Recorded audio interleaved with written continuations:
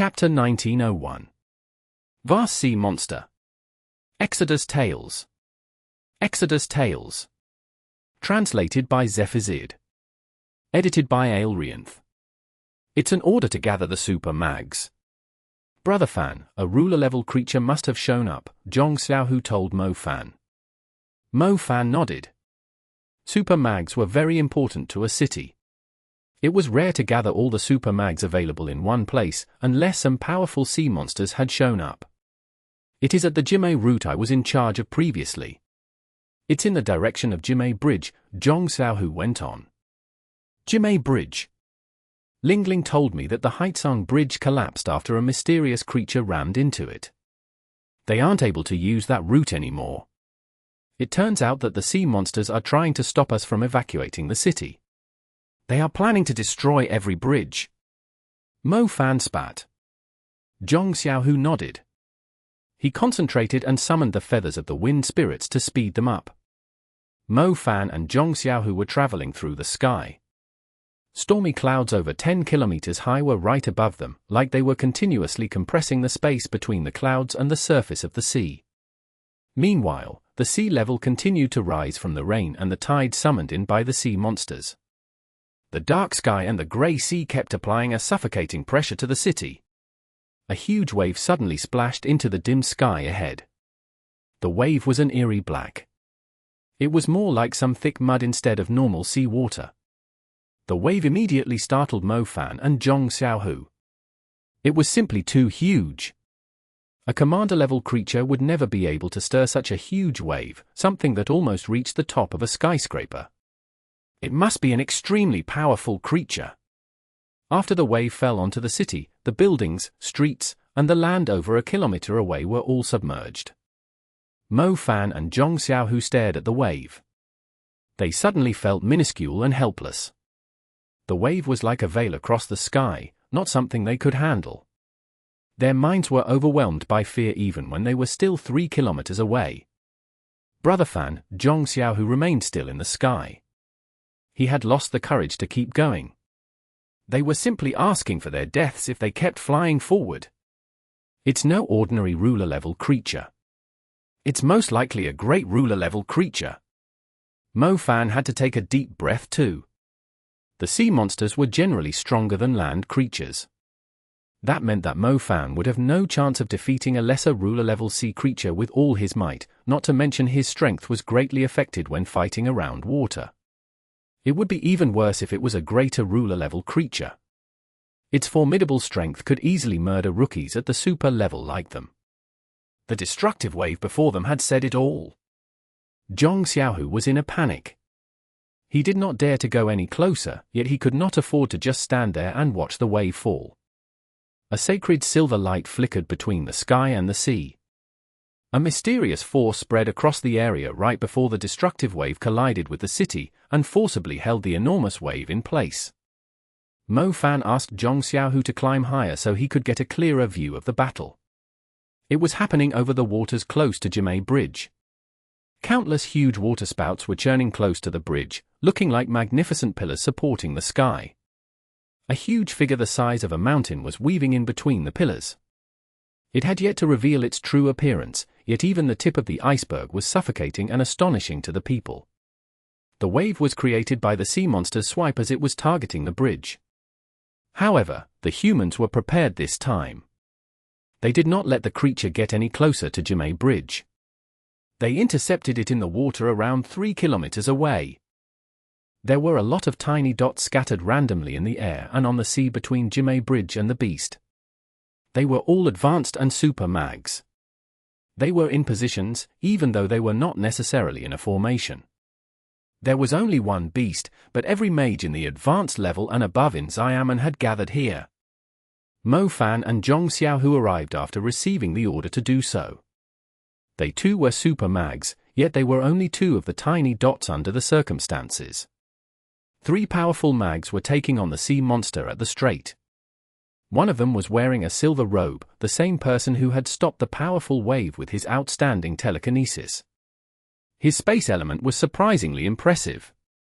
The huge wave simply froze in the air and did not advance any further. Even the tiniest ripple from the enormous wave was exceedingly strong. Mo Fan believed his space element could only stop a tiny ripple of the wave, but there were more than 100 surges of the thing falling from the sky. His telekinesis could only stop 1/100th of the wave. His space element might have yet to reach the super level, yet he did not expect it to be so inferior when compared to the force of the wave. Freeze it, quick! An old mage used his sound element to command the mags who were participating in the battle. There were around 30 ice mags at the advanced level or above. They quickly spread their magic across the sky above the city. The wave that had come to a halt because of the space mage started falling down a little. However, the huge wave was soon turned into ice after the ice mags cast their spells. It's impossible to overcome its force, but if it's frozen, it won't cause any serious damage to the city and the bridge, Zhong Xiaohu said. But so many people, so many powerful mags, against just a single sea monster. Mo Fan said with a wry smile. Mo Fan thought a few ruler-level creatures had shown up after they received the order. To his surprise, there was only one sea monster. A single sea monster was already so powerful. Every mage was as tiny as an ant before it. Neither Zhong Xiaohu nor him could survive for more than half a minute against it. It must be the culprit that destroyed the Haizong Bridge, Zhong Xiaohu said. I already saw some clumps of demon leeches falling off its body like dead skin cells, Mo Fan agreed, staring at the beast in the strait. Chapter 1902. Teaming up against the ruler-level creature. Translated by Zephazid. Edited by Aelrianth. A layer of icy clouds were frozen above the bridge, right above a skyscraper with a few dozen floors. It was within the reach of the people who were taking shelter on top of the building. It felt like a world of ice was hanging upside down above the city, a spectacular yet terrifying sight. Mo Fan and Zhong Xiaohu were extremely close to the sheet of ice. They flew under it and reached the strait. The ice mags were still using their magic. The wild sea needed some tranquilizers to calm down, so freezing it was the best option. If they could control the waves, it would weaken the sea monster's ability to manipulate the water. These things are so disgusting, Zhong Xiaohu spat, pointing at the demon leeches on the water. The demon leeches were falling down in huge clusters. The sea monster's body was basically their nest. An army made up of thousands of demon leeches was moving freely atop the frozen water. The demon leeches seemed to be heading toward the bridge too. The super mags were busy fending off the enormous sea monster. They had no time to worry about the army of demon leeches. Those demon leeches are like rubber. Normal destructive spells aren't effective against them, Mo Fan said. Mo Fan had already fought the demon leeches. He knew their bodies were soft and elastic. Their multiple skin layers allowed them to extend their bodies to more than several times of their size without any effort. As such, when ordinary spells landed on the demon leeches, they would just absorb the energy of the spells like a sponge. The army of demon leeches was moving across the frozen water like black mud. Some advanced mags were already handling them, but they were not very efficient. You two, back away, you're going to die if the energy ripple from that powerful creature's attack hit you, the sound mage who was giving orders shouted. Old man, we were summoned here by the order. Zhong Xiaohu shouted back. We are gathering super mags, not young mags like you, the sound mage said impatiently. We are super mags, although we just advanced recently. What do you need us to do? Zhong Xiaohu replied patiently. He was not offended. Mo Fan had been in the same position many times.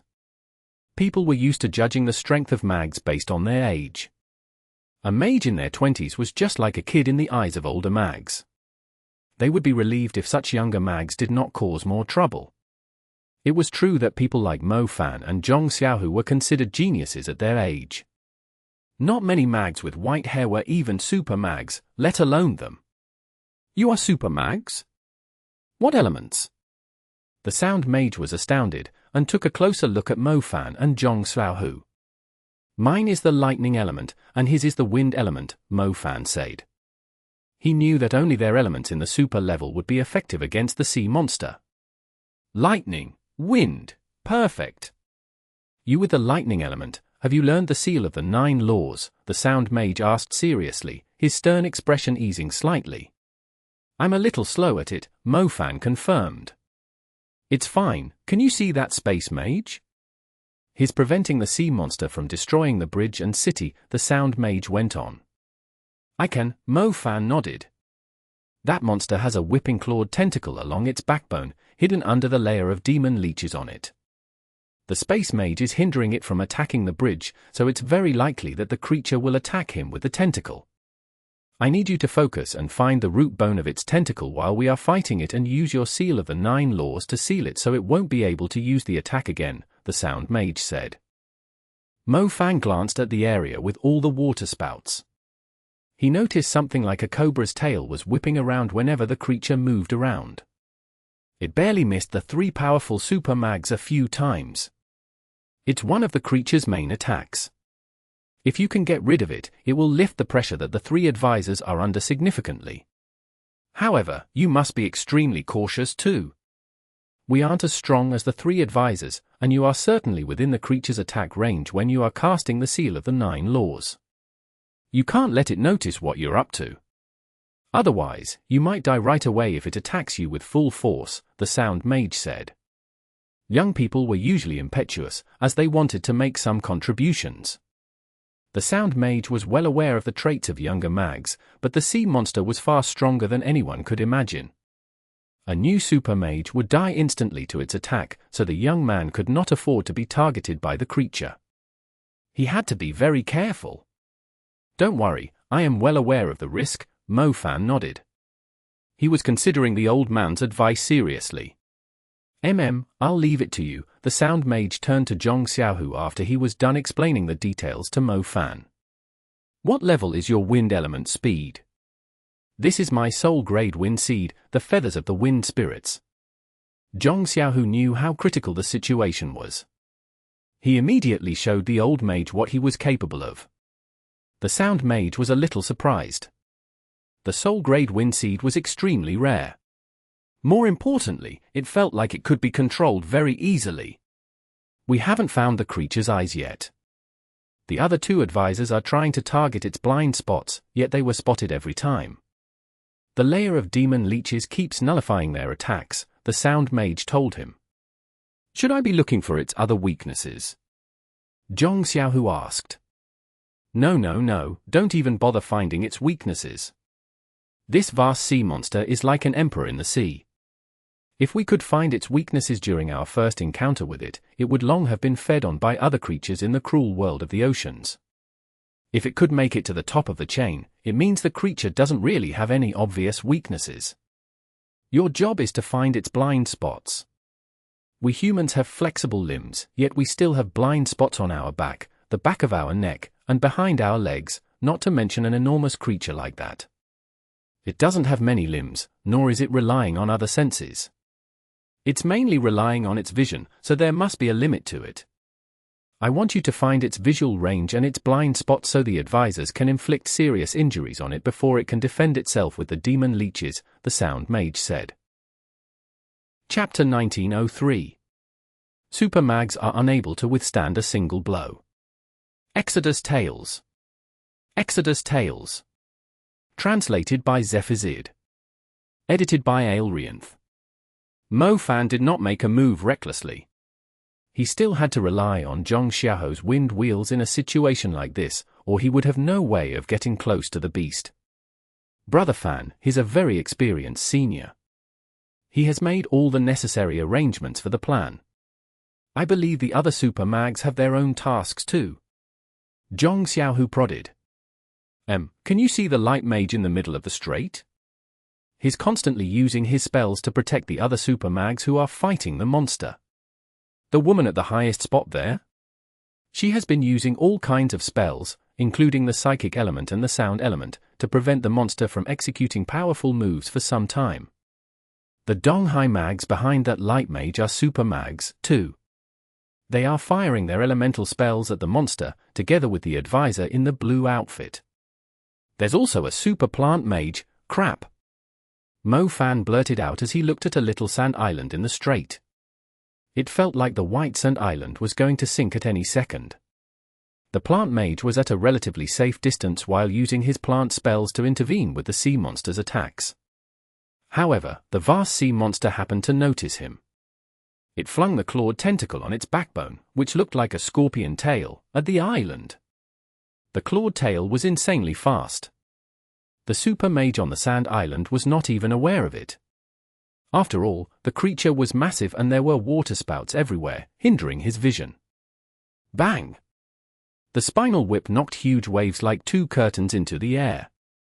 The island in the middle of the strait was split in half. The incredible force of the blow left a ravine several dozen meters deep and wide in the strait as it blew the seawater into the air. The water eventually filled the hole, yet the sand island and the plant mage had already vanished in the middle of the enormous impact. Mo Fan gasped, while Zhong Xiaohu's eyes widened. Brother Fan, are you really going to seal that thing's attack? Zhong Xiaohu asked worriedly as he collected his thoughts. The spinal whip was already more terrifying than the attacks of normal ruler-level creatures, not to mention the creature itself that had yet to reveal its true appearance. The person on the sand island was a super mage, yet he was smashed to pieces just because he was a little too careless. Any magic armor, shield, or defensive spell was mere decoration before the vast sea monster. Its whipping tail could shatter all of them to pieces. Inexperienced super mags were just like clowns in front of that absolute strength. Do you think it's too late for us to turn around and deal with the remaining two magical sea beasts instead? Mo Fan asked rhetorically. I don't think that's a good idea. Zhong Xiaohu turned around and looked at the sound mage. The sound mage's eyes were filled with astonishment too. He had sent the super mage to the island to control the plants under the water and restrict the vast sea monster's movements. He did not expect the plant mage to die just like that. Don't let your guard down. Keep it under control. Fang Tong, take over the plant mage role. Don't let the creature get even half a step closer to the bridge. Fang Dong, what are you waiting for? Are you seriously going to watch everyone die now? The sound mage's voice echoed in everyone's ears. Their anger could not change the fact that they had lost a super mage. They had no choice but to withhold their emotion since the vast sea monster was still around. More tragedies would happen if they continued to let their guard down. Brother Fan, I think we should fight. Everyone is trying their best to protect the bridge, Zhong Xiaohu suggested. I understand. Just bring me over there, I'll find that creature's backbone. The spinal whip is insane. If I don't seal it with the lightning element, more people are going to die. Its speed and angles of attack are making it unpredictable, Mo Fan agreed. Brother Fan, you can't fly. If you're on your own, Zhong Xiaohu was still worried about him. If you keep escorting me around, you will need to keep an eye on me at all times, which is going to slow you down. That thing isn't like some petty creature we are normally up against. We might die if we don't use everything we have. I'll find a spot a safe distance from it. Besides, my shadow element isn't for decoration. Don't worry about me. You should be extremely careful when you're looking for its blind spots and its field of vision. If you die here, I'll bury you together with Yu Ang's remains. Mo Fan told Zhong Xiaohu. Zhong Xiaohu became energetic as soon as he heard those words. Brother Fan, I promise you that I'll come back alive, Zhong Xiaohu swore. That thing is definitely stronger than it looks. It might have different forms too, like the probing stage, the focused form, the full-strength form, the enraged stage, and the dying stage. Each form will have different abilities. You should pay close attention. When it switches forms, its abilities and strength will instantly rise by 1 or 2 levels, Mo Fan warned Zhong Xiaohu. Mo Fan was rather familiar with creatures of the sea monster's level, including the black totem snake, the mountain zombie, the silver sky ruler, Hela, the scorpion lord Medusa, the Sphinx, and the dark serpent mummy. Mo Fan could not tell whether any of the ruler-level creatures he had encountered was as strong as the vast sea monster, but it was definitely around their levels. The strength of ruler-level creatures differed between them. Mo Fan clearly remembered every great ruler or supreme ruler, as they had all left him with strong impressions. One reason was their ability to suddenly shift forms during a fight. Their abilities would change dramatically when they did. The probing form was obviously when these cunning creatures were trying to conceal their true strength. The focused form was the usual battle stance of the ruler-level creatures. The strength and moves they displayed during this form were their true strength. The full-strength form was when certain ruler-level creatures began to use the specialized powers of their species, such as the terrifying Medusa's stare. The enraged form was when they started bringing out their trump cards, the scariest form of a ruler-level creature. Mo Fan had no clue which form the vast sea monster was currently in. Was it in the focused or full-strength form? Perhaps it was only in the probing form? Chapter 1904. Parasitic Steam Locusts. Exodus Tales. Exodus Tales. Translated by Zephizid. Edited by Aelrianth. Zhong Xiaohu nodded seriously. He cast a spell to refresh the wind wheel's duration so Mo Fan could find a better spot to observe the vast sea monster. Mo Fan rode the wind and flew above the fierce waves of the strait. He reached a spot close to the sand island that had been destroyed. His job was to observe the clawed tail on the vast sea monster's back. He had noticed something very minor previously when the creature was attacking with the spinal whip. Assuming the spinal whip was located along the monster's backbone, which extended along its back to its lower body, it was impossible for the tail to be snapped perpendicularly to the strait, judging from the sea monster's current position. The angle of the whip had to match the angle of the force. Demon creatures had their own body structures, even though there were some with unusual shapes. However, in order to fully utilize their strength and land their attacks accurately, their attacks still had to follow certain patterns. It was similar to a person maximizing their force by throwing their fist ahead. It would be weird to throw punches backward. Maybe the sound mage made a mistake? The bone whip isn't on the vast sea monster's back, and is on its arms instead? Mo Fan thought. The vast sea monster's body was extremely massive. Mo Fan was currently studying it from the side. He could barely see the creature's outline amid the waterspouts, like it was hiding in a mist. It was reluctant to show its true appearance. It was a very cunning approach, since the human mags were struggling to target its body parts. The sea monster attacked once again. The spinal whip Mo Fan was asked to take care of sprang out of the waterspouts once again. It had just killed a super plant mage in Mo Fan's direction not long ago, yet it had already appeared on the other side. Luckily, the clawed tail was targeting the advisor in a blue outfit. He was a very powerful mage, so it was unlikely he would die so easily to the bone whip. How strange, the bone whip shouldn't be able to go from one side to the other so quickly, even though we couldn't see it clearly in the heavy rain. Mo Fan was quite confused. The bone whip was surprisingly large. It was not even exaggerating to describe it as an evil serpent. Mo Fan had been staring at the clawed limb from the beginning. He could faintly see the bone whip extending out from the back of the vast sea monster's right arm.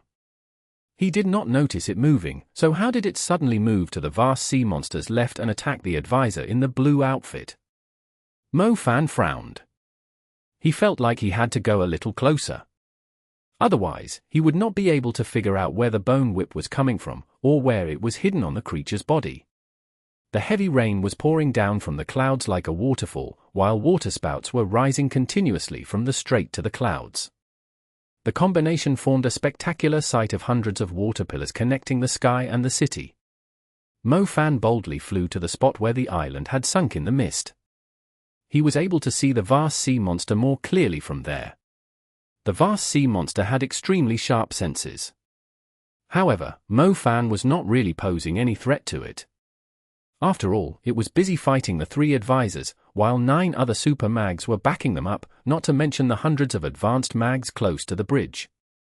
Mo Fan stood on what was left of the island. The vast sea monster immediately opened a line of valves like gills on the side of its body to release some blood-red steam. Mo Fan had no clue what the blood-red steam was.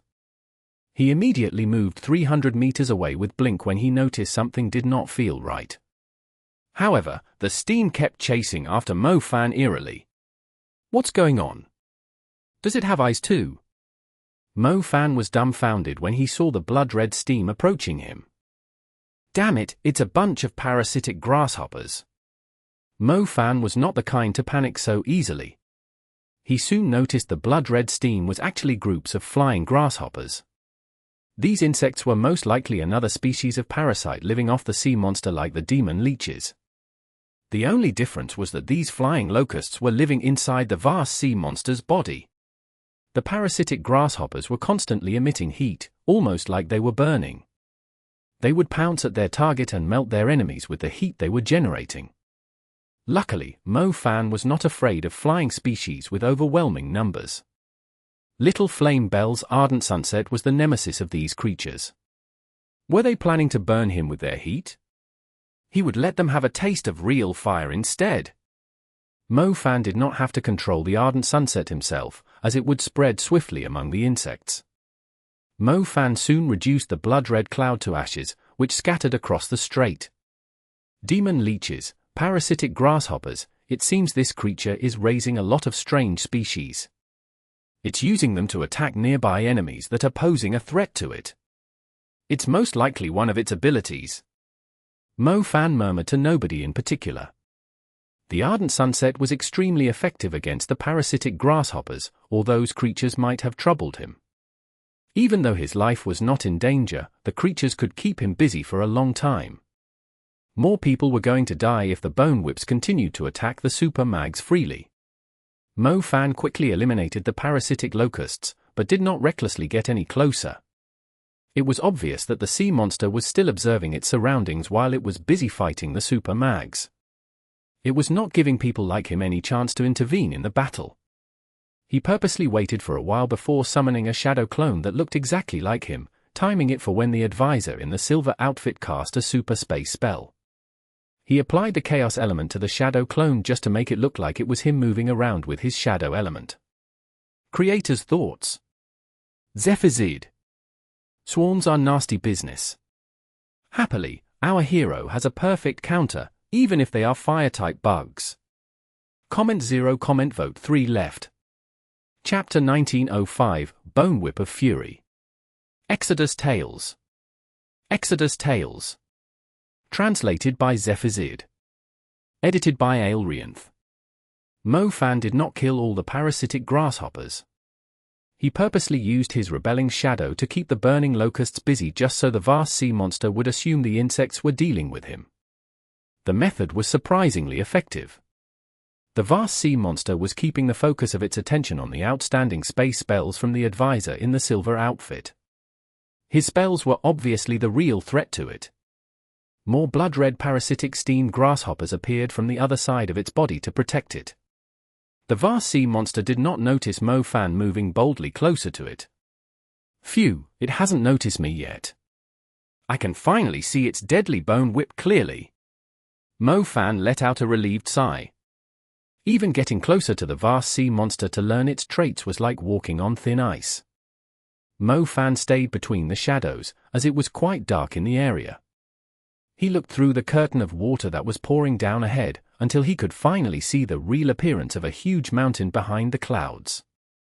Mo Fan had to admit that he had only seen the tip of the iceberg, which was the vast sea monster's back and shoulders. Unlike most ocean creatures with strange shapes and sizes, the vast sea monster was more like an enormous mountain beast. It had a neck, shoulders, backbone, and the two sides of its stomach were like cliffs with lines of gills that acted like valves, everything covered in gleaming scales. It looked like the huge machinery that served as the core of an automated factory. The scorching parasitic locusts were flying out of its gills like squadrons of fighting jets leaving a huge aircraft carrier. It was lucky Mo Fan was relatively experienced. Ordinary mags would immediately lose their will to fight after witnessing the astonishing sight of the creature's true appearance. What's going on here? The bone whip that killed the super plant mage is still on this side. Mo Fan looked up and noticed the bone whip attached to the back of the vast sea monster's right shoulder. The creature had a ravine on the back of its shoulder. The deadly bone whip was currently inside the ravine, but as Mo Fan looked to the other side, another bone whip was clearly attacking the advisor there. There were two bone whips hidden on the back of the vast sea monster's shoulders. Crap! Mo Fan blurted out. He had witnessed how deadly the bone whips were. No defense was going to save him if the bone whip was flung at him with full strength. He was going to die just like the super plant mage.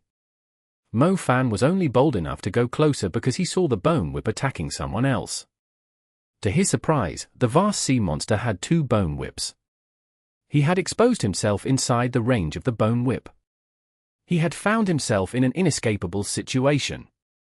As he thought, the terrifying bone whip started moving. It was like a bone serpent that had just regained control over its joints. It was slowly extending from the fold in the creature's body as it swung in the sky like it previously had before killing the super plant mage.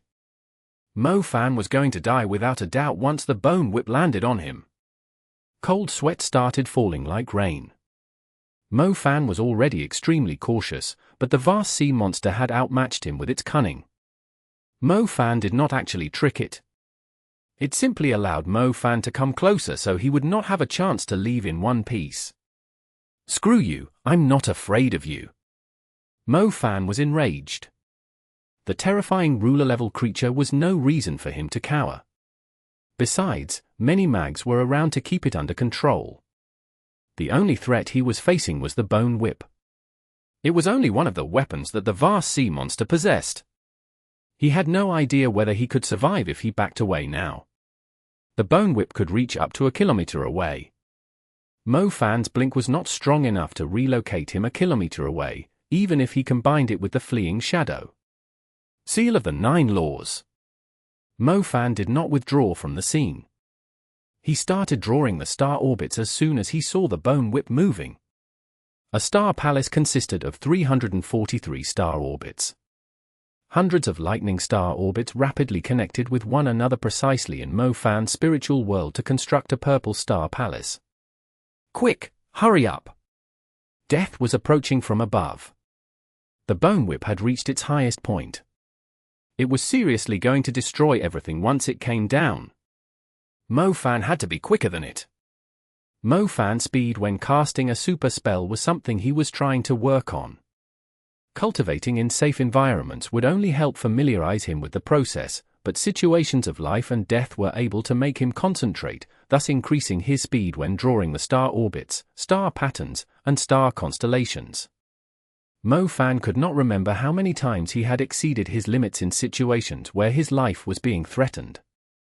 He did not back away, as he believed he could do it this time too. Lightning halberds. 9 lightning halberds appeared after Mo Fan's roar, combining into a powerful magic formation. The deadly bone whip was hanging above Mo Fan's head. Mo Fan had a hard expression as he forcibly targeted the back of the vast sea monster's shoulders with the super lightning spell. The lightning halberds landed continuously at the end of the ravine, where the root of the bone whip was anchored. The super lightning spell, the seal of the 9 Laws, might not be enough to imprison the massive creature, yet it had no problem sealing off a certain body part of its target. The bone whip suddenly stopped as dense lightning runes crawled onto it, freezing it in midair. That lightning mage has managed to seal its bone whip. The sound mage could clearly see the lightning halberds of the seal of the 9 Laws hanging above the creature's shoulder. He did well, the advisor in the silver outfit agreed. However, I must say that I didn't expect the monster to have 2 bone whips. If we had known that before, the plant mage wouldn't have died, the sound mage sighed. The cunning vast sea monster was reluctant to show its true appearance, trying to keep one of its bone whips hidden. The super mags might die a horrible death to the bone whip if they were being careless. Luckily, the young mage was extremely calm, even when his life was in danger. A breeze came from behind them. The sound mage turned around and saw a mage who had been heavily burned approaching on his wind wheels. "Senior, that creature's field of vision is around 270 degrees. It has a blind spot behind its head, extending from the back of its neck to its bottom. Its head and body aren't very flexible when turning around," reported Zhong Xiaohu, who was now suffering from severe burns. Chapter 1905. Bone Whip of Fury. Exodus Tales. Exodus Tales. Translated by Zephizid. Edited by Aelrianth. Mo Fan did not kill all the parasitic grasshoppers. He purposely used his rebelling shadow to keep the burning locusts busy just so the vast sea monster would assume the insects were dealing with him. The method was surprisingly effective. The vast sea monster was keeping the focus of its attention on the outstanding space spells from the advisor in the silver outfit. His spells were obviously the real threat to it. More blood-red parasitic steam grasshoppers appeared from the other side of its body to protect it. The vast sea monster did not notice Mo Fan moving boldly closer to it. Phew, it hasn't noticed me yet. I can finally see its deadly bone whip clearly. Mo Fan let out a relieved sigh. Even getting closer to the vast sea monster to learn its traits was like walking on thin ice. Mo Fan stayed between the shadows, as it was quite dark in the area. He looked through the curtain of water that was pouring down ahead, until he could finally see the real appearance of a huge mountain behind the clouds. Mo Fan had to admit that he had only seen the tip of the iceberg, which was the vast sea monster's back and shoulders. Unlike most ocean creatures with strange shapes and sizes, the vast sea monster was more like an enormous mountain beast.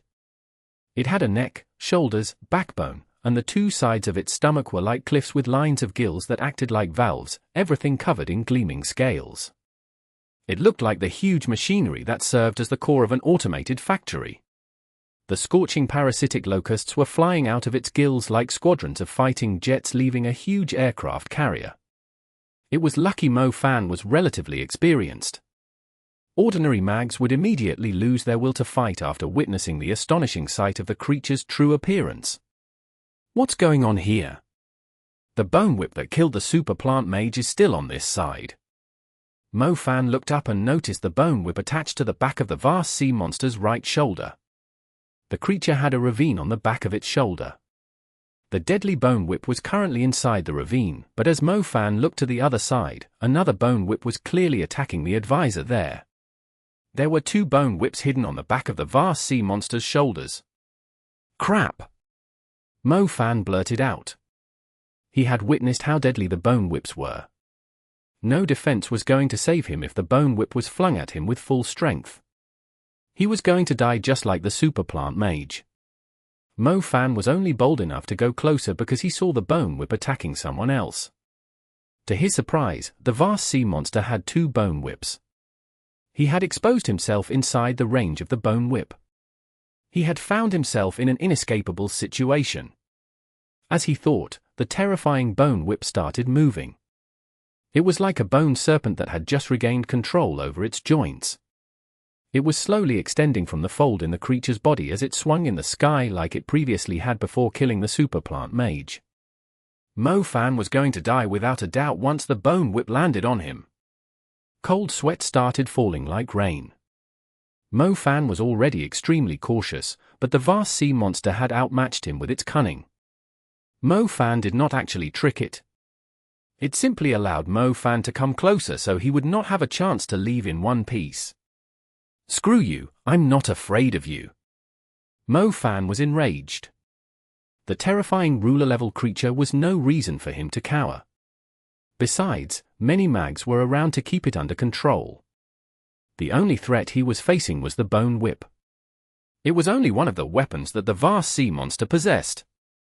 He had no idea whether he could survive if he backed away now. The bone whip could reach up to a kilometer away. Mo Fan's blink was not strong enough to relocate him a kilometer away, even if he combined it with the fleeing shadow. Seal of the Nine Laws. Mo Fan did not withdraw from the scene. He started drawing the star orbits as soon as he saw the bone whip moving. A star palace consisted of 343 star orbits. Hundreds of lightning star orbits rapidly connected with one another precisely in Mo Fan's spiritual world to construct a purple star palace. Quick, hurry up! Death was approaching from above. The bone whip had reached its highest point. It was seriously going to destroy everything once it came down. Mo Fan had to be quicker than it. Mo Fan's speed when casting a super spell was something he was trying to work on.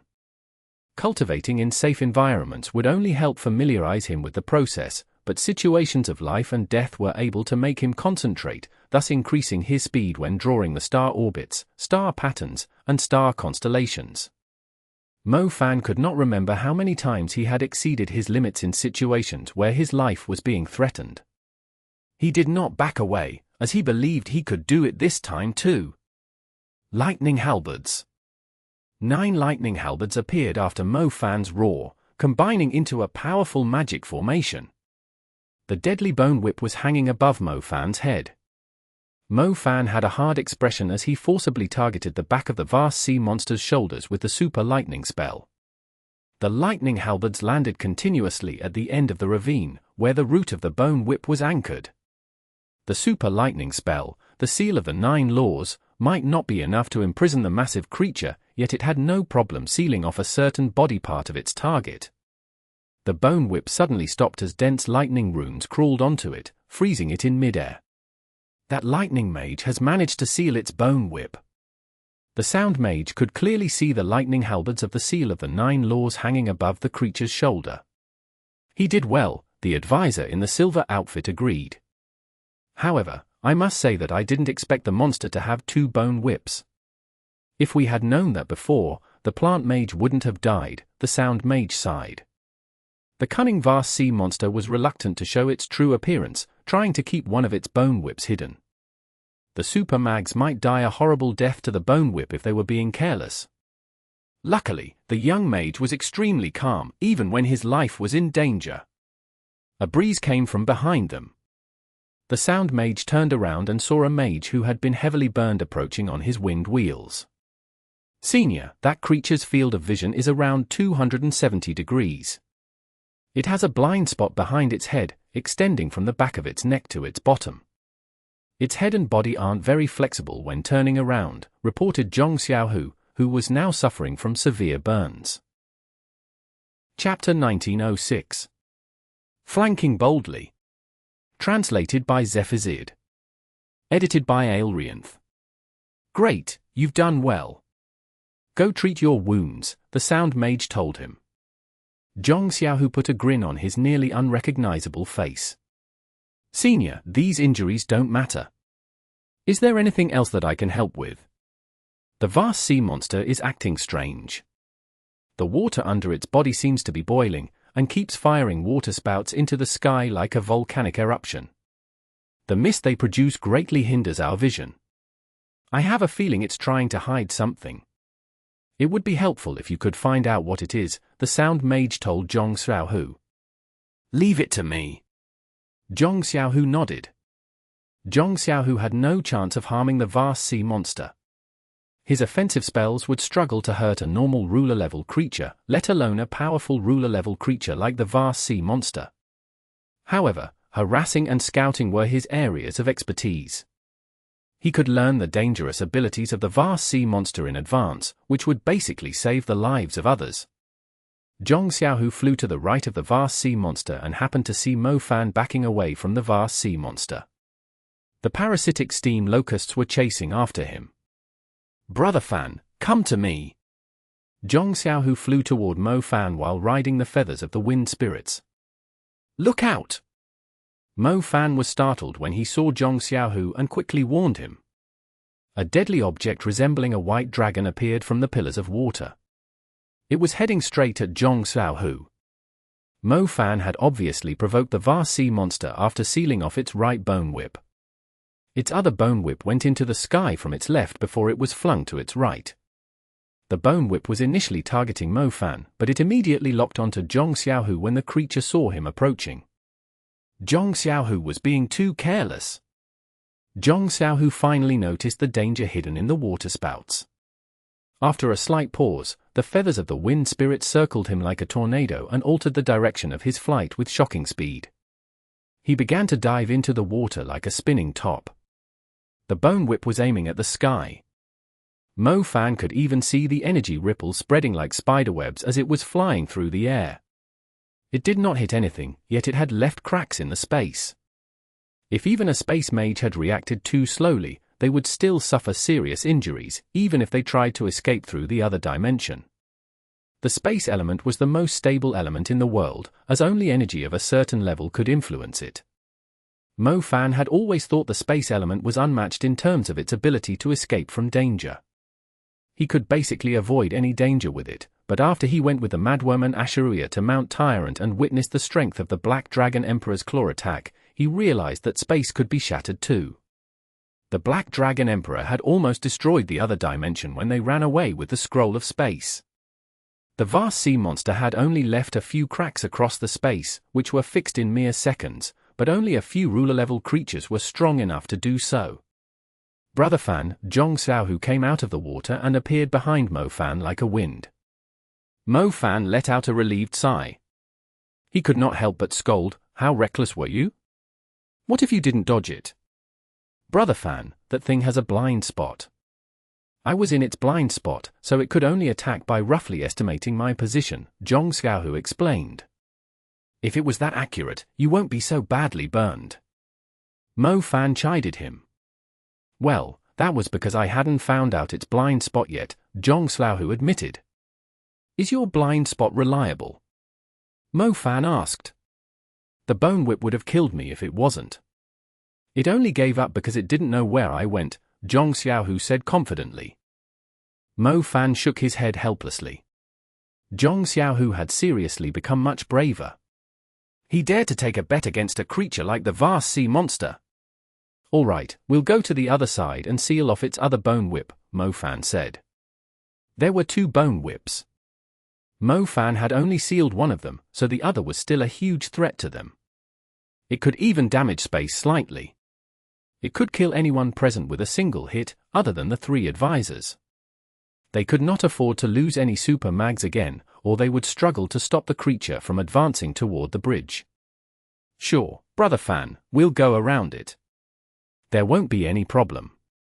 I also need to check out the water on the other side in case it's preparing some deadly attacks," Zhong Xiaohu said. Zhong Xiaohu was a lot bolder after deducing the creature's blind spot. He was not worried about bringing Mo Fan along while he was flying. The creature was incredibly huge. It felt like they were going around a huge mountain. The holes on its back were crawling with demon leeches, no different from nests of demon creatures. The sea is indeed resourceful. It has grown so huge. Only the sea has enough space to hold huge creatures like that, Zhong Xiaohu murmured.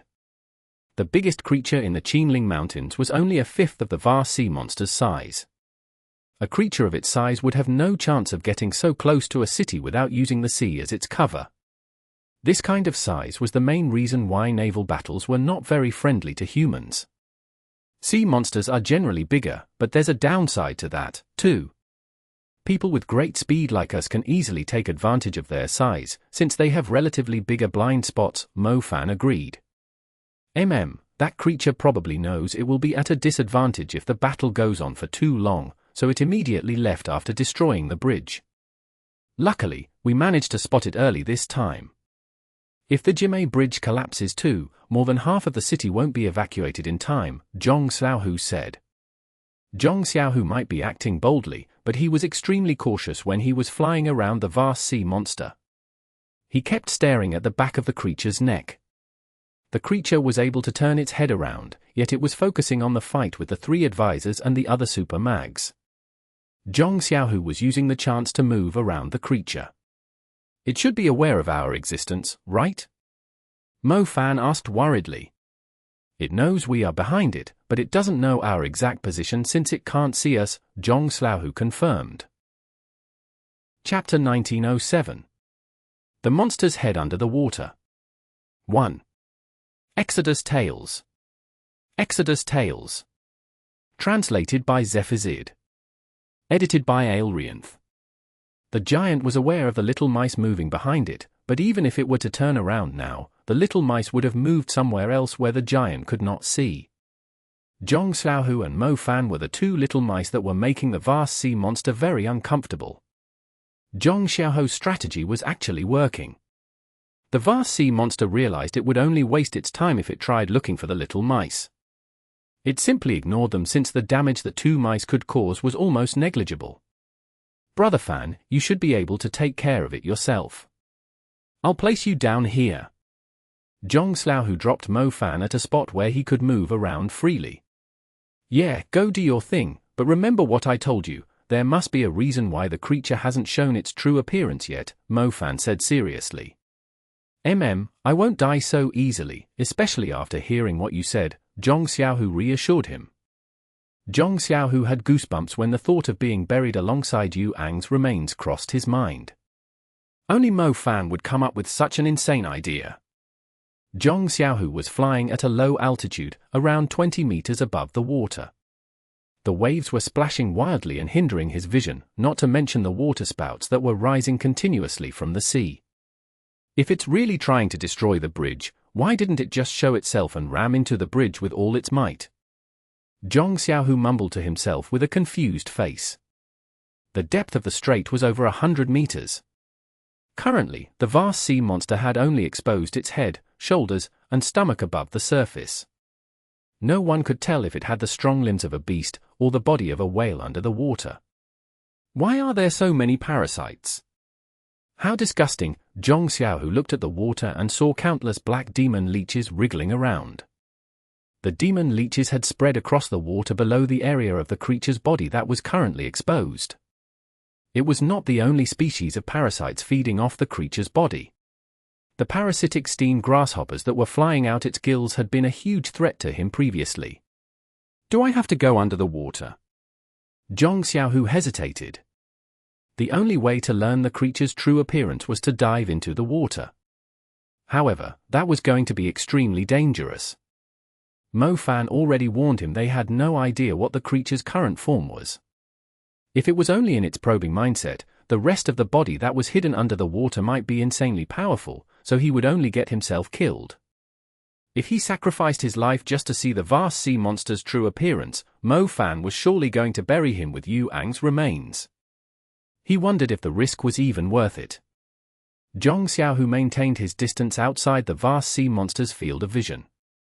The three super mags were attacking the creature at the same time. The light of super spells pierced through the thick clouds before lighting up the dim strait like miracles at work. I wonder if this is going to work. Zhong Xiaohu knew the vast sea monster was focusing on defending itself from a super light spell. He had to make use of the opportunity. He stuck close to the water and suddenly gathered his focus to see through it, even though he could only see a few dozen meters deep. He used the eyes of the rock demon and petrify. Zhong Xiaohu was observing the demon leeches under the water. He realized they were actually attached to the vast sea monster's skin, as if it was secreting the fat they were feeding on. The petrifying energy turned the demon leeches into a layer of stone on the creature's skin and outlined the creature's body. Zhong Xiaohu did not believe his petrify would be able to turn the creature into stone. He was only aiming at the demon leeches on its skin, like he was applying a layer of cement to the creature. Once the cement dried up, it would reveal the creature's true outline. The vast sea monster was not bothered by the demon leech's death. When Zhong Xiaohu noticed the petrify energy had covered quite a huge distance, he decisively drew the layer of stone toward him. It was like a huge wax model. Zhong Xiaohu gasped when he saw the number of demon leeches that had been turned into stone. How big exactly is? Zhong Xiaohu suddenly realized something strange as he was observing the outcome. Zhong Xiaohu had only turned the demon leeches into stone. The result consisted of over 100 demon leeches, yet they were not outlining the lower body of a creature. It looked more like a mask over 30 meters wide. It was a head. A head that resembled a sea iguana. How is this possible? Zhong Xiaohu stared at the stone mask blankly. To be more precise, it was the outline of a creature's head and face. Zhong Xiaohu was utterly confused. Wasn't the vast sea monster's head above the water? Why would its body under the water have another head and face? The demon leeches had spread across the water to deny them a clear view. More than half of the creature's body was concealed under the water. The water spouts were adding to the chaos. What was the vast sea monster trying to hide? The water began to boil as Zhong Xiaohu felt a strong heat surging at him. Zhong Xiaohu finally realized something. He yelled at the sound mage far away, "There's another creature under the water." There was a second creature in the water. The vast sea monster was using its enormous body to hide the existence of another creature below it. The creature did not show itself and was reluctant to move around. It was even splashing the water around to provide cover for the other creature under the water. The face and the head that Zhong Xiaohu had framed with petrify belonged to the other creature, and its level was most likely on par with the vast sea monster. There was only one reason why the creature had stayed hidden all along: to destroy the Jimei bridge. The water became even more restless. Zhong Xiaohu lowered his head and was immediately thunderstruck. It was a huge shadow. It was a head. The creature hiding under the vast sea monster was finally making its move. It was a sea monster that was able to make the water boil instantly. Mo Fan's voice came from above, "Zhong Xiaohu, run!" Zhong Xiaohu tried to escape, but the feathers of the wind spirits were not responding. Even the wind spirits were trembling under the terrifying aura of the sea monster under the water. Zhong Xiaohu's speed had dropped to a fifth normal. He activated his wind wings and tried his best to stay away from the water. The second ruler-level creature under the water was too close to him. Its speed made Zhong Xiaohu feel like the moment of his death had arrived. The wind wings were extremely slow. He was like a clumsy mosquito, struggling to escape from a lizard's tongue. Zhong Xiaohu looked at the heavy rain falling from the sky as his death was approaching. For some reason, he was not thinking about pain, his unwillingness to die, or his careless mistake. He was instead preoccupied with the ridiculous thought of his body being buried together with Yu Ang's remains. Chapter 1908. Without Mercy. Exodus Tales. Exodus Tales. Translated by Zephizid. Edited by Aelrianth. Die! A furious roar came from above, followed by a dark red figure diving from the sky. The shocking shadow of a fiery spirit rose above the clouds with a suffocating aura. Zhong Xiaohu did not give up, and was still flying away. He saw the enraged Mo Fan diving from the sky as his body was taken over by the demon element. However, for some reason, his aura was a lot weaker than when he was standing before the Great Pyramid of Giza.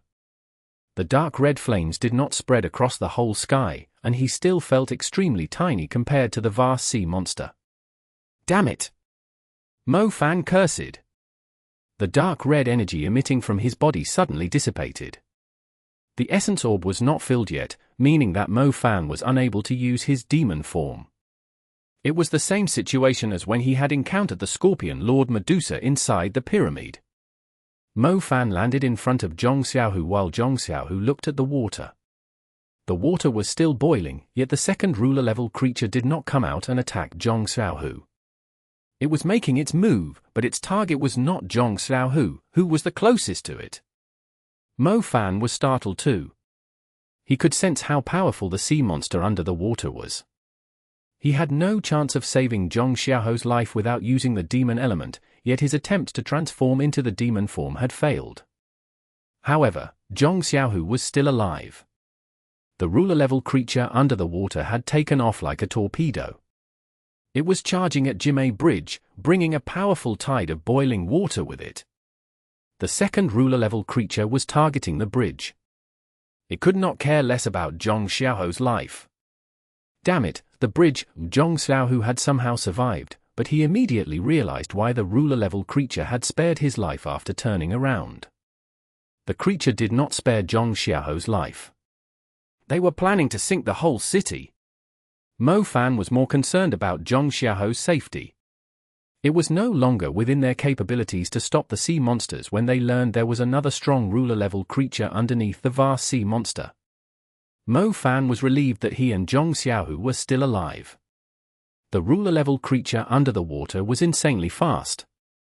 It had covered more than 3 kilometers before Mo Fan and Zhong Xiaohu had recovered from the shock. The three advisors were completely unaware of the boiling sea ruler's existence. The other super mags were focused on the battle too, as they did not dare to lower their guard. As for the advanced mags behind them, they had no chance of stopping the ruler-level creature. We are done for. The face of the sound mage who was commanding the battle was pale. The vast sea monster was behaving strangely, like it was trying to hide something, hence why the sound mage had sent a super mage to find out the truth. However, he did not expect the vast sea monster to be hiding another ruler-level creature under its body, not to mention that its speed was several times quicker than the vast sea monster. Everyone was too focused on the vast sea monster. It was already too late by the time they noticed there was a second creature. The Sound Mage had overlooked the possibility. The boiling sea ruler had already broken through their defense by the time he collected his thoughts. Thousands of people were taking the bridge to reach the mainland, while most of the super mags and advanced mags had gathered at the strait to stop the vast sea monsters' advance. The sea monsters were too cunning and powerful. A single great ruler-level creature showing up once every 10 years on the land was enough to make the whole country panic. However, two sea monsters of the same level had appeared at the same time from the sea. Not only were they powerful, they were ambitious. They were playing the humans like a fiddle. How were they supposed to stop the sea monsters? Councilman Xiaojing had warned them of the crisis along the coastline many years ago. He had emphasized the fact that the sea monsters were significantly stronger than the demon creatures on land on numerous occasions, yet not many people from other countries, and even from the same country as him, were willing to believe him. No one would ever doubt him again after experiencing this battle with unequal strength between both sides, yet who could have thought they would have to pay such a huge price just to learn the truth?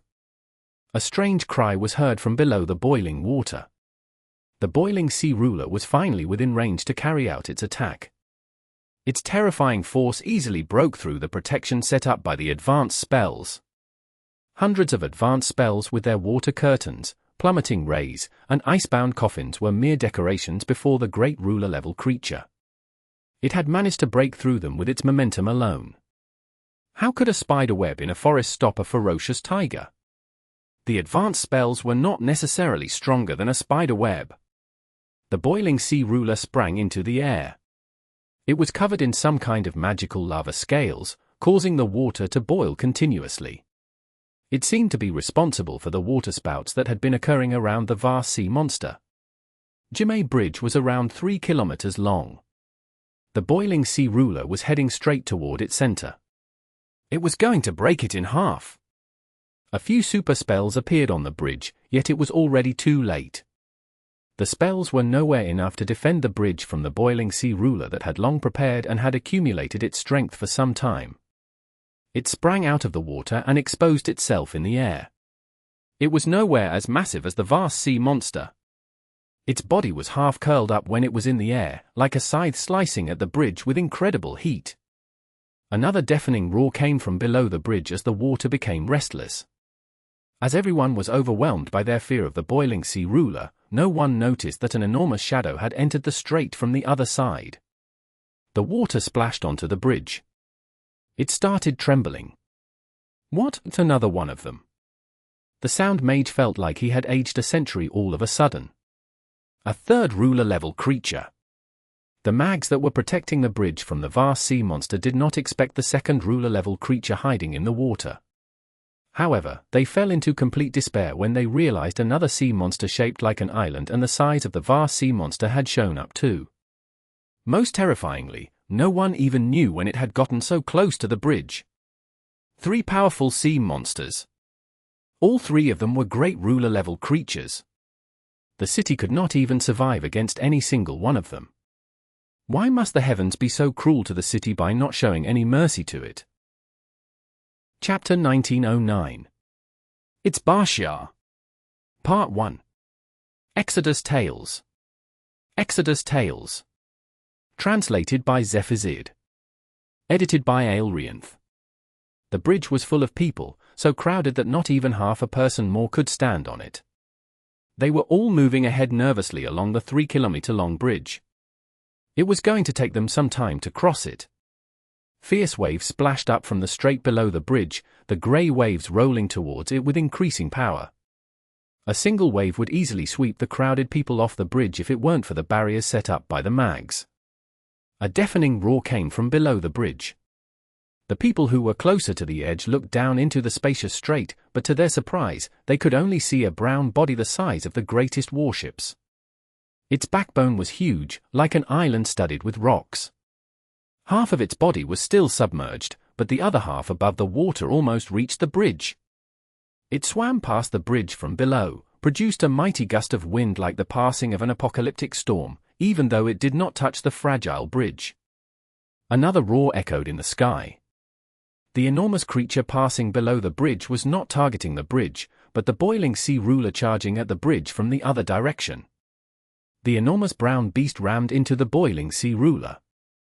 If it was a great warship, the boiling sea ruler was merely a normal tanker.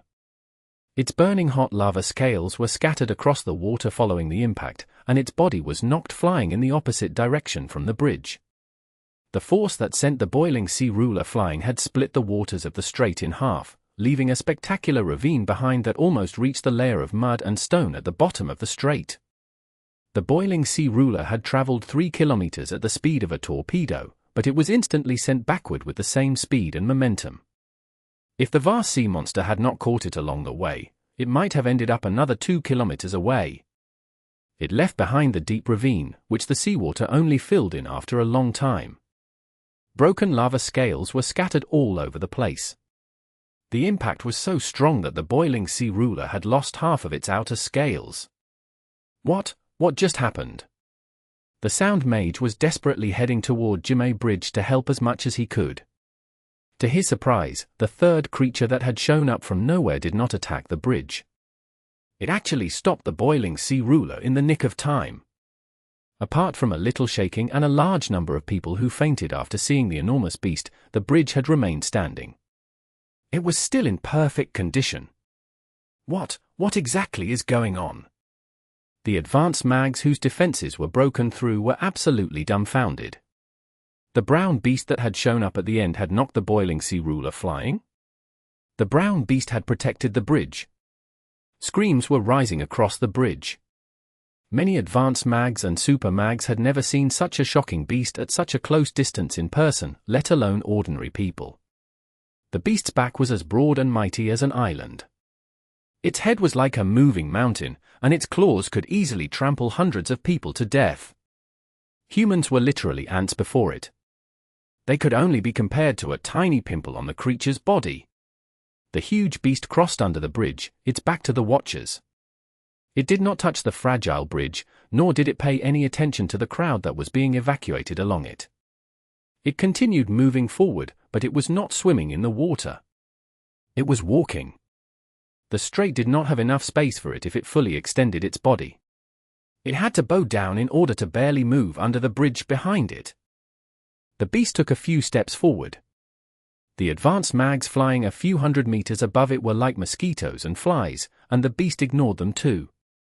It kept moving ahead, while the advanced mags backed away in fear, not daring to stop it. It staring at the other beast, the sound mage blurted out in surprise when he noticed something. Humans did not know much about the sea monsters. They did not even know what the vast sea monster covered in demon leeches and parasitic insects was called, or which species it belonged to. They could only number them. They referred to the vast sea monster as number 1 disastrous beast, and the boiling sea ruler hiding under its body as the number 2 disastrous beast. Could they be nemesis? The advisor in a blue outfit wondered aloud. He decided to observe the situation for now. If the 3 creatures shared the same goal of destroying Jime Bridge, it would have collapsed by now. The third beast that showed up at the end was obviously an enemy of the first 2 sea monsters, judging from the blow it delivered to the boiling sea ruler. However, even though they were enemies, the third beast was insanely strong too. They had no idea if it was hostile toward humans. It was simply ignoring them. "Don't move," the sound mage snapped when he saw some of the mags attacking randomly after losing their calm. The fact that the bridge was still standing was the best outcome they could hope for. They had no reason to attack the third beast as long as it was not targeting the bridge. As a matter of fact, most of the mags had already frozen in place in fear. The brown beast's presence was simply too overwhelming for them. They had completely forgotten how to draw their star orbits, star patterns, and star constellations. The beast continued forward, moving further away from the bridge. Its massive body had basically blocked the strait now, with the Jime Bridge behind it. The boiling sea ruler finally rose from the water far away. It crawled up along the number 1 disastrous beast's body and climbed onto its back. Its eyes were engulfed in flames, like a volcano's caldera. They were spitting out flames as it glared at the third beast. The brown beast stood 2 kilometers away from the bridge, facing the strait. The long strait had somehow turned into a dueling ground for the great beasts. Their auras surged wildly. Even the super mags were struggling to remain in the area. Zhong Xiaohu and Mo Fan did not overstay their welcome. Even the slightest hit from the battle would inflict serious injuries on them. It was better for them to move to a safer spot. Brother Fan. I think I saw someone standing on the brown creature's head, Zhong Xiaohu blurted out in surprise. Is his hair blonde? How did you know? Chapter 1910. It's Baxia. Part 2. Exodus Tales. Exodus Tales. Translated by Zephizid. Edited by Aelrianth. Mo Fan grinned. He had seen the creature that knocked the boiling sea ruler flying before. The first time he saw it, well, he did not actually see it, but it had first appeared in Japan, at the city where they found the wooden clapper. The creature had been following them since then, and he had only seen its true appearance in Venice. Along the dam at the bay in Venice, the enormous creature had rushed toward a spot as the whole city was watching and saved Zhao Manyang, who had been in a pinch. Mo Fan only saw its outline in the dark. However, Mo Fan knew it was the same creature. That back resembling a tortoise shell was simply too distinct. Fly over there, Mo Fan told Zhong Xiaohu. Where to? Onto that creature. Mo Fan pointed at the third beast. Brother Fan, are you mad? It might not be our friend. It's fine, just fly to it. Zhong Xiaohu reluctantly brought Mo Fan over to the third beast. They were finally able to see the man on the beast's head clearly. His hair was blonde, and he was wearing a fancy outfit. Why didn't you ask me to join you on such a thrilling adventure? Do you really think of me as your friend? The young man on the creature's head rose to his feet and waved at Zhong Xiaohu and Mo Fan. Brother Zhao. Zhong Xiaohu blurted out in surprise. Hee, did I come just in time? Oh, by the way, say hello to the big guy. Zhao Manyang had a confident smile. This is Baxia. Baxia. Even though Mo Fan had long known about the creature that Zhao Manyang always described as the 1,000-years-old tortoise, and had even seen its astonishing shadow at the bay in Venice, he was still greatly astonished when he saw it at such a close distance. It was Baxia. A totem beast from the ocean. Baxia's size was absolutely insane. The black totem snake would be considered slim compared to it. When it stood in the strait, it was not necessarily inferior to the number 1 disastrous beast in terms of presence and size. The vast sea monster that was covered in demon leeches was no longer fooling around, acting like it had been provoked. It finally revealed its body that had been hidden under the water. It also had massive limbs, like pillars soaring into the sky. However, its limbs were also crawling with demon leeches. They were not just parasites feeding off it, they were more like a layer of clothing attached to the creature. The 3 advisors were struggling to inflict any serious damage on the vast sea monster mainly because the demon leeches were absorbing most of the damage. Brother Zhao, is this Baxia your totem beast? It's so cool. Zhong Xiaohu exclaimed in excitement. Baxia had saved the bridge by ramming into the boiling sea ruler. The people on the bridge were now safe. We should go somewhere else first. I think he's about to fight those 2 creatures, Zhao Manyang said. Sure. Mo Fan and Zhong Xiaohu did not stay on Baxia's head. He obviously held a grudge against the 2 sea monsters. He was already in his battle stance as soon as he saw the 2 creatures. The boiling sea ruler was also already in an enraged state. It was unlikely that Baxia had shown up for no reason. Mo Fan was well aware that the totem beast was reluctant to take orders from Zhao Manyang. Baxia, I'll leave it to you. Zhao Manyang sensibly backed away. Baxia did not even listen to Zhao Manyang, completely focused on the fight. He had the innate imperious demeanor of a totem beast. His aura rivaled both of the ruler-level sea monsters, even though it was 1 against 2. Old Zhao, what's going on? Mo Fan turned around to take a clear look at Baxia. Even though they had gathered many powerful mags at the strait, they had still struggled and failed to hold the 2 disastrous sea monsters back. As expected of Baxia, he was merely standing in the strait to defend Cremate Bridge like it was the entrance to his home, yet it had dramatically reduced their fear of the sea monsters. Baxia's back was actually a carapace, similar to a tortoise's shell. Mo Fan finally realized what Zhao Manyan's wooden clapper resembled. They had found it in a temple, so they had subconsciously assumed it to be a wooden clapper. However, if they took a closer look at it, they discovered that it was carved to resemble the black tortoise's shell. The lines on it were the lines on its shell. Baxia and the black totem snake were brothers, but for some reason Mo Fan had a feeling that Baxia had been around for a longer time. Even its demeanor of a totem beast was a lot stronger. Baxia and the two sea monsters are archenemies. They mainly reside in the region between Japan Sea and the East China Sea. Baxia has stayed close to Xiamen for around 200 years. He noticed the sea monsters were heading towards Xiamen, so he came to the East China Sea and picked me up from the Magic City. As he thought, the two sea monsters are stirring up trouble here, Zhao Manyang explained. They are archenemies. Mo Fan was surprised. I was also shocked when Baxia showed up in the Magic City. I'm well aware of his level, and there are only a few creatures that can match his strength. He told me his archenemies were in Xiamen, and I also heard the two of you were saving the city, so I immediately asked him to bring me here, to retrieve your dead bodies, Zhao Manyang said. It's true that we almost died, Mo Fan said with some lingering fear. He was still too reckless, and the demon element was not available. He could have died very easily trying to outsmart ruler-level creatures of their level. We really lack information about the sea monsters, Zhong Xiaohu nodded. Normally, if it was the demon creatures on the land, a ruler-level creature would be leading a horde, so people simply assumed the number one disastrous beast was already the strongest sea monster leading the invasion. To their surprise, there was a second ruler-level creature with it.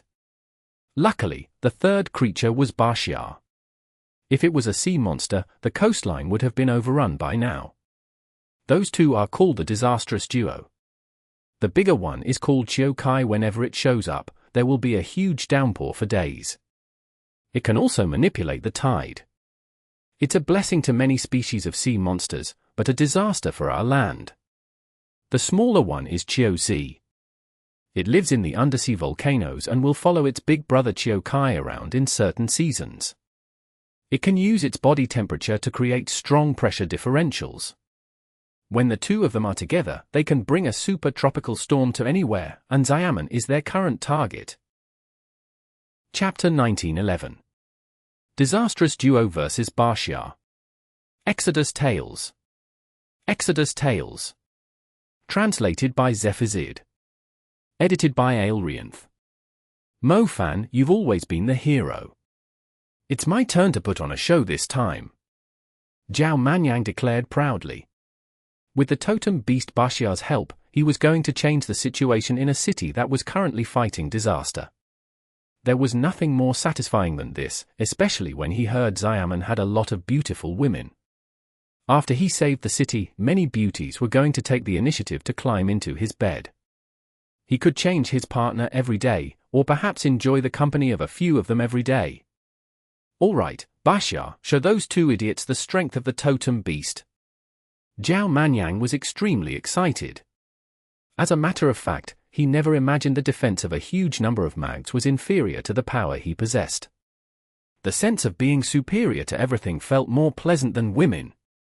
Zhao Manyang pointed forward and unleashed the unruliness and passion he had long withheld as he gave Baxia a command. Charge! Zhao Manyang shouted once again. The enormous Baxia stood in the strait, a watery valley between island and shore. He did not move, but the eyes hidden under his thick skin were staring at Chiokai and Chiozi. He completely treated Zhao Manyang's excited cry as some insignificant breeze.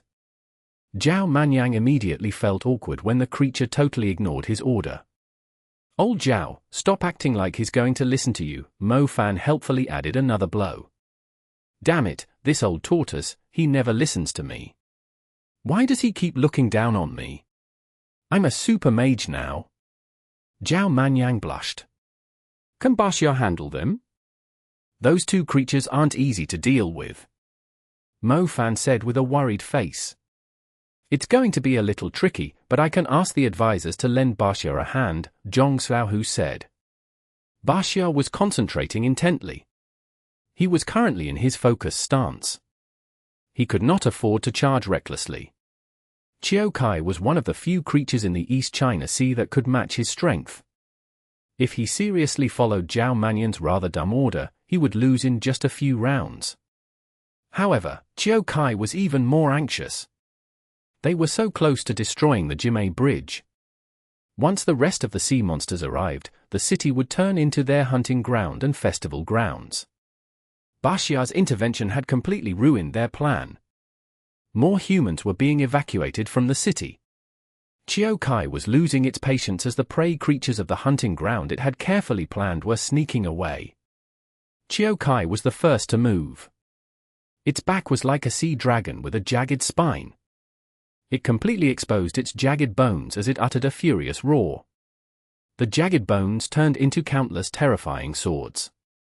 Qiu Kai curled its body and dug its head into its chest, like a rhinoceros with horns on its back, pointing its weapons at the enemy.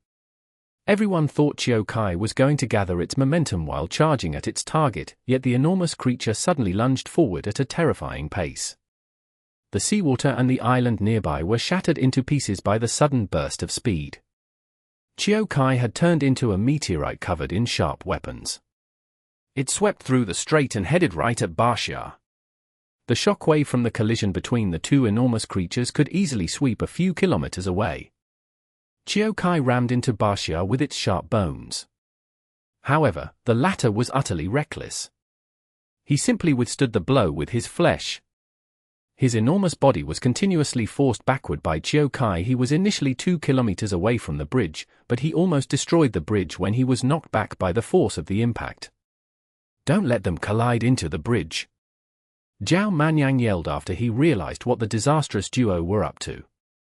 Baxia's body began to emit a brown light. His weight increased rapidly under the special totem glow. His body sank slightly into the water as he turned into an immovable boulder. The remaining shockwave swept at the bridge. Many mags were still protecting it with magic formations, or the force could easily have knocked the bridge down. "Be careful of Qiu Zi," Zhao Manyang reminded Baxia. Qiu Zi was an extremely cunning creature. It immediately dove into the sea. Its body was releasing a lot of steam as soon as Qiu Kai rammed into Baxia. It quickly followed behind Qiu Kai and snuck up to Baxia while the two enormous creatures were brawling. Qiu Zi's head bore a pointed reptilian muzzle. Its head was not particularly huge, but when it opened its mouth, it could extend its bite a huge margin. The fangs exposed under its upper jaw were brimming with heat. The scorching bite was effective against many creatures with thick skin. Qiu Kai was holding Baxia's neck and head firmly. The Disastrous Duo had a certain level of synergy. Qiu Kai was preventing Baxia from withdrawing his neck and head into his shell so Qiu Zi could bite his neck. The brown light around Baxia intensified. It quickly summoned a shield of brown energy above him. Qiu Zi ended up biting the shield, resulting in a thunderous clanking sound. Fresh blood jetted out of Qiu Zi's fangs. It had set itself up by trying to defeat Baxia with its first attempt. It quickly dove back into the water. Qiu Zi did not dare to compete with Baxia in terms of strength. If Baxia had a chance to get his hands on it, he could easily break its bones. Qiu Kai had parasites both on its skin and inside its body. Countless demon leeches were crawling onto Baxia's skin while they were in a standoff. The demon leeches had no chance of harming Baxia, yet they contained a strong acid in their bodies. If they climbed onto Baxia and detonated themselves, they would splatter the acid all over Baxia's skin. The acid would corrode his thick skin. "Those leeches are Baxia's weakness," Zhao Manyang blurted out when he saw the blisters forming on Baxia's skin. "We can't just stand here and watch. Old Zhao, tell Baxia to focus on those two. We'll handle the parasites," Mo Fan said. Chapter 1912. It is calling for reinforcements. Translated by Zephazid. Edited by Aelrianth. The demon leeches aren't the only parasites on Chiokai's body. There's also another species of demon grasshoppers with extremely high temperature, Zhong Xiaohu reminded them. Baxia and these two creatures are archenemies. As a matter of fact, the Disastrous Duo is part of the reason why it went to Japan. Chiokai's strength is in fact inferior to Baxia's because of his godly shell. It's unlikely for Chiokai and Chiozi will be able to harm him, but sometime in these last few dozen years, Chiokai obtained a strange power that makes the parasites in its body a lot stronger. These never-ending parasites keep corroding Baxia's skin and shell. During their last encounter, Baxia left the East China Sea with serious injuries. He has been disguising himself as an island close to the land for a long time, Zhao Manyang said. Baxia had always been searching for a suitable totem guardian. Most totem beasts had obtained their power from humans through the totem containers. The East China Sea was Baxia's territory. He had been expelled to other oceans after Chiokai and Chiozi took over his territory. He no longer had a fixed place to stay. Most importantly, a totem beast would never allow itself to be a wanderer, valuing its pride. Baxia needed more power, so he kept urging Zhao Manyang to grow stronger. Only when Zhao Manyang grew stronger would he be able to lift the totem seal and awaken Baxia's true strength. This time, Baxia had returned to his territory and was daring enough to challenge the Disastrous Duo because Zhao Manyang had reached the super level and acquired the totem power from the remains of the totem beast at the bottom of the sea. It had helped to improve Baxia's strength. Baxia, we'll take care of the insects for you, but you should protect us too. We are on your back. Zhao Manyang told Baxia. Mo Fan, Zhong Xiaohu, and Zhao Manyang landed on Baxia's back. It actually felt like an island to them considering the amount of space they had. It was an extremely spacious dueling ground. Baxia made some noise, most likely to acknowledge Zhao Manyang's words. He will protect us if Chiokai and Chiozi attack us, Zhao Manyang said. Brother Fan, look, what is Chiozi doing? Zhong Xiaohu pointed at the strait. Mo Fan looked where Zhong Xiaohu was pointing and saw Chiozi staying in the water. However, it had straightened its head while emitting strange sound waves into the clouds. Mo Fan could not hear the sound waves, yet his brain kept buzzing in pain. It's calling, the sound mage who was commanding the battle blurted out. The best thing was that the pain in Mo Fan's head disappeared after he heard the sound mage's voice. What is it summoning? Mo Fan asked after he felt a lot better. Sea monsters, it's summoning every sea monster in this region, the sound mage said. Mo Fan glanced at the device on his wrist. There was not much time left until the 8 hours mark. Mo Fan had a clear view when standing on Baxia's back. He noticed countless waves rising around him. There were sea monsters riding the waves toward them, regardless of the direction he was looking in. They are trying to destroy the bridge with everything they have, the advisor in a silver outfit said. These scum, are they really treating us as their food? This is unacceptable, we won't let them leave in one piece since they dared to invade our land, the super mage in the blue outfit snarled. You guys, aren't you going to tell us what exactly is that enormous brown beast first, the female advisor said. Mo Fan looked at the advisors. The female advisor was most likely the leader of the Donghai Magic Association. He recalled seeing her on Gulangyu before. It's a totem beast. Councilman Xiaozheng sent the few of us to search for the totem beasts that had been lost to resolve the crisis along the shoreline. His name is Baxia, Mo Fan explained, but Chiokai suddenly pounced at them in the middle of his sentence. Its enormous claw almost knocked Mo Fan, Zhong Xiaohu, and Zhao Manyang off. Luckily, the three of them had reached the super level. They were no longer mere ants against these enormous creatures. They were not in danger as long as the attacks were not targeting them directly. Enough questions, we know it's here to help us. The brown beast is obviously struggling to take on both sea monsters by himself. We'll take care of Disastrous Beast number 2. That thing which keeps releasing hot lava and steam is obviously not friendly to us, the advisor in the silver outfit announced. Advisors, I can hear thousands of sea monsters coming toward us, the old sound mage said sternly. The three advisors looked into the distance and saw a terrifying horde approaching. Can you three fend off Disastrous Beast number 1 for the time being? If so, the three of us will handle Disastrous Beast number 2. The rest will protect the civilians on the bridge from the army of sea monsters, the advisor in the silver outfit said. Got it. Zhao Manyang answered. You have my thanks. The super mage in the silver outfit glanced at Zhao Manyang, as if he was trying to remember his face. He was clearly not ordinary if he was able to order a great ruler beast around. Baxia isn't afraid to fight that thing if it's alone, Zhao Manyang said. We still have to take care of the demon leeches. These things are seriously disgusting.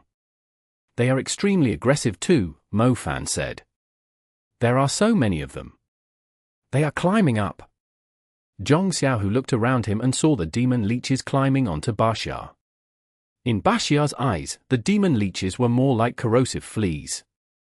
It was troublesome for him to keep an eye on so many tiny parasites at once due to his size.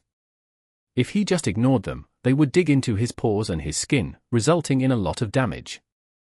However, he would waste a lot of energy just to get rid of them, and their acid would still splatter all across his body when they died. We are currently the Darknin brothers. We are here to cleanse the parasites.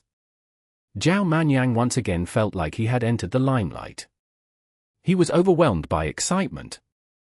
TL note. Darknin is a brand of myconazole, a medication for treating ringworm and yeast infections. Chapter 1913. Pest Exterminators. Translated by Zephazid. Edited by Aelrianth. The insects just kept coming. An army of demon leeches had already crawled onto Baxia's body after some contact with Chiyokai. They immediately headed toward the unprotected spots, as if they already knew where Baxia's weak points were. Brother Fan, the parasitic steaming locusts are circling above us. Zhong Xiaohu pointed out. More parasites had appeared from Chiyokai's body as Baxia kept knocking it away from the bridge. The parasites consisted of the demon leeches and the parasitic steam grasshoppers. The parasitic grasshoppers were like flies circling a huge corpse, as they flew in groups around Chiyokai. They were different from the demon leeches that were continuously falling onto Baxia's body. These parasitic grasshoppers would let the demon leeches scout the area ahead first. Whenever the demon leeches located a weak point, the parasitic grasshoppers would dive at the spot together, like they had picked up the scent of some rotting flesh. As a matter of fact, these parasitic grasshoppers were the digestive system in Chiyokai's stomach. Humans normally relied on the gastric juices in their stomach to digest the food they ate, but Chiyokai did not have gastric acid in its stomach. It relied on the heat of these parasitic steam grasshoppers to melt the food. Chiyokai would obtain the nutrients and energy it needed, and the rest was split among the burning locusts. Therefore, these parasitic steam grasshoppers were just as horrifying as the demon leeches. As parasitic creatures, their biggest strength was their ability to disintegrate everything, be it flesh, skin, bones, or other strange objects. I'll deal with those in the sky. Can you two handle the demon leeches? Mo Fan asked Zhong Xiaohu and Zhao Manyang. How are you going to fight those in the sky when you can't fly? Zhao Manyang had to ask. Don't worry, I'll take them all out regardless of their numbers. Mo Fan declared. As soon as Mo Fan finished his sentence, Baxia once again secured the upper hand in another exchange of brute force. It used the elbow of its front limbs and shattered the sharp bones on Chiokai's back. The creature let out a painful cry as its black bones were broken to pieces. It was very likely that the bones connected to them inside its body had fractured too. Chiyokai was knocked further back. They were now over 3 kilometers away from the bridge. They no longer posed an immediate threat to the people being evacuated across the bridge. Chiyokai let out a furious roar. The parasitic steam grasshoppers that were still looking for an opportunity to strike ran out of patience. They began diving at Baxia, carrying out a kamikaze attack with the special heat their bodies contained.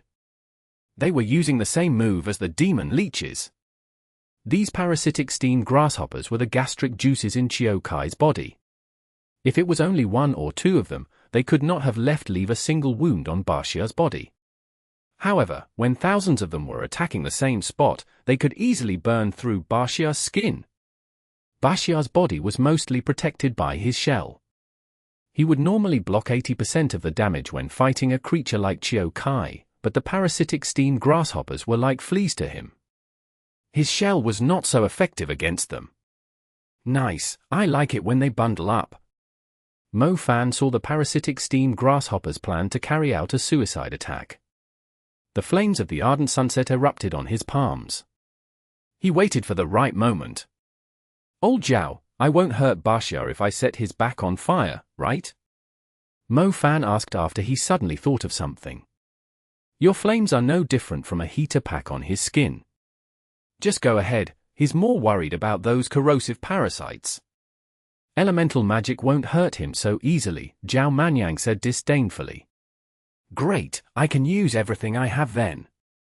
Mo Fan grinned. Fighting on Baxia's back was better than fighting on the sea, since his fire element was only weakened slightly here. Little Flame Bell, is the furnace ready?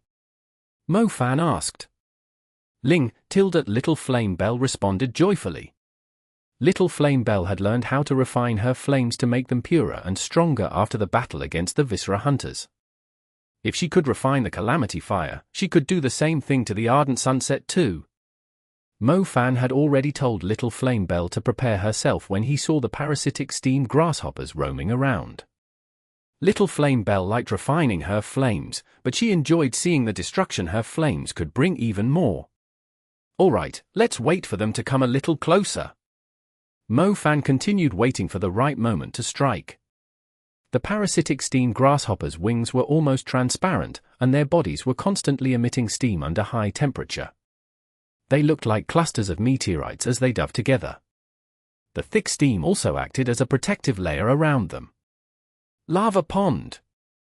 Mo Fan lifted his hands.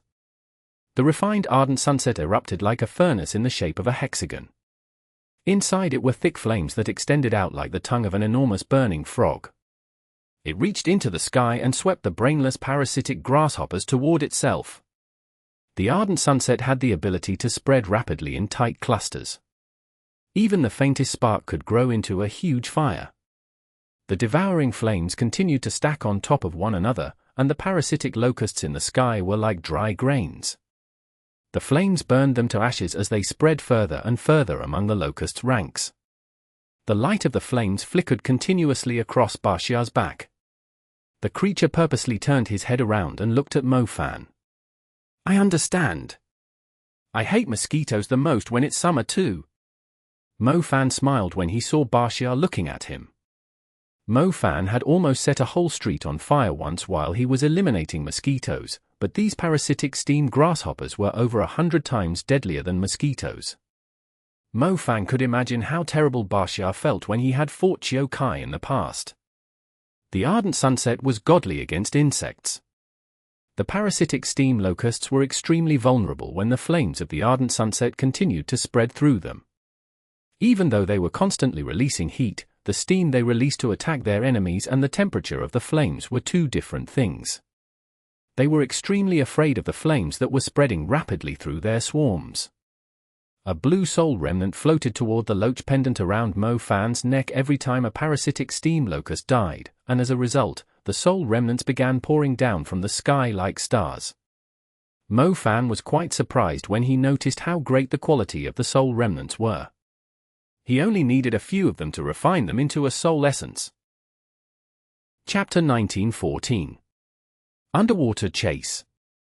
Exodus Tales. Exodus Tales. Translated by Zephazid. Edited by Aelrianth. Chiyo-Kai realized its secret weapons against Baxia had all died miserably in the flames. It immediately looked around and saw a few humans on Baxia's back who were busy massacring its parasites. Chiyo-Kai was enraged. Its strength was inferior to Baxia, even though its size was around the same. However, Baxia's defenses were clearly stronger. Its bones had already fractured after the two collided with one another a few times. Meanwhile, Baxia was perfectly unharmed.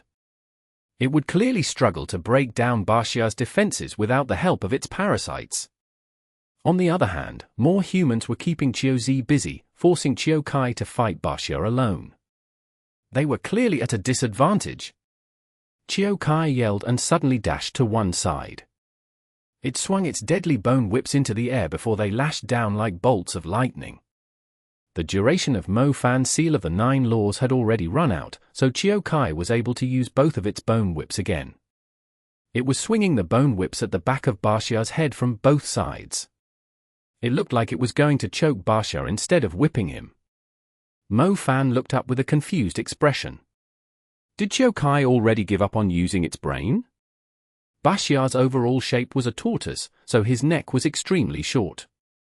He just needed to shrug a little to protect his head with his shell. Wasn't Chiyokai pretty stupid to be aiming for his neck?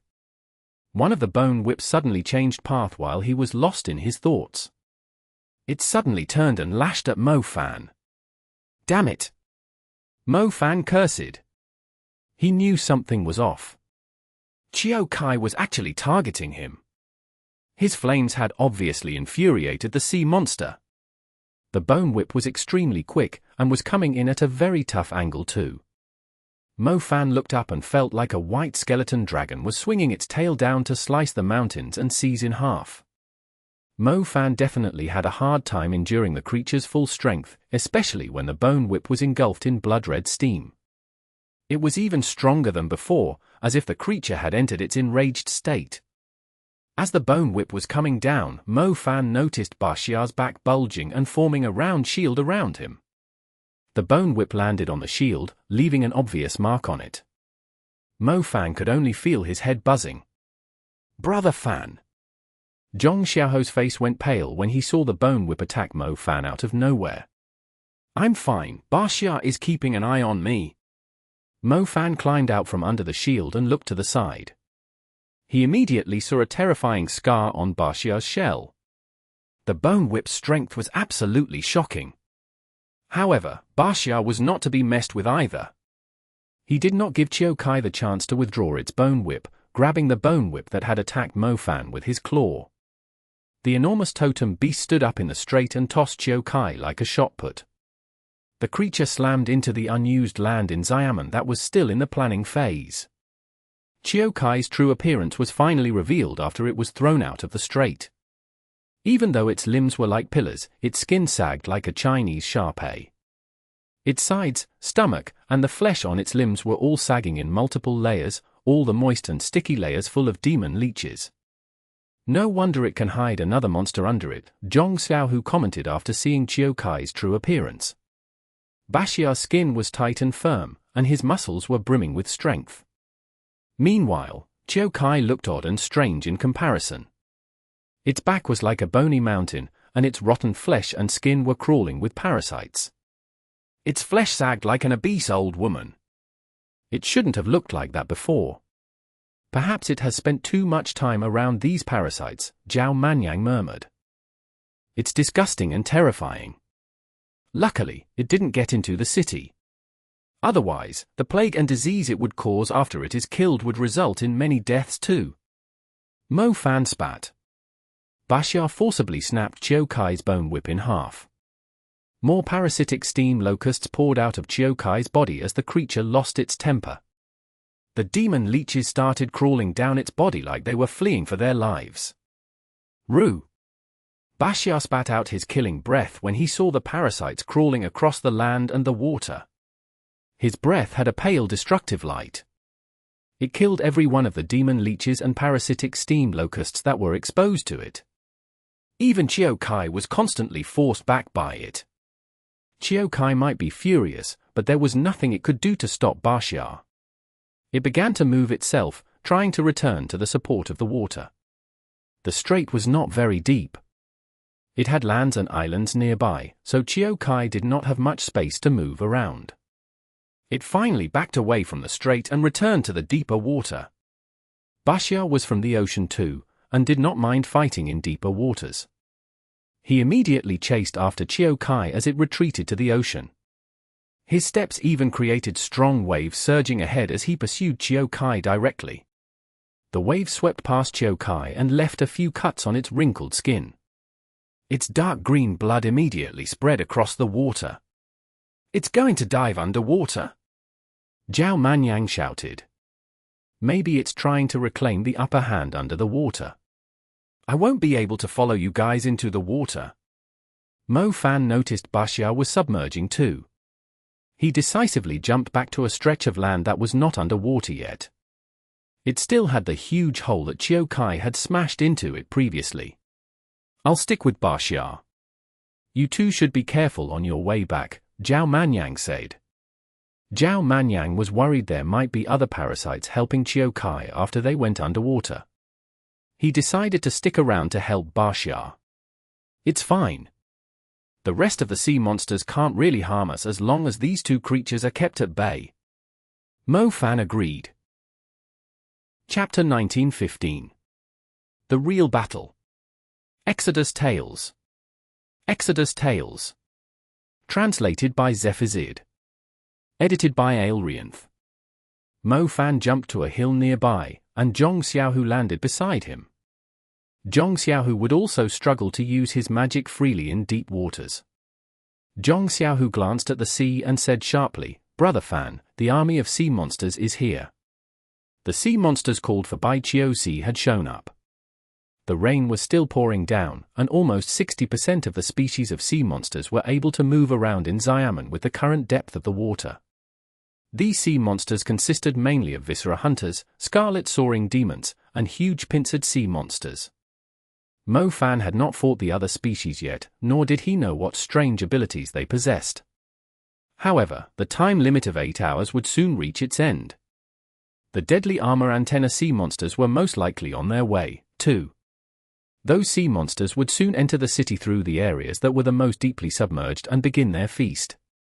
The viscera hunters and scarlet soaring demons were obviously taking orders from Chiu and were heading toward the strait where the battle was taking place. Their target was none other than the bridge that was still standing.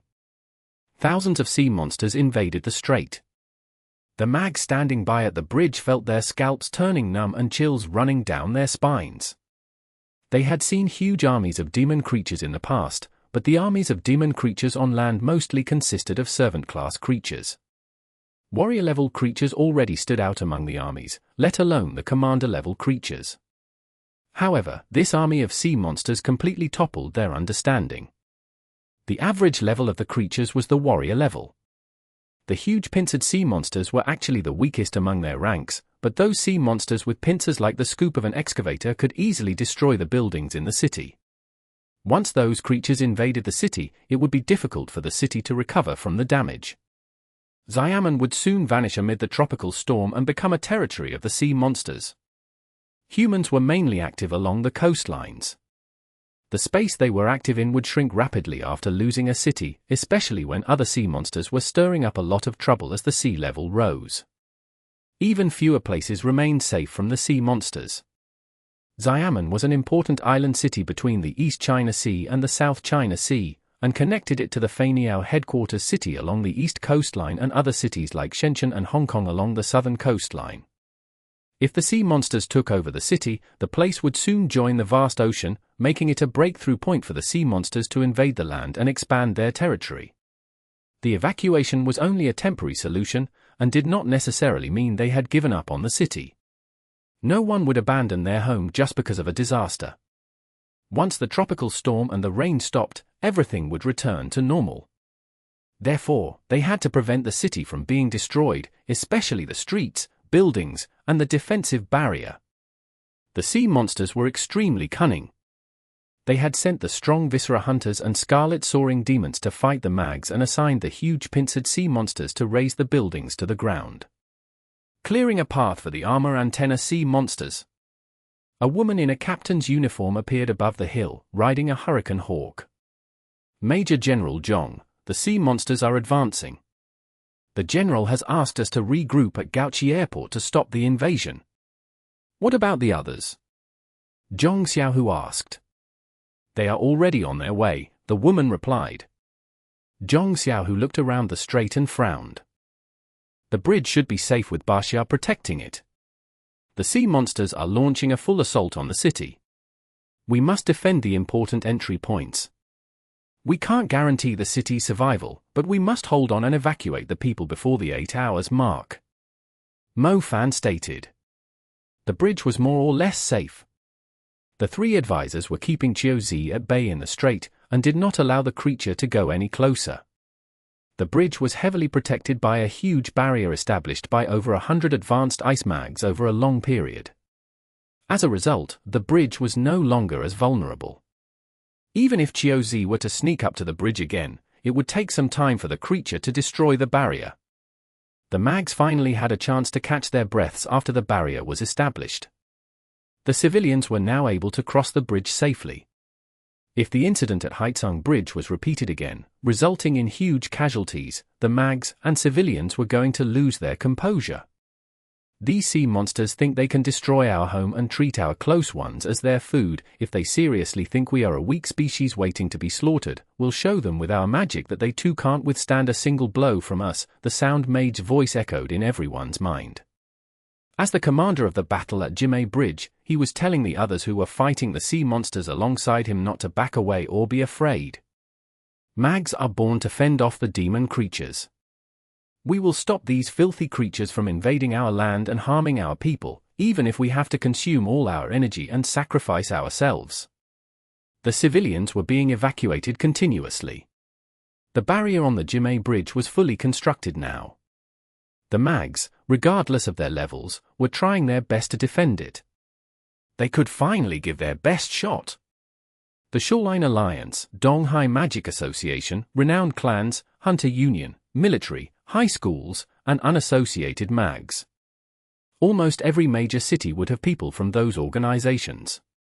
Smaller organizations might hide among the civilians and flee to safety with them, but the members of the aforementioned organizations could never back away during a calamity like this. The Sound Mage was increasing their morale while arranging organizations other than the military to help fight alongside the soldiers. There were many organizations, and normally the military would only take orders from the government of the country. As for the other organizations, like the renowned clans, schools, alliances, and associations, they were all under the Magic Association. The Donghai Magic Association was the highest magic association in Xiamen. Mo Fan was unsure about the Sound Mage's identity, but after hearing his speech, he realized that the old man was most likely the president of the Donghai Magic Association. Chapter 1916. Baxia's Strength. Exodus Tales. Exodus Tales. Translated by Zephazid. Edited by Aelrianth. The magic associations had different levels of influence. The highest magic association in the country was the Dongfang Oriental Magic Association. It was a national-level magic association, and above it was only the Asia Magic Association, based in Dubai. The Donghai Magic Association was rather special. It was a subsidiary of the Asia Magic Association, not the Dongfang Oriental Magic Association. Strictly speaking, its level was on par with the Dongfang Oriental Magic Association, which explained why it had 3 advisors who were strong enough to fight Qiu Zi and Qiu Kai. Mo Fan was not too familiar with these big shots, but judging from the situation at Jimei Bridge, the Sound Mage was indeed an experienced commander. The tasks the man had assigned to him and Zhong Xiaohu had been crucial in the battle. It was not the commander's fault for not discovering Qiu Zi's existence earlier on. After all, the order to gather at Jimei Bridge was sent out not very long ago, yet 2 great ruler-level creatures had already shown up. It was already a miracle that the bridge was still standing. Brother Fan, I must go to the airport. The military has assigned us a mission. It sounds pretty urgent, Zhong Xiaohu told him. Go ahead, old Zhao, and I will defend the bridge, Mo Fan said warmly. All right, let's hope Brother Zhao can slay Qiu Kai that way. The army of sea monsters is definitely going to lose their morale, Zhong Xiaohu said with great anticipation. Qiu Kai was most likely the commander of the army of sea monsters. Once it died, the sea monsters would definitely lack cohesion, making it easier for them to drive the sea monsters away. Slaying it is impossible, but beating the crap out of it until it flees into the ocean like a beaten dog shouldn't be a problem. Mo Fan agreed. Creatures of their level surely had insane vitality and ways to escape from a fight, not to mention their outstanding strength. the Black Totem Snake had failed to kill the Silver Sky Ruler, even though the bird's level was significantly lower, let alone Baxia, whose strength was merely about on par with Chiao Kai. Unfortunately, the Black Totem Snake had been resting and recovering since the battle at the Parthenon Temple. Otherwise, if he could summon the Black Totem Snake here to join hands with his brother, they would be able to smash Chiao Zi and Chiao Kai. Brother Fan, what level are those creatures? Zhong Xiaohu could not help but ask. A single storm had brought 2 great ruler-level sea monsters here, but everyone knew it was only the beginning of the crisis along the shoreline. More battles were going to take place from here on. The country had allocated most of its firepower to defend the coastline by building the breakwalls and headquarters cities. What would the real battle look like? Were there many more creatures like Chiao Kai and Chiao Zi in the ocean? Or perhaps, there were creatures that were even stronger than them? Among the ruler-level creatures, the strongest I've stumbled into are the 2 gods of death of the ancient Greeks, Hala and the Sphinx. Both of them are land creatures. If they were in the water, they might end up in a draw against these 2, but if these sea monsters were on land, Hala and the Sphinx were stronger without a doubt. Even the Black Totem Snake could take on these 2 sea monsters at the same time on land, Mo Fan declared. Chiao Kai and Chiao Zi were not supreme rulers. They were at most great rulers. The sea monsters tripled in strength compared to land creatures when they were in the ocean, which was why they seemed oddly strong when fighting in the strait. What about Baxia? Zhong Xiaohu was slightly confused. Baxia is injured? Old Zhao told me before that if Baxia is really the Black Totem Snake's brother, his strength should be much crazier than what we've just seen. At least Chiao Zi and Chiao Kai wouldn't have a chance against him without relying on a dirty trick like the parasites, Mo Fan said. I see, Zhong Xiaohu nodded. Major General Zhong, time is running out. The captain's face had darkened. She had no clue what the 2 were discussing. Oh, time to go. Take care, Brother Fan. Zhong Xiaohu jumped onto the Hurricane Hawk's back. Mo Fan watched Zhong Xiaohu and the slender captain lift off into the sky. He shook his head, smiling, damn that monkey, the country has already assigned such a beautiful cold subordinate under him. Should he consider joining some organization, too? Mo Fan looked into the distance after Zhong Xiaohu left.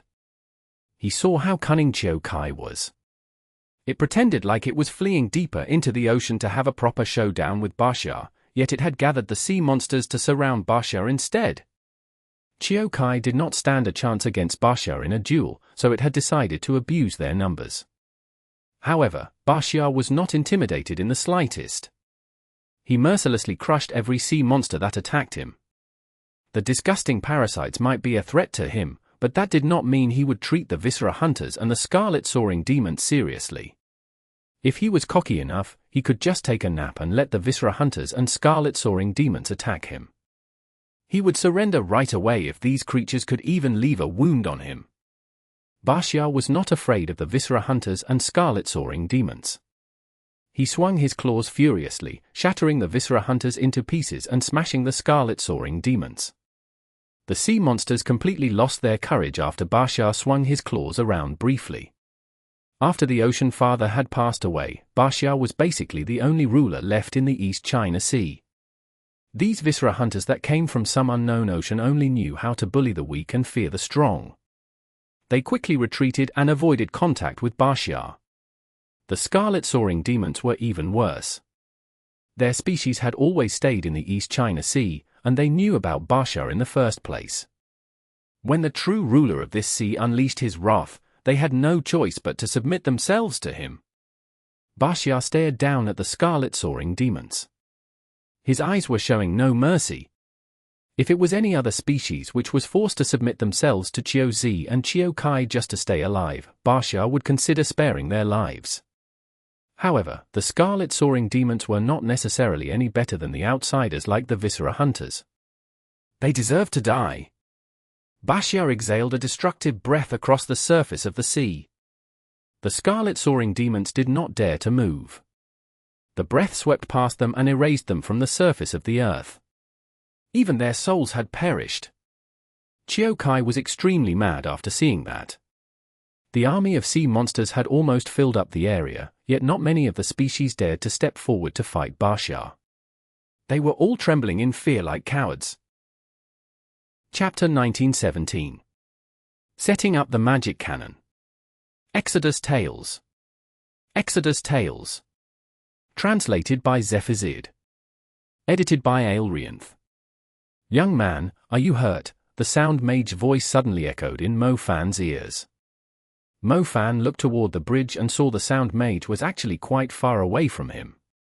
The man had obviously transmitted his voice into his ears. I'm fine, do you need me to do anything? Mo Fan asked. The sea monsters are entering the strait from the east. There are more of them behind the waves we are looking at from here. Gauchi Airport and Jimei University are located at the entrance of the strait. The school still has land available. I notice that you are an artillery mage, so may I ask you to head to Jimei University and bombard the sea monsters who are entering the strait with your spells? It will reduce their numbers before they reach the strait, the sound mage said. Jimei University was directly opposite Mo Fan's position, very close to the strait. The terrain was not that high, so most of the school was submerged in seawater. However, the hills and the buildings were perfect for Mo Fan to fight on. All right, I'll go there at once, Mo Fan agreed. Since you are a super mage, I'll place you in charge of the battle there. Many students and teachers of the school are waiting, the sound mage said.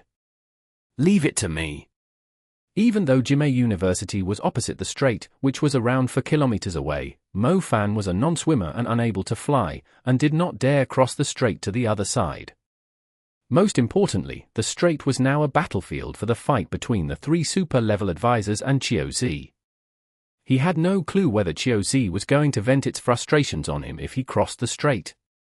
Mo Fan simply ran to Jimei Bridge and wove through the crowd with his fleeing shadow. The bridge was fully crowded with civilians. Luckily, the situation was still under control with the protection provided by the barrier. The people were slowly being evacuated. Mo Fan noticed there were many earth mags on the bridge as he was crossing it.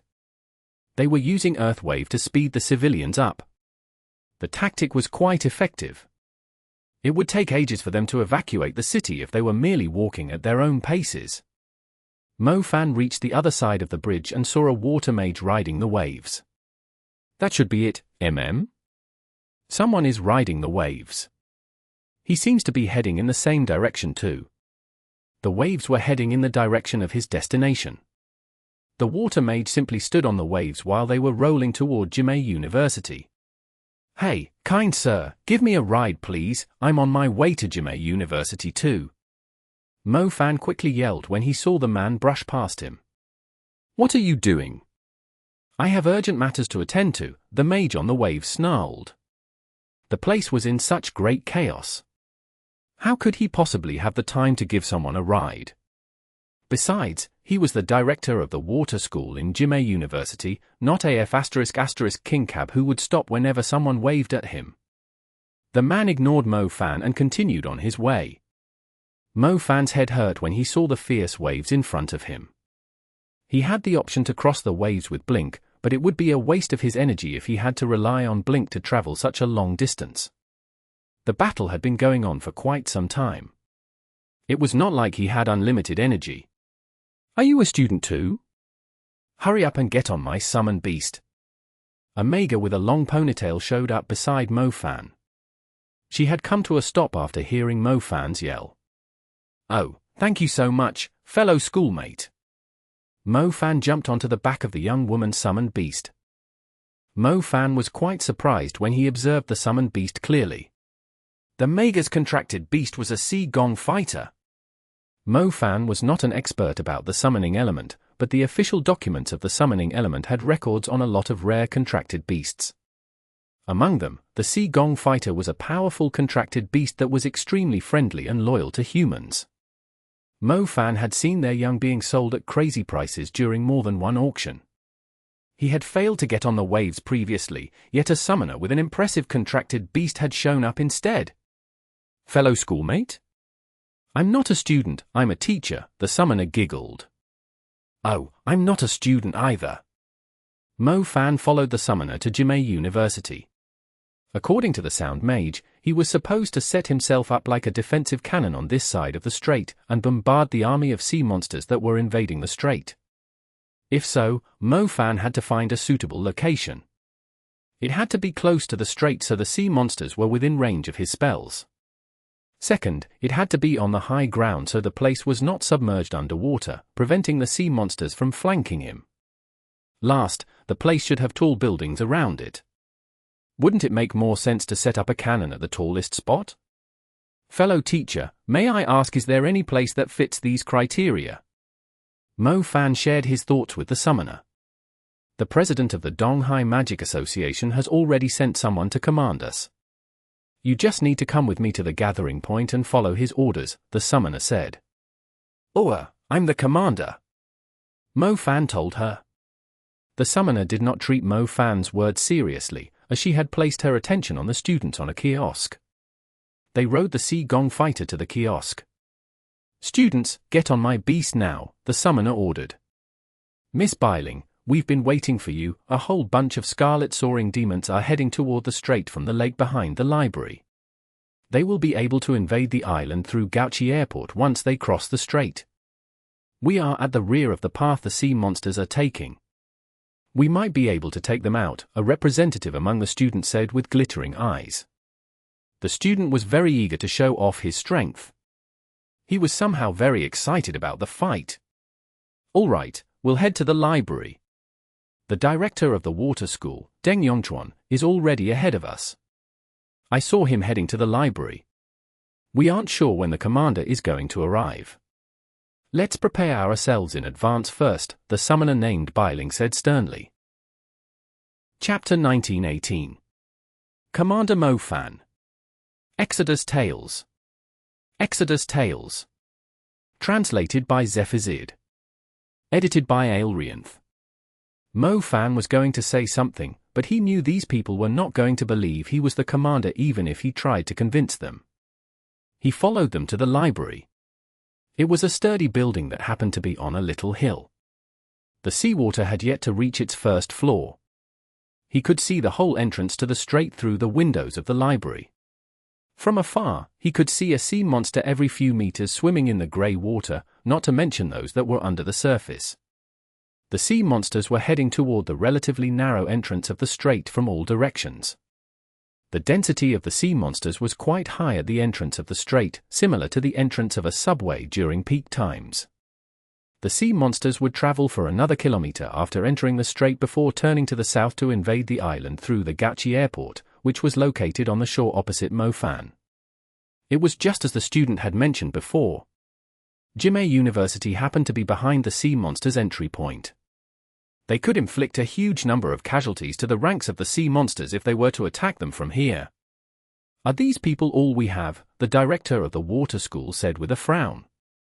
More students are heading our way, but we don't really have much fighting power, Biling admitted. If we attack the sea monsters from here, our spells have to cover a distance of 1.5 kilometers across the water. Most of our spells won't have enough range unless the sea monsters are heading right toward us, a wind element teacher spoke up. Yeah, even us teachers won't be able to attack the sea monsters from here, let alone the students. More students arrived at the library as the teachers were figuring out a plan. Mo Fan roughly estimated about 50 people for each primary element. There were around 100 people split up among the rest of the elements, too. There were around 400 people, but most of them were intermediate mags. If these intermediate mags were grouped into formations to attack with the same spell, they could deal a destructive blow to the enemy. They should be able to thin out the army of sea monsters just as they entered the strait. But they still had the same problem, their range was limited. The distance was around 1.5 kilometers. A fiery fist was a spell with rather outstanding range, yet it could only travel up to 200 meters away. Its damage would drop as it traveled further. The Thunderbolt's range was limited too, as the mags would have to be at a range where they could control where to accumulate their magic to cast the lightning spell. The wind mag spells had a greater range, but even if they were to stack their wind spells up into a huge wind disk, it would be impressive if it could cover a distance of merely 1 kilometer. Considering the altitude and terrain of the library, if the spells were treated as projectiles, it might help to increase their range, but it still was not enough to solve the problem. We can compress the space. If there are space mags here, they can compress the path that our spells are traveling in so our attacks could reach the sea monsters, Biling suggested. Miss Biling, why have I never heard of the space element being used in such a way before? The director of the water school, Deng Yongchuan, spoke up promptly. Mo Fan too was dumbfounded when he heard the words. Compressing the space to increase the range of spells, splendid idea. Either way, Mo Fan could not do it. He knew how to compress the space, but there were many other factors involved still. Does someone know how to do that? Mo Fan asked. Leave it to me. An aged mage came up to them. The old mage had a white beard, and was dressed in plain clothes. Several mags in similar outfits stood behind him. Mo Fan could sense a familiar aura from them. They were all space mags. Mo Fan's eyes glittered when he saw them. Young man, you must be the commander whom the president has sent here. The old mage stopped in front of Mo Fan. That's me, Mo Fan nodded. I was utterly impressed by your courage when you were fighting the two beasts. I'm the director of the Space School of Jimei University, Lindu. These are my students, they are the space mags of this school, Lindu said calmly. Oh, it's an honor to meet you all. Mo Fan had no idea who the person was. He was simply being courteous. Deng Yongchuan, Biling, the Wind Mage, and the students who had gathered at the library all looked at Mo Fan in astonishment. Why would the president assign someone who looked just like a student to be the commander? You're the commander? Deng Yongchuan harumphed coldly. That's me. Mo Fan confirmed. I seriously don't believe you are capable of leading us judging from your age. We should be relieved that you aren't holding us back, Deng Yongchuan sniffed. The Donghai president might be under a lot of pressure trying to command the battle to assign someone like him as the commander. Director Lindu, you should be in charge instead, the representative among the students said. Lindu frowned. He did not expect these people to be so against the idea of making Mo Fan the commander. He was about to rebuke them when he felt a strong aura bursting out of the young man's body. It felt like the library was being targeted by a great thunderstorm. No one dared to breathe when they felt the wild lightning magic lingering in the sky. Lindu immediately looked at Mo Fan and saw him engulfed in wild lightning. Everyone dropped their jaws when they saw the wild energy around him. Mo Fan had lost his temper. I have no time to waste on you arrogant people. If you think I am not worthy to be the commander, I shall deal with the sea monsters myself while the rest of you continue to waste your time deciding who's the commander. He was seriously left speechless by these arrogant pricks. Lindu had already told them he was the commander, yet they were still doubting him, forcing him to control the situation with his domain. Wouldn't it be better if he used the domain against the sea monsters instead? Young man, please don't be mad. They just didn't expect you to be a super lightning mage at such a young age. Fellow directors and teachers, this young man's courage and strength are outstanding.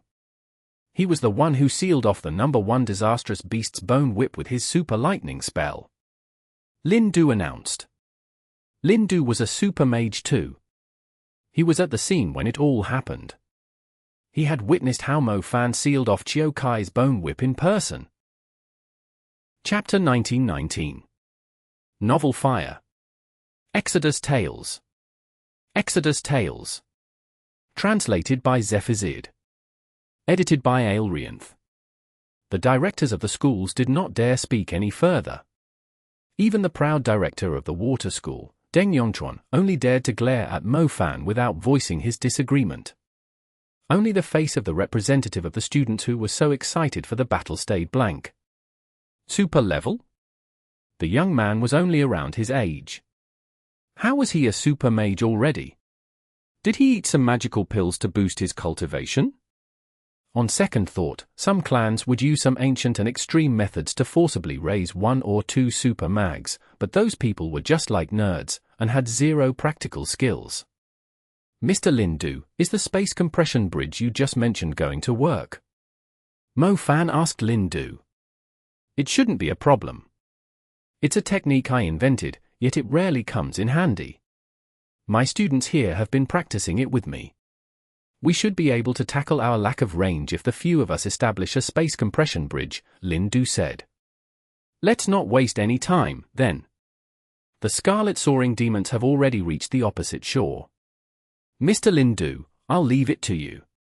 The lightning element is deadlier against sea monsters. All lightning mags will form a team, while wind mags and ice mags slow down the Scarlet Soaring demons and limit the space they can move in before the lightning mags cast their spells, Mo Fan said. Mo Fan had been through many battles. He would have seen pigs run even if he had never eaten pork. He had no trouble giving instructions in a battle. The university did not have many lightning mags, only 13 of them in total. Mo Fan roughly inspected their cultivation and was quite disappointed when he noticed their cultivation was below average. It was perfectly normal, since the odds of awakening the lightning element was extremely low. The chance of awakening the lightning element as the first element was 1,000 to 1. Even if someone were to use an awakening stone to awaken the lightning element as their secondary element, the odds were still low. This number of lightning mags was already considered high if they were not currently in a university. The 13 lightning mags were only at the intermediate level, apart from a teacher in the advanced level.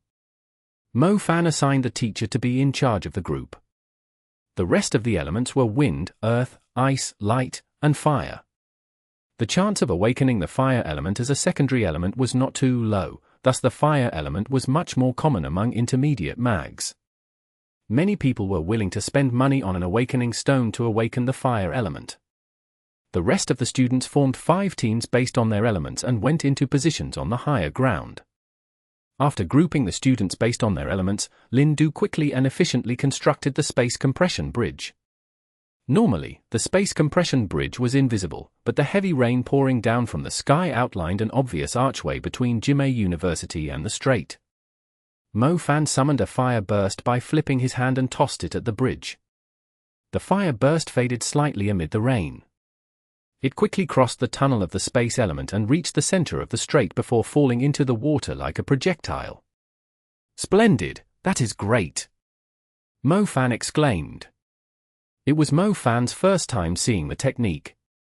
He had to ask the old space mage to teach him the trick once he had the time.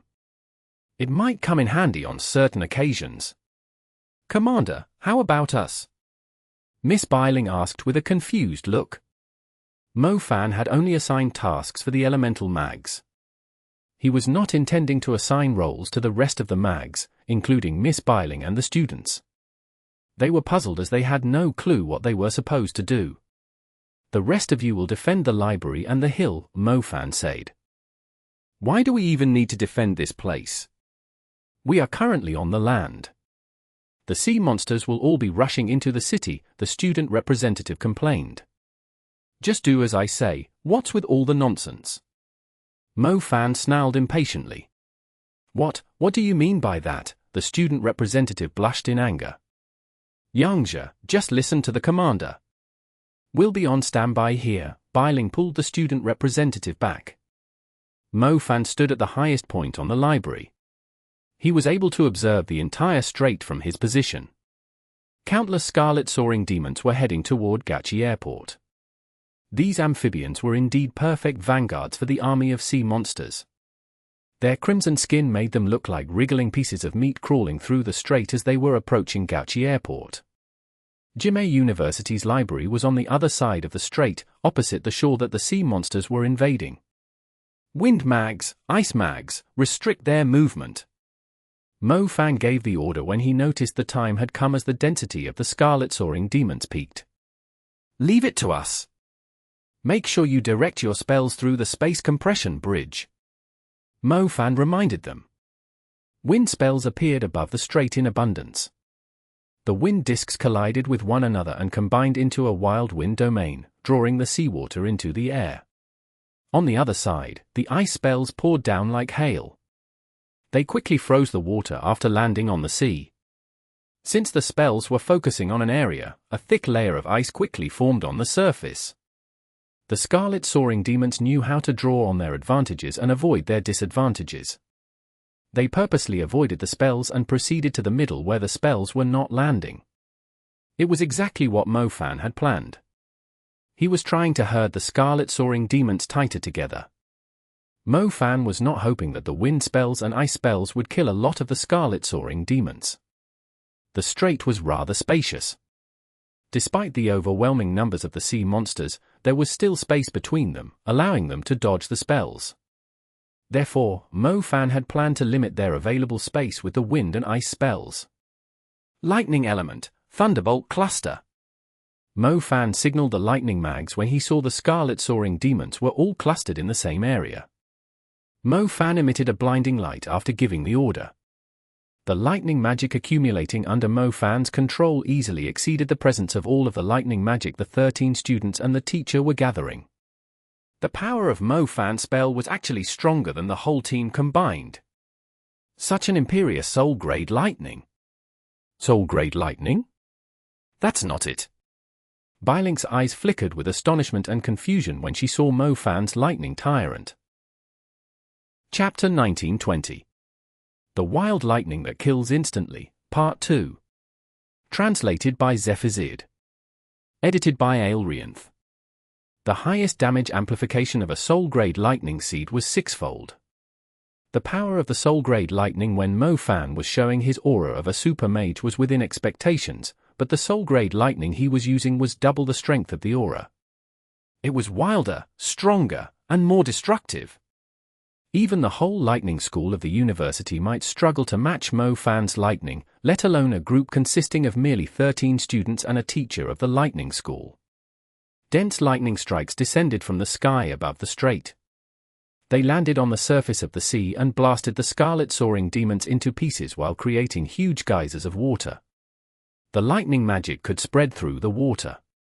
As the lightning struck continuously, the Scarlet Soaring demons hidden under the water were also in danger. The high voltage surged between the Scarlet Soaring demons like a school of fish being electrocuted. Those whose bodies were still intact eventually floated to the surface like dead fish, their abdomens facing up. The Fall of the Heavens. Mofan cast a super spell. He did not use the Seal of the 9 Laws, since that was more suitable for trapping and killing a single target. It would only kill a limited number of Scarlet Soaring demons under the current circumstances. As such, Mofan modified the Star Palace and combined the lightning magic provided by the Star Palace into a single lightning bolt. The lightning bolt passed through the space compression bridge and reached the sky above the strait. An extremely thick lightning bolt flashed across the grey sky before falling into the middle of the strait with a piercing light. Its flash blinded everyone temporarily. Everyone's vision turned white from the flaring of the spell. As their vision recovered, they saw a terrifying lightning bolt exploding among the Scarlet Soaring demons. It spread wildly across the surface and plunged into the water. Its light illuminated the silhouette of the creatures swimming in the water. To everyone's astonishment, it actually showed the bones of the Scarlet Soaring demons. The lightning passed through the sea monsters' skins and struck their bones. The Scarlet Soaring demons were not just blasted into pieces by the lightning bolt, even their bones were blown into powder. More dead bodies of the Scarlet Soaring demons floated up to the surface. If the group of lightning mags was electrocuting a pond of fish, Mofan was simply blowing up the whole pond. The random flickers of lightning lasted for some time. The students and teachers on the library had yet to recover from their astonishment. The group of lightning mags began to doubt their lives when they saw the combined strength of their lightning spells was not even a tenth of the commander's strength. All the sea monsters in that area are dead. Deng Yongtron rubbed his eyes. They were hurting a little from the blinding flashes, yet he could not resist the urge to stare at the area with wide eyes. He killed them instantly. They had no idea how many Scarlet Soaring demons were planning to invade the city through the Gachi airport, but they were quite sure that not a single one of the Scarlet Soaring demons that had been forced into that area by the wind and ice spells had survived. Aren't the Scarlet Soaring demons at the warrior level? The students dropped their jaws. Warrior level sea monsters? The students who could kill a single Scarlet Soaring demon on their own were already quite brilliant, yet the commander had blasted hundreds of them to death with a single super spell. In other words, the spell would kill all of them if he was targeting them instead. It seems like the president has made a brilliant choice sending you here. Lindu was truly impressed by the destruction that Mofan had caused. It was rare for even a super mage to be able to cause such massive destruction. Even Lindu had no idea how the young man did it. I managed to preserve the energy of my lightning element before. I'll need to catch my breath. The rest of you can keep attacking with your spells. Try to leave an area for the Scarlet Soaring demons to gather together. My lightning will be able to eliminate them all if they are clustered together. Mofan declared confidently. The Scarlet Soaring demons were not as strong as the Viscera hunters, so Mofan's lightning with 12-fold damage amplification had no trouble killing them instantly, not to mention the overwhelming power provided by a star palace.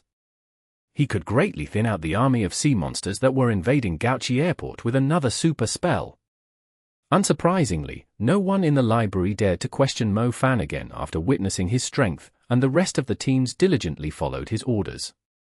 Their spells might not be strong enough to kill the Scarlet Soaring demons, but if they simply focused on certain places, they could still force the Scarlet Soaring demons to stay within a certain area.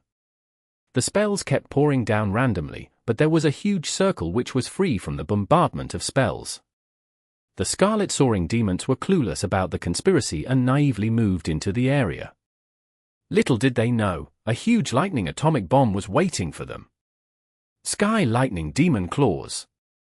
This time, Mofan cast the Sky Lightning Claw, but unlike the advanced level version, the Sky Lightning Claws appeared in clusters. They were tearing at the sea monsters like lightning demons. Blood and flesh scattered across the place again.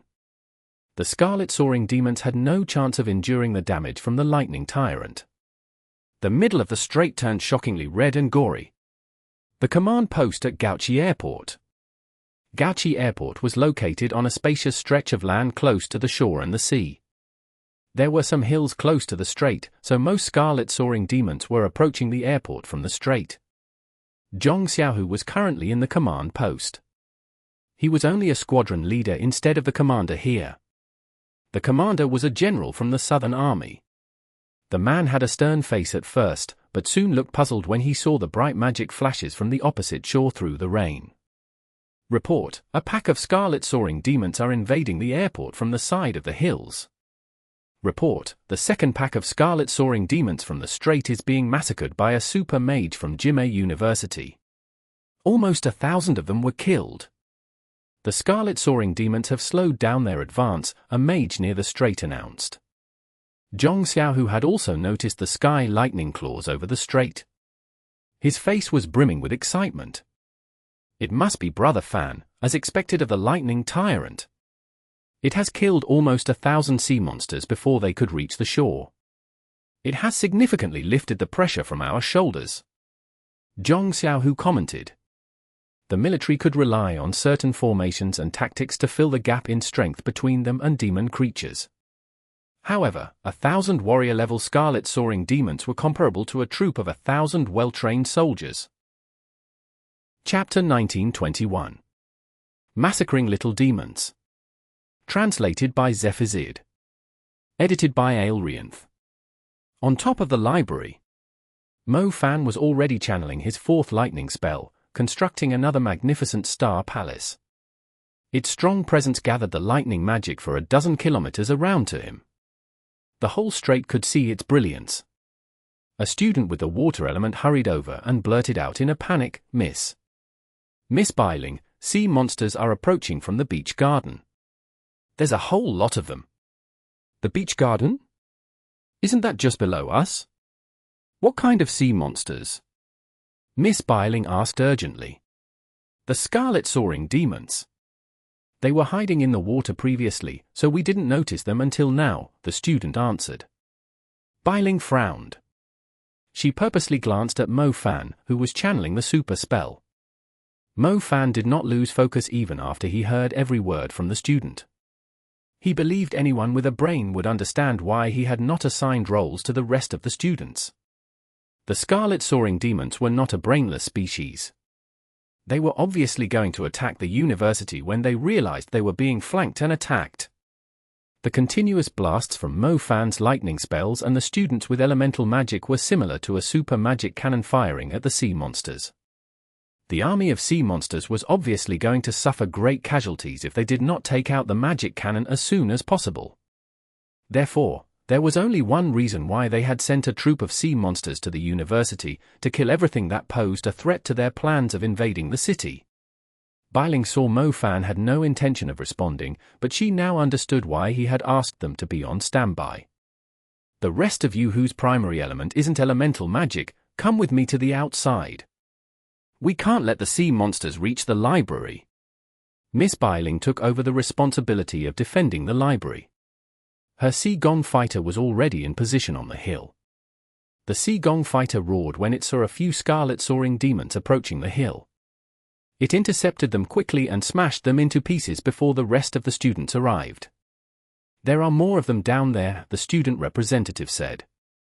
He was looking excited again, as if he finally had a chance to show his capabilities. Stay on the hill. Don't go any further. Our job is to defend the library, Miss Biling ordered. The Scarlet Soaring demons were having trouble climbing the hill with Biling's Sea Gong fighter in the way. Many Scarlet Soaring demons were immediately reduced to gore splashing across the place when they tried to sneak past the Sea Gong fighter. Mo Fan looked down the hill and was relieved when he saw the students sticking close to the Sea Gong fighter while fighting the Scarlet Soaring demons. Mo Fan was not necessarily afraid of the Scarlet Soaring demons, but he would not be able to cast his super spell so easily if the Scarlet Soaring demons got too close to him. He was still not adept enough with the super spells. The fourth lightning spell was completed. It went through the space bridge and killed a lot more of the sea monsters instantly. Happily, the sole remnants of the Scarlet Soaring demons still ended up flowing into the Little Loach pendant, even though they died over a kilometer away. The blast came down after the number of sea monsters in the area peaked. The spell ended up killing even more Scarlet Soaring demons than before. Qiu Zi is starting to get impatient. It has ordered the sea monsters to charge recklessly. If they waited a little longer and invaded the city through Wu Yuan Bay and other places that were relatively lower, my spells wouldn't be able to kill so many of them. Mo Fan grinned as he stared at the Scarlet Soaring demons. Qiu Zi was oddly furious. It kept screeching loudly, giving orders to the sea monsters and demanding they attack the bridge and the city. The sea monsters had no choice but to push forward recklessly despite their fear. Normally, a super spell with a large area of coverage would only kill about 100 warrior-level creatures at most. It was rare for a super spell to kill almost 500 creatures at once like Mo Fan was pulling off. The sea monsters were packed too tightly. Normally, they would maintain a distance of a few dozen meters from one another, but in order to break through the defenses and invade Gauchi Airport, the gaps between the Scarlet Soaring demons were less than 3 meters. Some Scarlet Soaring demons were even climbing on top of their comrades' bodies. The creatures were densely packed together, without any reliable defenses. Mo Fan's super lightning spell with 12-fold damage amplification could easily ignore their numbers and kill every sea monster caught inside it. The lightning tyrant was able to kill the Scarlet Soaring demons instantly. The army of Scarlet Soaring demons that was initially clogging the entry point to the Gauchi Airport was thinned out by half. This outcome was significant, since Mo Fan was only the first cannon tower at the front line. As a matter of fact, the numbers and strength of the students here were not comparable to a platoon of 500 battle mages, but Mo Fan's damage output had already surpassed that of a troop of 500 lightning mags. Lightning magic was the deadliest among the elemental magics, but not many divisions had enough people to form a force of 500 lightning mags. The Scarlet Soaring demons were supposed to be the sea monsters' main forces, but Mo Fan had eliminated too many of them before they even reached the shore. It was absolutely insane. Keep going, I need some rest. Mo Fan's head was spinning after he completed the 4th star palace. He had only become a super mage recently. His energy was still lacking, so he was definitely going to struggle after casting a super spell several times within such a short period. Commander, you've killed too many Scarlet Soaring demons. Some of their leaders are coming after us. We don't have enough firepower at the beach garden to fend them off, the teacher with the wind element spoke up. I'm aware of it, Mofan nodded. The Scarlet Soaring Demons were finally treating him seriously. They had sent almost 800 Scarlet Soaring Demons to attack Jimei University. They were all warrior-level creatures, and fairly close now. He could no longer take out a few hundred of them with a single blast like before. We might have to retreat. We won't be able to hold on for any longer, the Wind Mage continued. That won't be necessary. Mofan shook his head and began searching for the director of the water school. He noticed the man was not too far away from him. He said, "Ask the director of the water school to come here." His lightning element was currently out of gas, but it was not the only element Mofan had. He might not stand a chance against powerful creatures like Chiao Zi and Chiao Kai, but he was definitely experienced at massacring little demons. Chapter 1922. This is Mofan's Army. Translated by Zephazid. Edited by Aelrianth. What do you need from me? Deng Yongchuan arrived with a straight face, but his tone had changed a lot. It made a lot of sense. The director of the water school was basically a peak advanced mage. It would be impressive if he could take on 100 Scarlet Soaring Demons himself. However, Mofan had killed at least 1,300 sea monsters with just 4 spells. He was obviously no match for the young man. A lot of Scarlet Soaring Demons are coming our way. The students and teachers won't be able to hold them off, but if we lose the hill, we won't be able to attack the sea monsters anymore. We must hold our ground, Mofan said. Range was no longer a problem with Lindu's space bridge. Their spells could now reach the needed distance, but altitude still remained a huge factor. The seawater had drowned many places, so the high ground was extremely important for Mofan. They could not afford to lose the library. I know that too, but these are all the people we have. If we don't retreat in time, we will be surrounded by the Scarlet Soaring Demons soon. The students are going to die, Deng Yongchuan said. I have an army, but they aren't good at fighting in water. If you and your students can draw the water nearby away, they can easily defend the place, Mofan said. What army? Deng Yongchuan asked. Don't worry about that, just tell me if you can make it work, and at least make sure the area below the hill is dry, Mofan said. That won't be a problem. If you need land to fight on, the Earth Mags can help by raising the ground too, Deng Yongchuan suggested. Great, the fire, lightning, wind, light, and ice mags will keep firing at the sea monsters in the strait. I'll place you in charge of the earth and water mags to create a suitable environment, Mofan nodded. The hill was covered in fresh blood. The water at the beach was dyed red from the remains of the Scarlet Soaring Demons floating on it. There were dead bodies of students down there too. Miss Biling, we have to go, a fire mage on the higher ground yelled. Biling had already witnessed quite a few students being dragged away by the Scarlet Soaring Demons and torn to pieces. She knew that they had no chance of stopping the Scarlet Soaring Demons even if they insisted on staying behind. She immediately told everyone to retreat. Back off, my summoned beast will cover you, Miss Biling said. The Sea Gong fighter had killed dozens of Scarlet Soaring Demons in a short period of time, yet there were just too many Scarlet Soaring Demons. The Sea Gong fighter was covered in wounds now. The students gradually retreated to the library a safe distance from the sea monsters. They did not lack the ability to flee and soon returned to the plaza in front of the library. Biling saw most of the students had reached a safe spot. She immediately gave the Sea Gong fighter the order to retreat from the area. However, she heard a few strange cries. The Sea Gong fighter had just broken free from the surround of the Scarlet Soaring Demons when 3 fast-moving shadows intercepted it. Its lower limbs were brutally torn apart. Even its bones were broken. The Sea Gong fighter cried out in pain. It fell onto the ground and smashed heavily into a pool of mud. Biling's face turned pale. She looked behind the Sea Gong fighter and noticed 3 huge beasts emitting crimson lights rising among the Scarlet Soaring Demons. They had been waiting for the Sea Gong fighter to lower its guard so they could cripple it. The Sea Gong fighter could not run anymore, and was soon drowned by a terrifying tide of Scarlet Soaring Demons. Their claws tore at the Sea Gong fighter continuously. Its blood began pouring out like a fountain.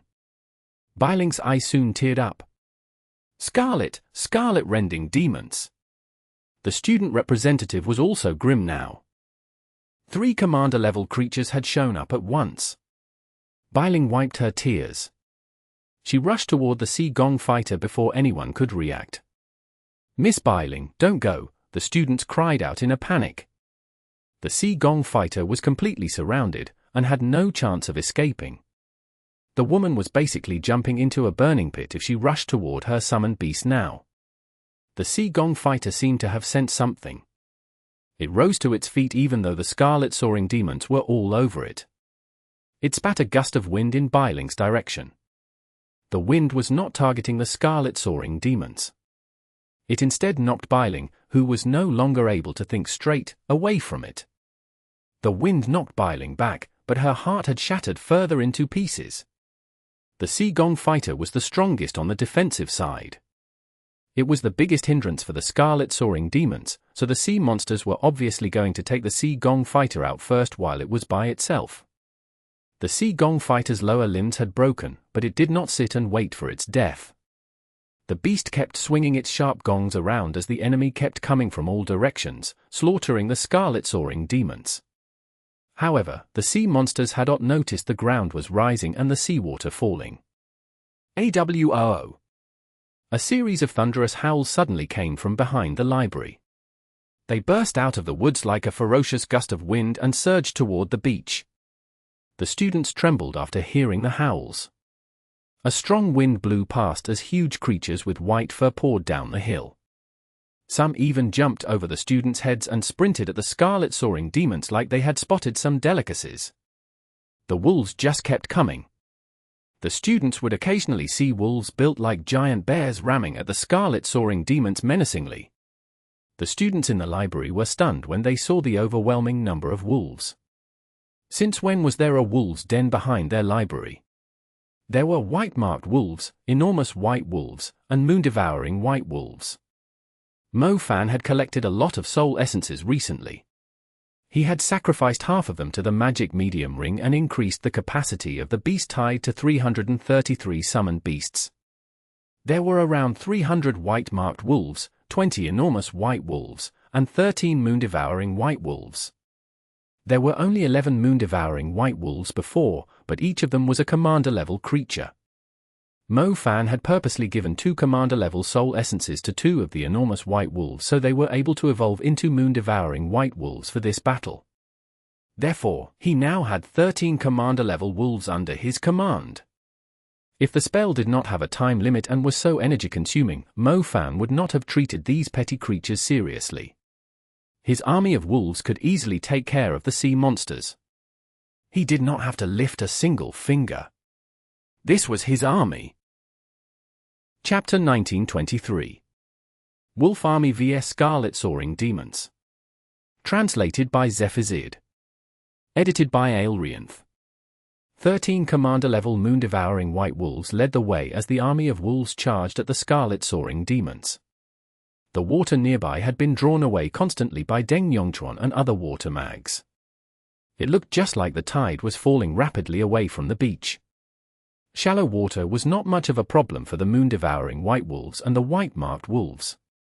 The remaining puddles splashed everywhere as the moon-devouring white wolves lunged at the Scarlet Soaring demons, their claws tearing around and ripping at the sea monsters' throats with their fangs. The Scarlet Soaring demons were just like ordinary warrior-level creatures when there was no water around.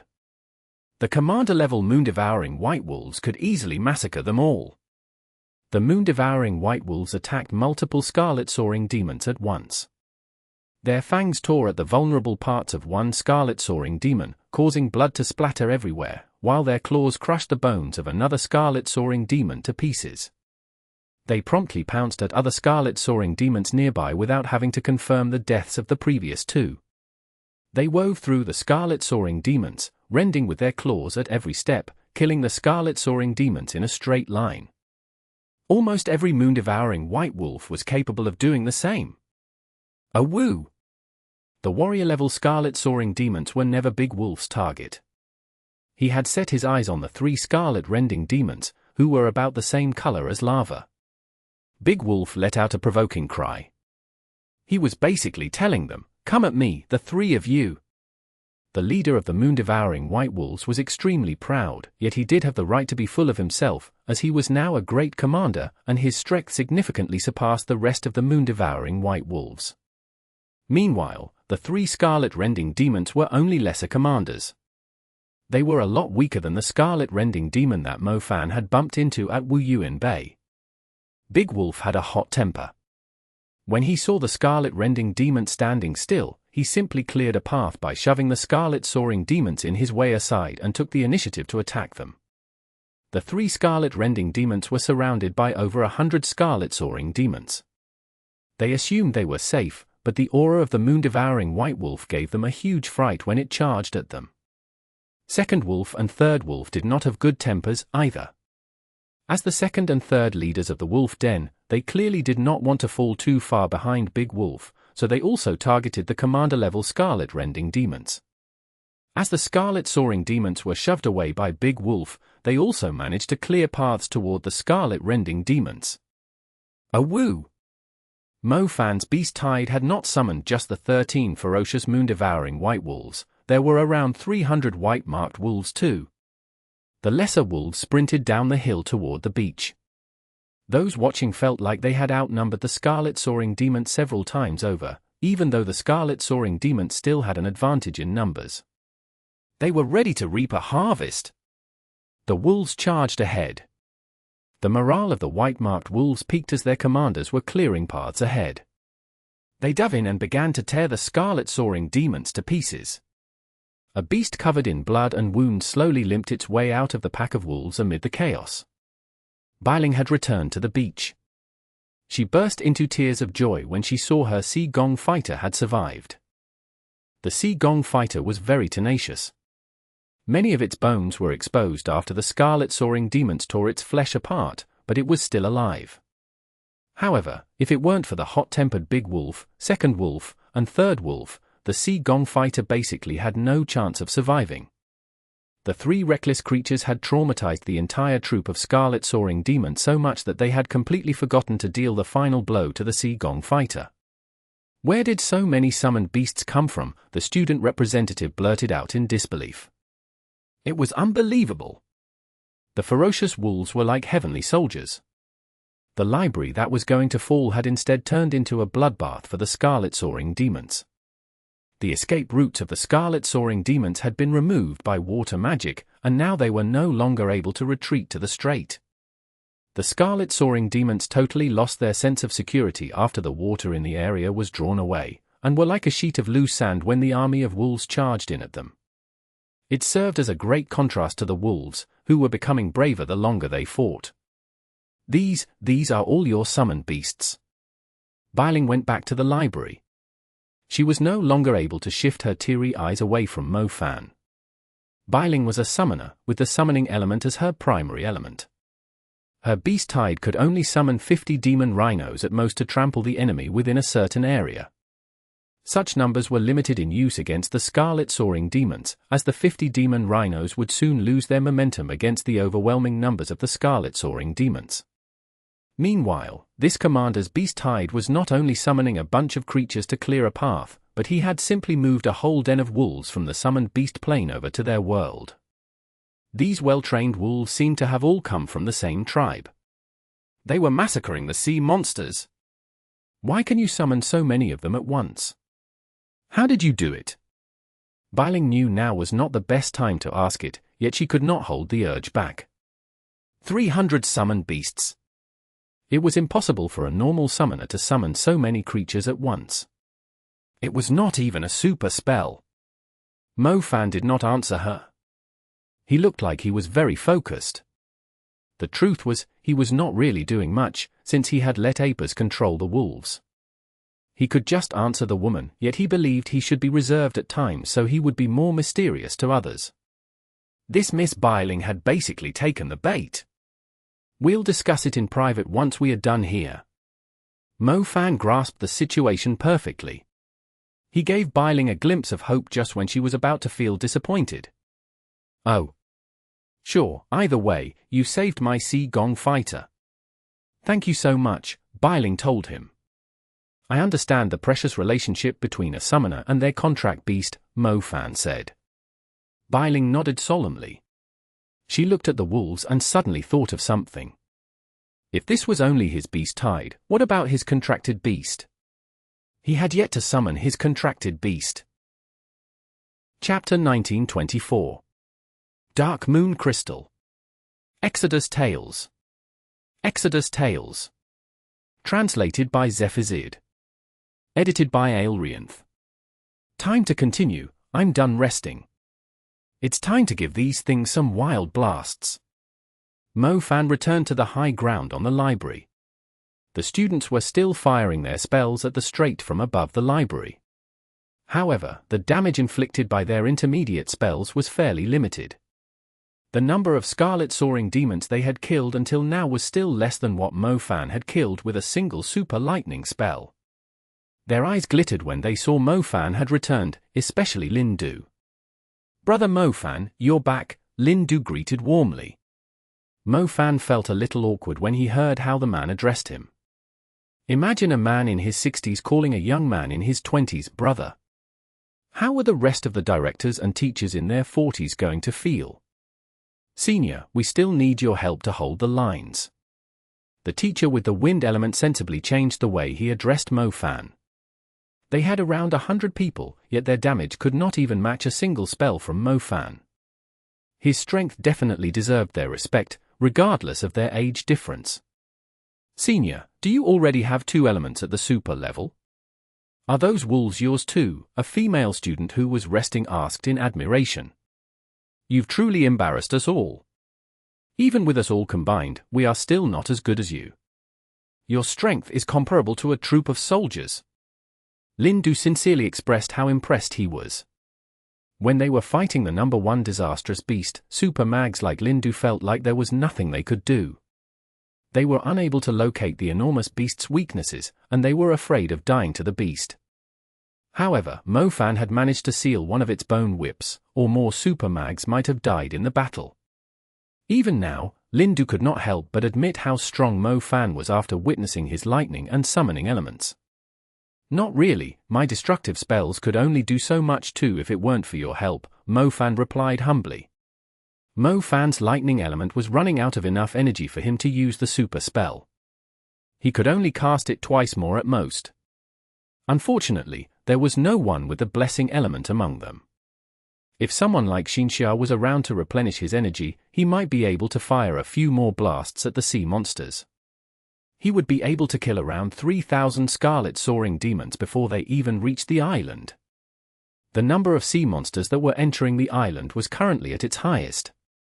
Mo-Fan fired 2 super lightning spells at the strait and eliminated around 700 more Scarlet Soaring demons. The mouth of the strait was choked with the dead bodies of Scarlet Soaring demons. Not only were the students dumbfounded, even the military and the members of the Magic Association at Gauchi Airport and Jimei Bridge were astounded. "The energy of my lightning element has depleted. I can only use my fire element from here on." Mo-Fan took a deep breath. His face was a little pale. "You should get some rest. Even though different elements have a different energy supply, you will still wear yourself out if you keep using your magic." "I can see that you're a little overdrawn," Lindu said. "I'm fine, my fire element won't consume a lot of my energy." "Oh, can I ask you something? I keep detecting an unusual aura from the school. I believe it's dark magic. Is there a special place brimming with its energy in the school?" Mo-Fan asked. Mo-Fan had sensed a strong dark aura after he arrived at Jimei University. It was not an evil presence, but a pure source of dark energy. It was coming from the hill behind the library. "You're very sharp. Our school does indeed have a dark moon pavilion. An ancient scholar built it to collect the dark energy over time, thus our school's dark magic is quite outstanding, especially the shadow element. Unfortunately, our shadow mags can't really do much in a battle like this," Lindu said. "My fire element is greatly hindered due to the environment. It won't be as effective as the lightning element, but the sea monsters are still invading the island. If we don't control their numbers, it will result in huge casualties, so I'm wondering if I should try using the shadow element," Mo-Fan said. The shadow element? It's not a destructive element, though. Lin Du and Deng Yongchuan were confused by Mo Fan's suggestion. I have a dark material that can attack the enemy, but it needs time to spread and grow, Mo Fan said. Mo Fan's dark material was similar to the plant element, which required the mage to plant seeds under the ground and wait for them to sprout and their roots to grow. Mo Fan was unable to spread his dark material 2 kilometers away and form the swamp of darkness in the area where the sea monsters were. We haven't seen a lot of offensive dark material before, but if you can do it, we are willing to provide you with the dark energy. It is possible to share the Dark Moon Pavilion's energy. I will go and get the Dark Moon crystal for you. Lin Du immediately turned around. Director Lin, I don't think that's a good idea. Deng Yongchuan was a little hesitant. Deng Yongchuan was obviously going to hesitate since the Dark Moon Pavilion needed a long time just to refine a single Dark Moon crystal. It was the most valuable possession of Jimei University. They would only use it on occasions when their school was being assessed. How could they give away their treasure so easily? Now isn't the time to keep it to ourselves. Brother Mo Fan isn't obliged to help Xiamen in the first place, yet he's willing to risk his life for us. Are we going to wait until the city is destroyed just because we want to hold on to the Dark Moon crystal? Lin Du said righteously. Lin Du had obviously recognized Mo Fan. He knew Mo Fan was the student who had won the World College tournament. I'm only borrowing its energy. Why do you sound like I'm going to destroy it? Mo Fan asked with a confused face. Brother Mo Fan, you might not know this, but the Dark Moon Pavilion is a tower that absorbs the energy of the moon.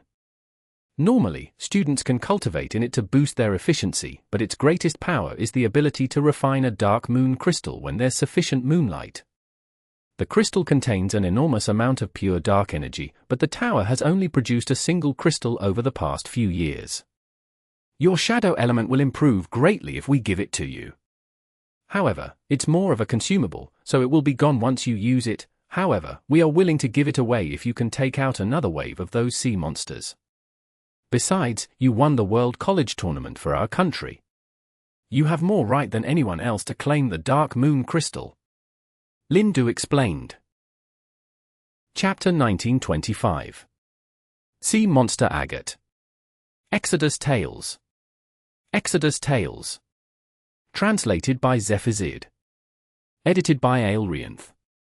Pearl Institute had the 3-step tower, which served as the backbone of the school. The Dark Moon Pavilion was Jimei University's equivalent landmark. Mo Fan had only sensed a source of dark energy at first, and did not expect the school to have such a unique heritage.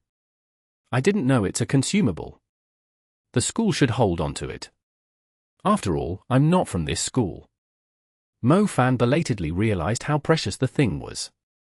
He sounded a little apologetic. He might say that, but what the others thought he meant was no longer within his control. As he thought, Deng Yongchuan seemed a little embarrassed after hearing Mo Fan's words. I'll go get it now. Deng Yongchuan finally agreed with Lin Du. If the city ended up as debris and became a part of the sea, it was meaningless for them to hold on to their valuables. Even though it was a waste to use the Dark Moon Crystal's energy just to cast a spell, it would not kill a single sea monster if it was just kept on display. Time was running short. Deng Yongchuan placed his students in charge of keeping the water away before he quickly headed to the Dark Moon Pavilion. The Dark Moon Pavilion was located further inland. Deng Yongchuan would need some time to get it. Mo Fan looked toward the beach as he was catching his breath and saw the battle between his army of wolves and the Scarlet Soaring Demons had reached the most intensive stage. The Scarlet Soaring Demons were in a terrible spot. The commander-level moon-devouring white wolves were simply too strong for them. The white-marked wolves just had to stick with their leaders and pick on the injured Scarlet Soaring Demons. Mo Fan roughly estimated that the Scarlet Soaring Demons were about as strong as the white-marked wolves on the land. It was difficult to tell who was going to win if a white-marked wolf was fighting a Scarlet Soaring Demon, but the Scarlet Soaring Demons had already lost their morale. In addition, the students on the library roof were giving the army of wolves a hand too. The outcome was very obvious. It was a one-sided victory. A woo!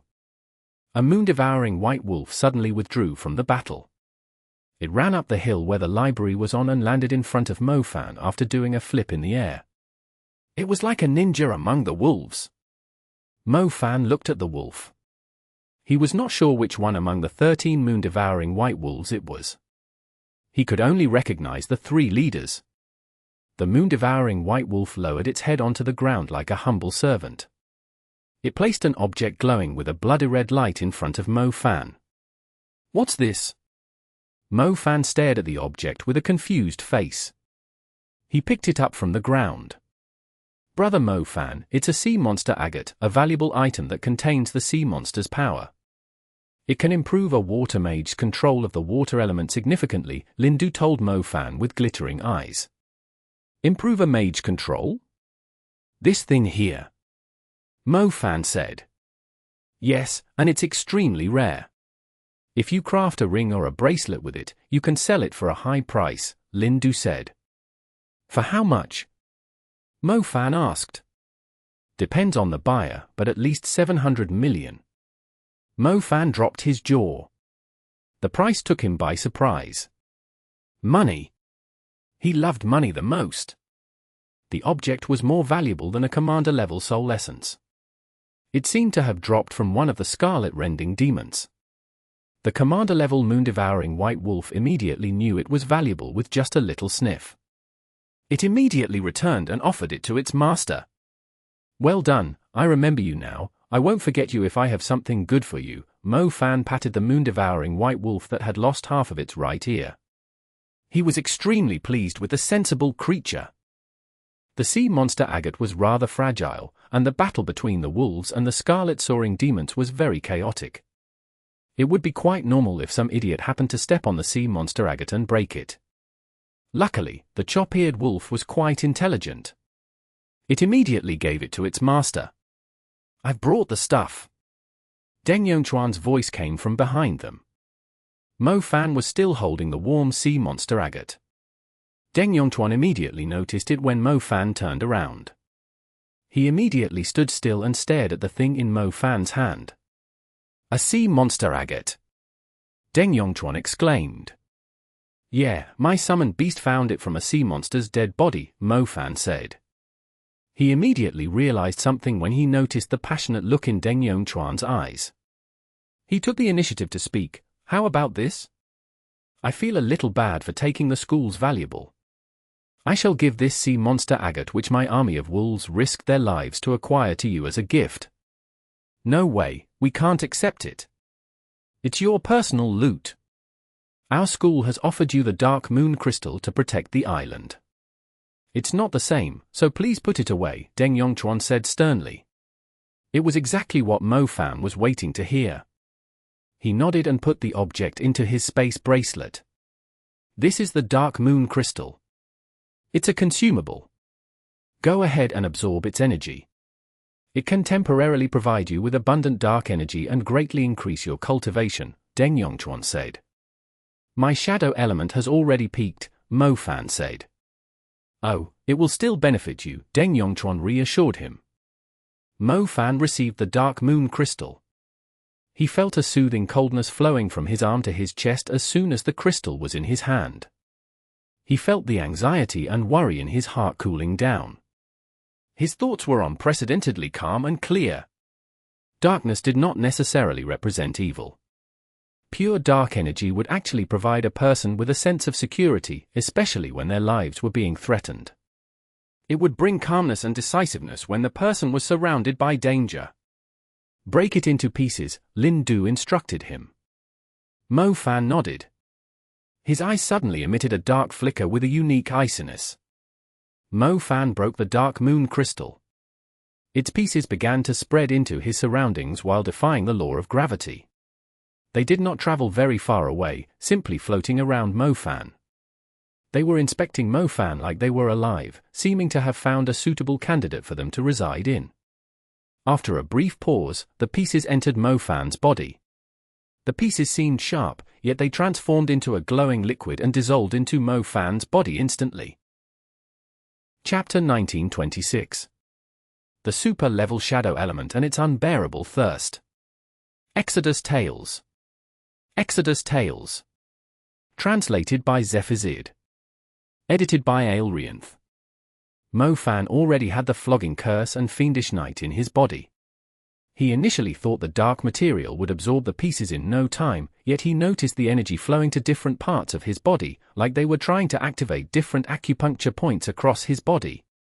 There were a few dozen pieces of crystal. A strange flow of energy circulated inside Mo-Fan's body under their influence, following the path which the pieces were lined up in.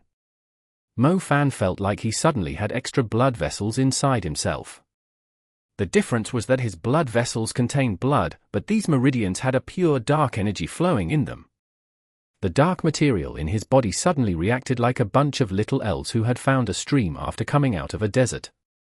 They immediately dove into the dark energy meridians. A huge area around Mo-Fan was suddenly covered by darkness, as if a lunar eclipse was happening. Only the dark energy meridian that were transparent on Mo-Fan's body were emitting a strange light. Lindu, Deng Yongchuan, and Bailing were startled. They had no idea what to do upon witnessing Mo-Fan's transformation, nor did they know what was going on.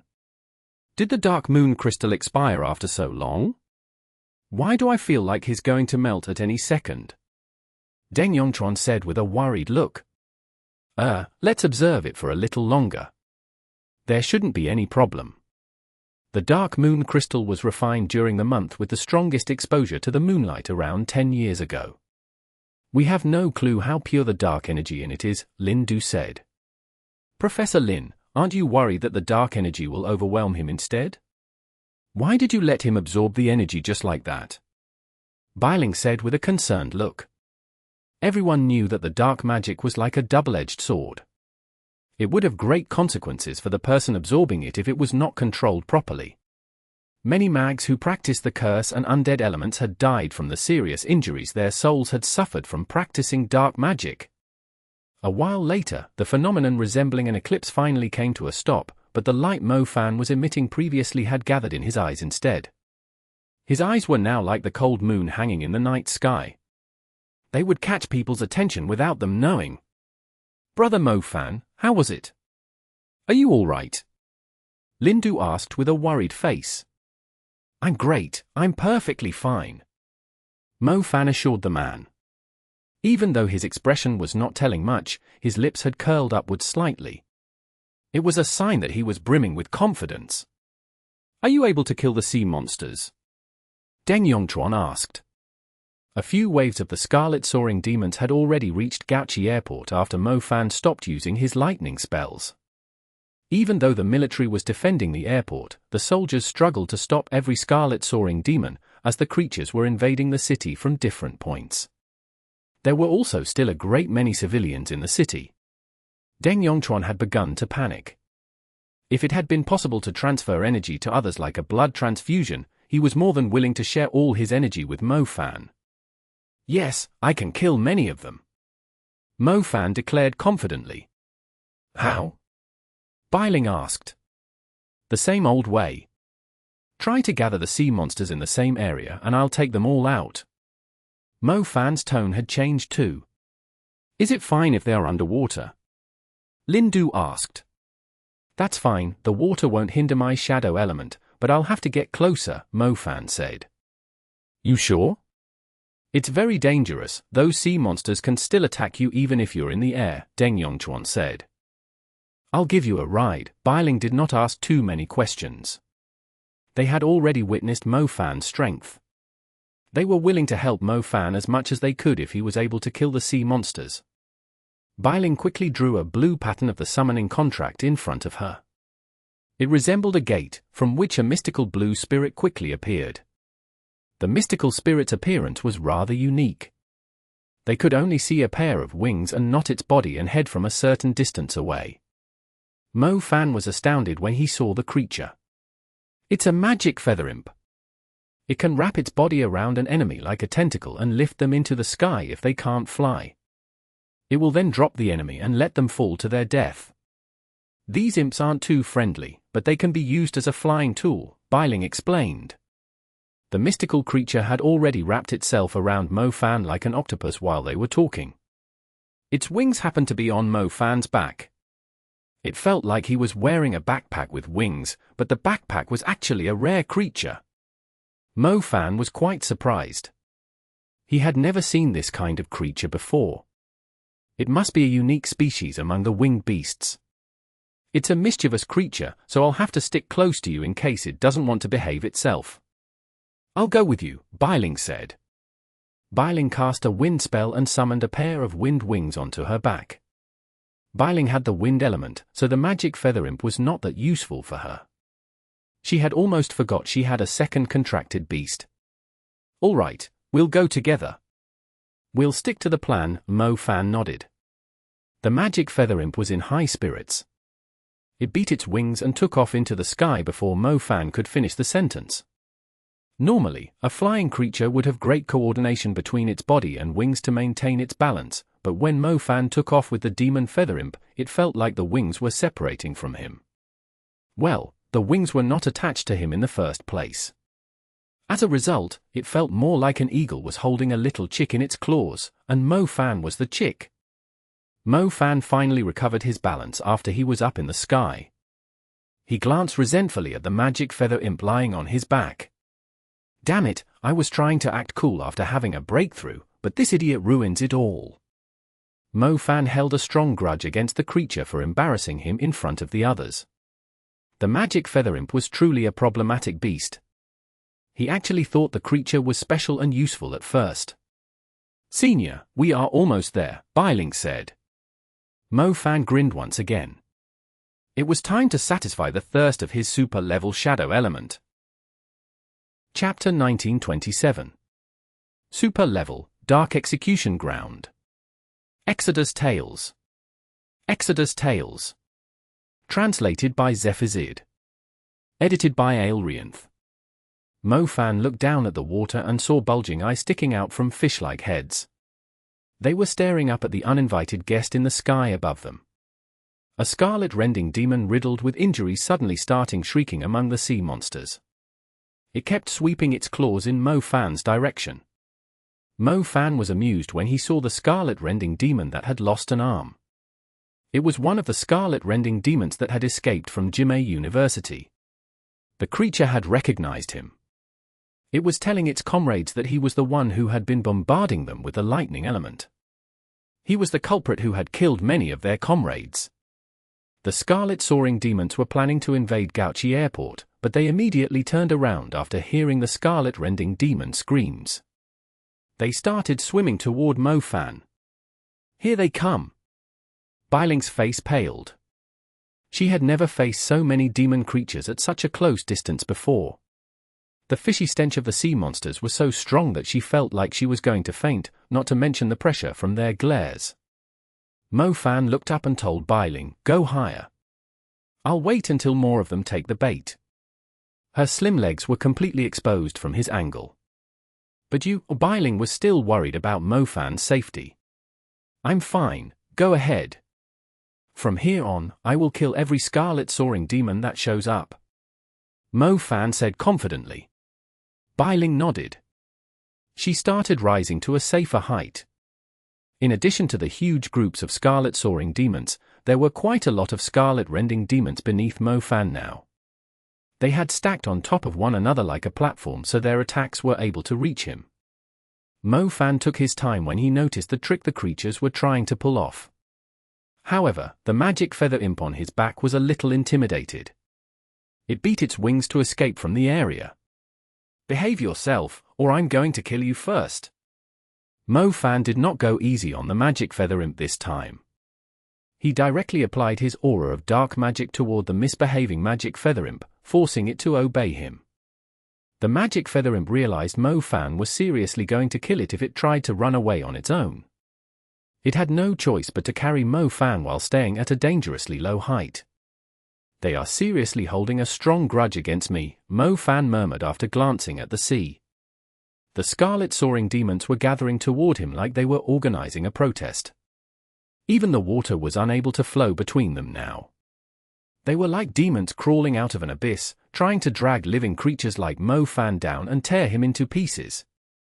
Mo Fan remained calm, using simple tricks to dodge the Scarlet Rending Demon's attacks. Bailing was even more worried when she saw Mo Fan's approach. Mo Fan was simply playing with fire. She could already see the Scarlet Soaring Demons channeling their power to increase the height of the waves in the area. The Scarlet Soaring Demons were no longer just standing atop one another's bodies. Even the water had formed a platform for the Scarlet Soaring Demons to climb up higher. Many of the Scarlet Soaring Demons could already reach Mo Fan with a jump. Strange, why do I feel like he's fading away? Bailing suddenly noticed Mo Fan's figure fading into the rain at times, like he had completely disappeared. Bailing realized Mo Fan was using himself as bait by staying at a height where only some of the Scarlet Soaring Demons, instead of the whole pack, could reach him. However, to her surprise, the duration of Mo Fan turning invisible grew longer as time went by. Mo Fan would only disappear into the rain at times at first, but he was actually invisible most of the time now. She would only notice he was actually at the same spot the whole time after a while. What is happening here? Bailing was utterly confused. She watched Mo Fan closely. Mo Fan hovered in the rain, while his body kept turning invisible. Bailing placed all her attention on him, yet she still did not understand what was causing it. Little did she know, a strong darkness had long spread through the area between the sky and the water. When dusk arrived, people might not notice when the last glimpse of sunlight vanished below the horizon. Likewise, no one had noticed when the thick darkness in the air had appeared. Both the Scarlet Soaring Demons below and Bailing higher up in the sky were not aware that the light in the area was slowly being devoured by something. However, the people further away could see nothing but darkness. It had a clear boundary, like it was a completely different world. The Scarlet Soaring Demons still had no idea they were inside a zone of darkness. They kept lunging, biting, swinging their claws, spitting poison, and firing their spikes into the sky. They were screaming with fury. Many dead bodies were floating in the nearby waters, and almost half of them were the brilliant work of Mo Fan. The vengeful creatures could not wait to swallow him alive. You petty creatures know about hatred and anger too. Mo Fan was amused when he saw the expression on the ugly sea monsters' faces. The demon creatures on land were fighting humans to compete for the limited resources, but what conflict did the sea monsters in the oceans even share with humans? They were just being greedy. Did they really think humans were some prey they could slaughter as they pleased just because they could abuse the size of the oceans and the advantage the Creator had granted them? Did they really come to a human city to hunt humans? Mo Fan could not wait to see who the true prey was in the end. Dark Execution Ground. The Dark Moon Crystal had planted a lot of seeds of darkness for Mo Fan. The Scarlet Rending Demons were still enjoying the elegant view of the setting sun. Little did they know, the night curtain with a dangerous aura had already arrived. Several Scarlet Rending Demons suddenly burst out of the water and lunged at Mo Fan. Mo Fan's figure vanished into thin air when the dark magic poured out, leaving only deadly darkness in the area. Inside that darkness, an execution ground using the darkness to set up its boundary had appeared out of nowhere.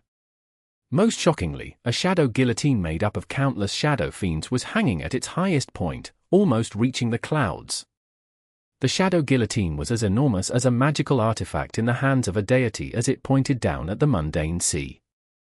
The Scarlet Soaring Demons in the sea lifted their heads and finally saw the icy shadow guillotine.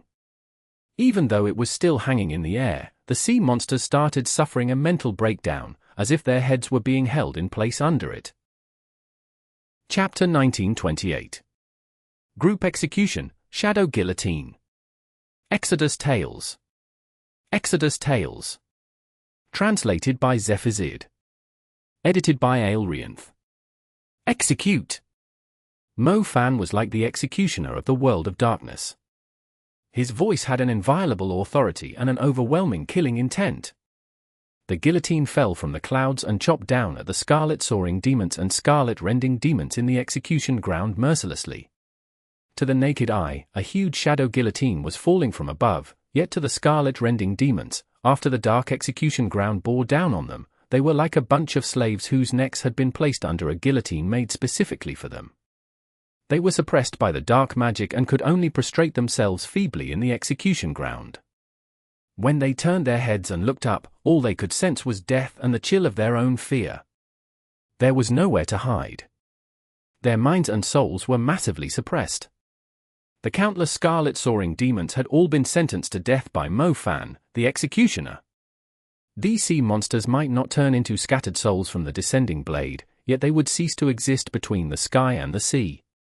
It was a true obliteration for them. It was worse than death.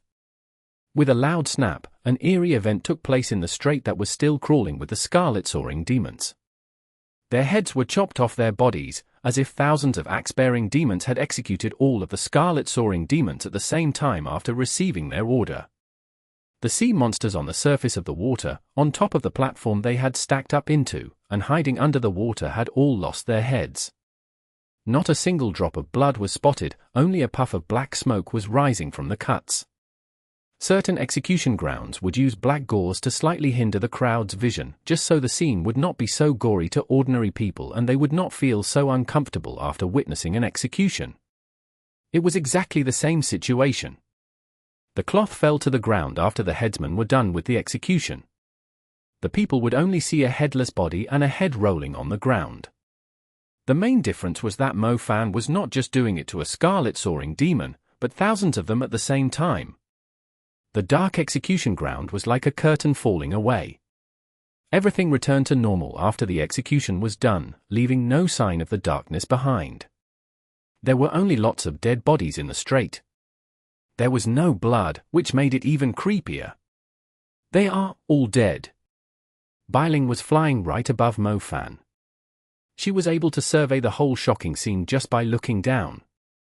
The name of the spell had said it all. It was literally an execution ground, now full of the dead bodies of the sea monsters who had just been executed. There was not a single living creature below her apart from Mo-Fan, who was currently shrouded by a layer of darkness. The Scarlet Soaring demons and the Scarlet Rending demons were all dead. The deaths resulting from the shadow element had significantly surpassed the deaths caused by his lightning magic. Your shadow element is at the super level 2. Biling stammered after some time. Thanks to the dark moon crystal your school has provided me with. It helped my shadow element to improve in advance. I'm indeed a super shadow mage now, Mo-Fan smiled. He remained hovering in place, waiting for the soul remnants that were flying towards him like a meteor shower. Biling stared at Mo-Fan blankly. 2 elements at the super level. The lightning element. The shadow element. It had not been that long since the World College Tournament ended. The participating countries had yet to hold selections to choose their candidates for the next World College Tournament, yet the young man had already become a super mage with 2 elements at the super level.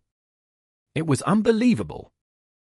The Dark Moon Crystal was indeed a valuable possession of Jimei University, but it was nowhere enough to turn an advanced shadow mage into a super mage. It still depended on the person's cultivation and their compatibility with the shadow element. The Dark Moon Crystal was not necessarily suitable for every shadow mage. What should we do now? Biling was a little lost, but her thoughts were still focused on their mission. The goal of their mission was to thin out the sea monsters' numbers in the strait, and had already gone beyond her expectations. They did not just thin out the army of sea monsters. It almost felt like they had wiped out the majority of the invaders. There's still some energy of the Dark Moon Crystal left. I can use the Dark Execution Ground twice, but these Scarlet Soaring demons, Mo-Fan pointed at the remaining numbers of the Scarlet Soaring demons. Countless heads were floating on the sea. Mo-Fan had slain a spectacular number of sea monsters with that group execution, but it was only a small number compared to the entire army of sea monsters that were invading Xiamen. Mo-Fan could not possibly defend the entire city alone. All he could do was to thin out the number of sea monsters as much as possible. They are scattering. They are no longer invading through the strait. Biling exclaimed after observing the movements of the Scarlet Soaring demons. This isn't the only entry point into the city. Wu Yuan Bay is a great entry point too, and the sea magical beasts are there, too. The tide must have risen by now, so the Scarlet Soaring demons should be heading there now, Mo-Fan said. There's nothing we can do about that. However, as long as the Scarlet Soaring demons aren't invading through Gauchi Airport, the people heading to Jimei Bridge are going to be safe. Even if the sea monsters invade through Wuyuan Bay, the areas nearby have long been evacuated. Our efforts here weren't wasted, Bailing declared. The Scarlet Soaring demons were obviously intimidated by Mo Fan's magic, and in response had scattered to invade the city through other areas. The strait was quite a distance away from Wuyuan Bay. The people would all be gone by the time the creatures reached the city. Mo Fan nodded. Bailing was right, they had done plenty of good work for the city. He looked down at the corpses blanketing the water. A pungent stench rose into the sky. Even the rain could not cover the smell. Super Shadow Element. I thought my fire element would reach the super level first, I didn't think the shadow element would reach the super level first. This trip was definitely worth it. Mo Fan was overjoyed as he observed the outcome of the battle. Now that he thought about it, if his dark material had not been strengthened lately by acquiring the soul-grade flogging curse, he might not have been able to achieve the super level so easily. After all, the breakthrough from the advanced level to the super level was extremely difficult. Jimei University had seriously given him a huge gift. Now that he had 2 elements at the super level, whoever claimed to be the youngest super mage no longer stood a chance against him. Chapter 1929. Elder of the Darkness Tribe. Exodus Tales. Exodus Tales. Translated by Zephizid. Edited by Aelrianth. Mo Fan did not hover above the sea for too long. It was not like he didn't want to contribute to the battle anymore, but he might have caught the attention of some powerful sea monsters after using such a strong shadow spell. The horde of sea monsters obviously had quite a number of commander-level sea monsters. There might even be more ruler-level creatures there. His lightning magic had already depleted, and his shadow element had just had a breakthrough. He had not learned how to draw the Shadow Star Palace, so it was unlikely he would stand a chance against a ruler-level sea monster. The Dark Execution Ground had beheaded at least 900 Scarlet Soaring demons. The spell had greatly reduced the size of the army of sea monsters and lifted the pressure from the shoulders of the military at Gauchi Airport. "Let's go back to the library," Mo Fan said. All right, Bailing maintained her altitude as she followed Mo Fan back to the library. Fierce waves were still rolling below them. They looked like sand dunes moving forward rapidly. Mo Fan did not have the chance to familiarize himself with his potential new spell after his shadow element reached the super level. The Dark Execution Ground was actually just a variation of the Plaza of Death, established with the energy of the Dark Moon Crystal. It was not actually a super spell. Strange, I keep feeling like something is watching us. Mo Fan looked behind them anxiously. He purposely glanced in Chiu Zi's direction. The creature was far away from him. Mo Fan was a little confused. Why was he feeling so uneasy? It felt extremely strange. It was not like he had sensed something was hiding nearby, nor were his instincts telling him that he was being preyed on based on his experience. He did not notice anything out of ordinary, either. Mo Fan had never felt like this before. He was unsure where the feeling had come from. A grey shadow suddenly burst out from the water below. It sprang up like a phantom and almost instantly reached Mo Fan's altitude. Mo Fan was taken by surprise. Even though he was already on alert in case some powerful sea monsters showed up, being on alert was not necessarily enough to guarantee his safety. He could not even see the shadow clearly because of its incredible speed. Shadow partition. The thought suddenly came out of nowhere when Mo Fan was in danger. Mo Fan spread his arms apart like he was acting subconsciously. He somehow disappeared as he sank into a dark layer of shadow. The sea monster slammed into the dim screen. It was just a thin layer of shadow, but to Mo Fan's surprise, the sea monster simply went right through it. He was just like a mere reflection in the sky, and the sea monster had gone right through his body, but it did not harm him in the slightest. Mo Fan turned around and saw the ruler-level creature behind him.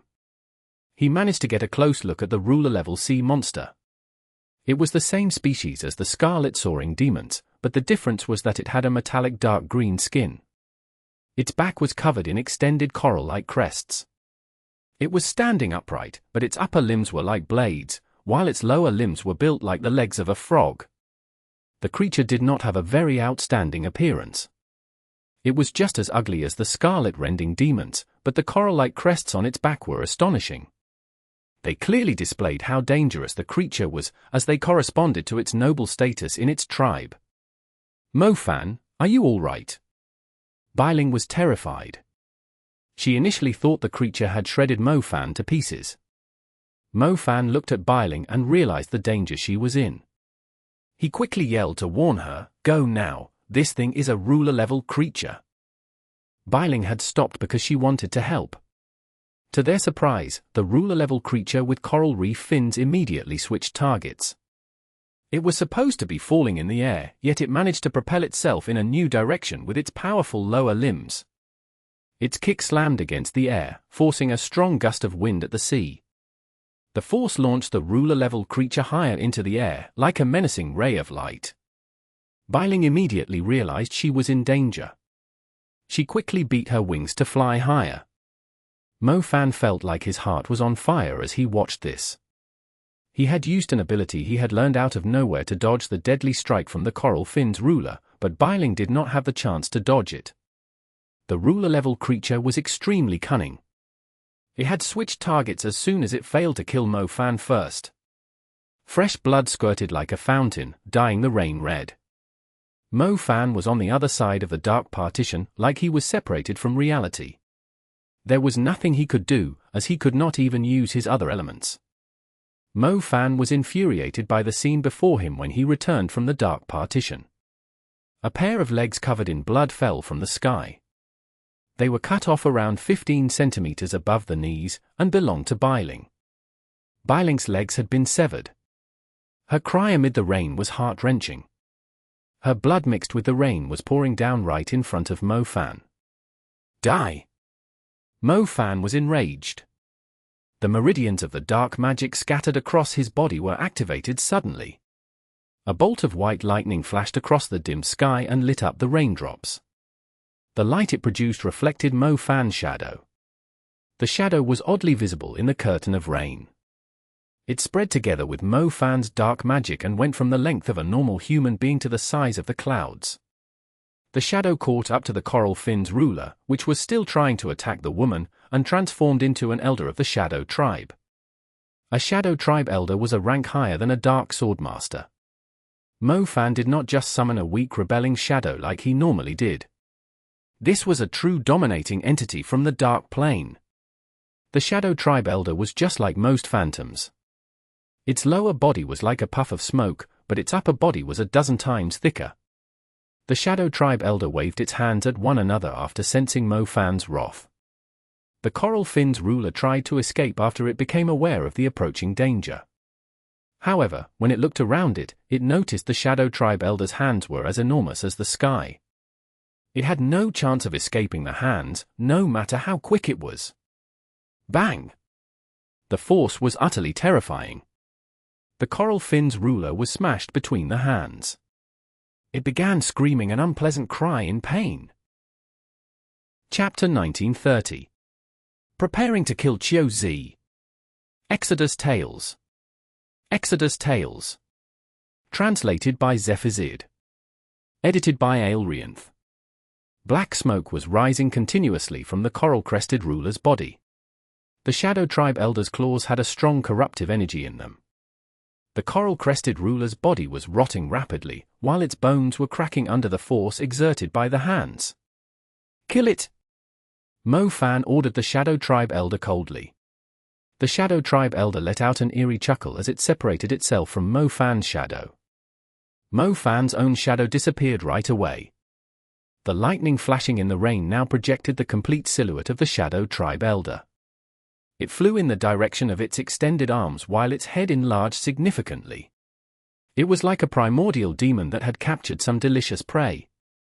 When the Shadow Tribe elder crushed the coral-crested ruler's bones, it treated the creature that was no longer able to defend itself as its tasty food. The Shadow Tribe elder shoved the sea monster into its mouth and chewed it. Cries of agony echoed across the sky. Mo Fan flew toward Bailing, who was suffering from serious injuries. She had already fainted. The remaining energy of her wind wings was stopping her from falling into the water. The demon feather imp did not dare to behave mischievously. It obediently carried Mo Fan and Bailing back to the Jime library. The wolves were done with their battle and were chasing the Scarlet Soaring demons that were fleeing back to the sea. Since the duration of the summoning spell had run out, a small portion of the Scarlet Soaring demons ended up escaping. Bailing! Miss Bailing! The people immediately gathered toward them. Their faces turned pale when they realized her legs were missing. Is there a healer here? Treat her wounds, quick! Mo Fan ordered. I'll bring her over, one of Lindu's students said. Mo Fan watched Bailing being carried away.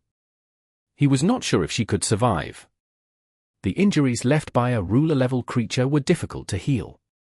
Bailing was still in danger, even if a healer began treating her. It all depended on whether her wounds were going to threaten her life. Did you just summon an elder of the Shadow Tribe? How did you do it? Lindu stared at Mo Fan in disbelief. The Shadow Tribe elder was a powerful being from the Dark Plane. Lindu had spent a long time researching dark magic, but he had never seen anyone summoning such a rare creature from the Dark Plane and merging it with his shadow. I'm not sure either, perhaps the Dark Moon Crystal has something to do with it. It seemed very interested in its energy, Mo Fan answered helplessly. That might be a possibility, but I believe the main reason is because your rebelling shadow is rather compatible with its kind. Lindu said. Maybe, but I have no idea if I can summon it again, Mo Fan shrugged. The Shadow Tribe Elder was extremely powerful, and even the coral-crested ruler had not stood a chance against its attack. Mo Fan knew the coral-crested ruler was still alive. It managed to escape from the Shadow Tribe Elder's jaws after being severely injured, but the Shadow Tribe Elder's attacks were not just physical. It had damaged the coral-crested ruler's soul. The coral-crested ruler's soul was no longer complete. Its lifespan had dropped significantly, and its organs would deteriorate in just a few years. The damage dealt to its soul was incurable. Most ruler-level creatures were extremely tough, with outstanding regenerative capabilities, but they were still afraid of their souls being injured. The hourglass of death was already in place, and the countdown had started. Mo Fan was struggling to understand why the Shadow Tribe Elder had awakened from his shadow, but he had a feeling that it had something to do with his dark material. The Shadow Tribe Elder was fond of the dark material related to the shadow and curse elements. It might have something to do with the flogging curse Feng Julong had merged with his dark material. On top of that, the Dark Moon Crystal had also provided him with abundant dark energy. If I can control the Shadow Tribe Elder, my shadow element will definitely be unstoppable among the Super Shadow Mags. Mo Fan looked at his shadow. Lightning kept flickering in the sky. Mo Fan's shadow was projecting out into the curtain of rain seemed darker than everyone else's. It felt like his shadow now had its own consciousness. The shadow. It was still his shadow. However, Mo Fan felt like it was like a cunning and ruthless demon servant standing still in the dark. Even though he knew it was not going to harm him, he still had an urge to keep an eye on it. The Shadow Tribe Elder was definitely stronger than him. Even if it was supposed to be his servant, it could still overwhelm him. Mo Fan knew another dangerous existence would be following him around from today on. He only hoped that the demon element in his body could keep it at bay. A loud bellow came from the sea over 10 kilometers away. The people saw a sea monster with rotten flesh leaving a great trail of blood behind as it swam quickly away to the east. Its cries were filled with pain. It ran away. The sound mage on Jime Bridge managed to learn some information from the number 1 disastrous beast's cry. Meanwhile, Baxia had also returned to the surface around 10 kilometers away. The water in the area he was in was tilting to one side, most likely the after-effect of their battle. Baxia did not chase after Chiu Kai. He turned around and stared at Chiu Zi, who was still causing a huge scene, and suddenly sped himself up. He's going to kill the number 2 disastrous beast. The sound mage received a message from Zhao Manyang, which he had delivered on behalf of Baxia. Chiao Kai had escaped to the ocean to stay alive, so Chiao Z was the only threat left. Baxia would flank it from the rear to cut off its escape. They might have a chance to kill it if he worked together with the super mags on the human side. The president of the Donghai Magic Association was a little hesitant at first. After all, it was almost impossible to kill creatures like Chiao Z and Chiao Kai. It was already a miracle that they were able to drive them away, but their hearts began to pound heavily when they saw Baxia approaching with a strong murderous aura. Sure, why couldn't they kill the beasts? The sea monsters had been stirring up a lot of trouble lately because they thought humans were weak. Would the sea monsters dare to invade them again if they killed a great ruler? Chapter 1931. Steam Self-Detonation. Exodus Tales. Exodus Tales. Translated by Zephazid. Edited by Aelrianth. Baxia was approaching rapidly. Chiao Z noticed the ferocious totem beast was targeting it. It tried to break free from the surrounding humans and move to a safer location. The three advisors were well aware of Baxia's intentions and were not going to let Chiao Z escape. The advisor in the blue outfit cast a super lightning spell. 16 lightning staves descended between the stormy clouds and the water around Chiao Z. They followed Chiao Z around while staying centered on him. The 16 lightning staves emitted a sacred light, lifting Chiao Z up from the water as it was trying to escape. The impairing force from the staves raised the beast into the air like a puppet. Chiao Z let out a furious roar, trying its best to break free from the lightning staves. It was not afraid of the human super spells, but Baxia, who was charging at it so ferociously. Bang!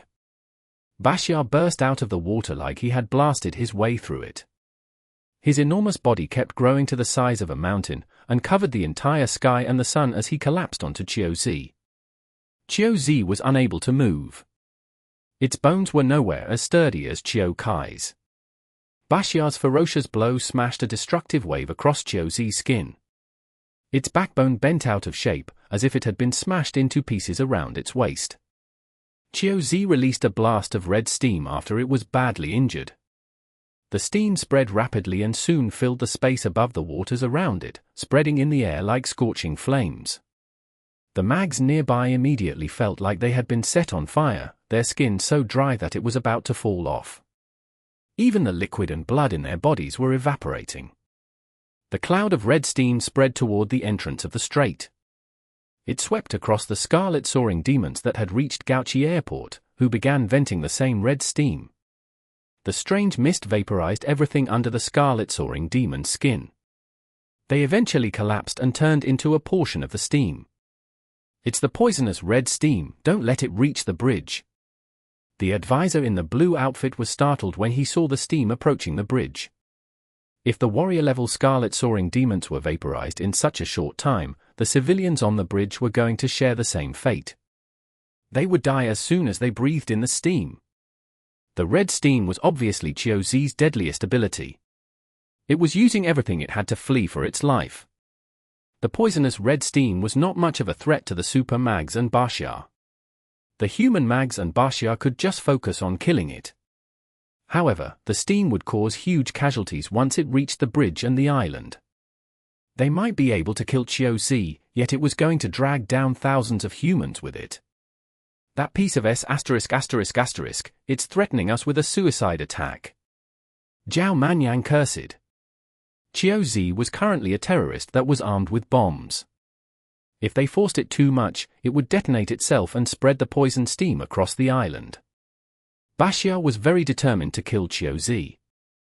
An ancient totem beast, he was no longer as merciful and compassionate toward humans. He just wanted to kill Chiao Z, so he was not too concerned about the poisonous steam. Baxia did not mind, but Zhao Manyang thought otherwise. The steam was spreading quickly. The barrier the mags had set up only protected the bridge, not the civilians. Many of them were going to be vaporized just like the Scarlet soaring demons. Zhao Manyang would not allow it. Xiamen was a place full of beauties. He would rather die than watching the ladies turn into withered empty sacks of skin. Don't force it too much, let it back out of the strait, Zhao Manyang told Baxia. Baxia let out a roar to express his resentment, using his actions to express his anger. "Old turtle, what are you doing? I'm warning you, I'm your totem guardian. If you don't listen to me, I'll throw the wooden clapper away. You can wait for another 100 years to find someone suitable to be your new totem guardian." Zhao Manyang snarled when he saw how stubborn Baxia was.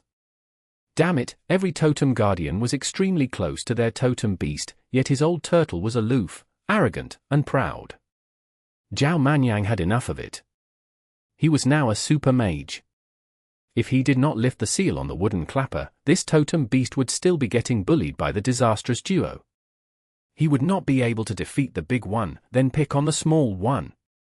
"I promise you, I'll help you kill the Disastrous Duo, but not today. Its steam is going to kill everyone here. You should be looking at the big picture instead," Zhao Manyang said. Baxia did not slow down. He insisted on delivering a huge blow to Qiuzi, even if his skin was going to be badly burned by the steam. The powerful beast grabbed Qiuzi's neck and lifted it into the air. He pulled with a great force, snapping Qiuzi's neck and tail. More steam burst out of its body and spread toward the bridge and Gaoqi airport. The Scarlet soaring demons in the path of the Crimson Cloud died in great numbers almost instantly.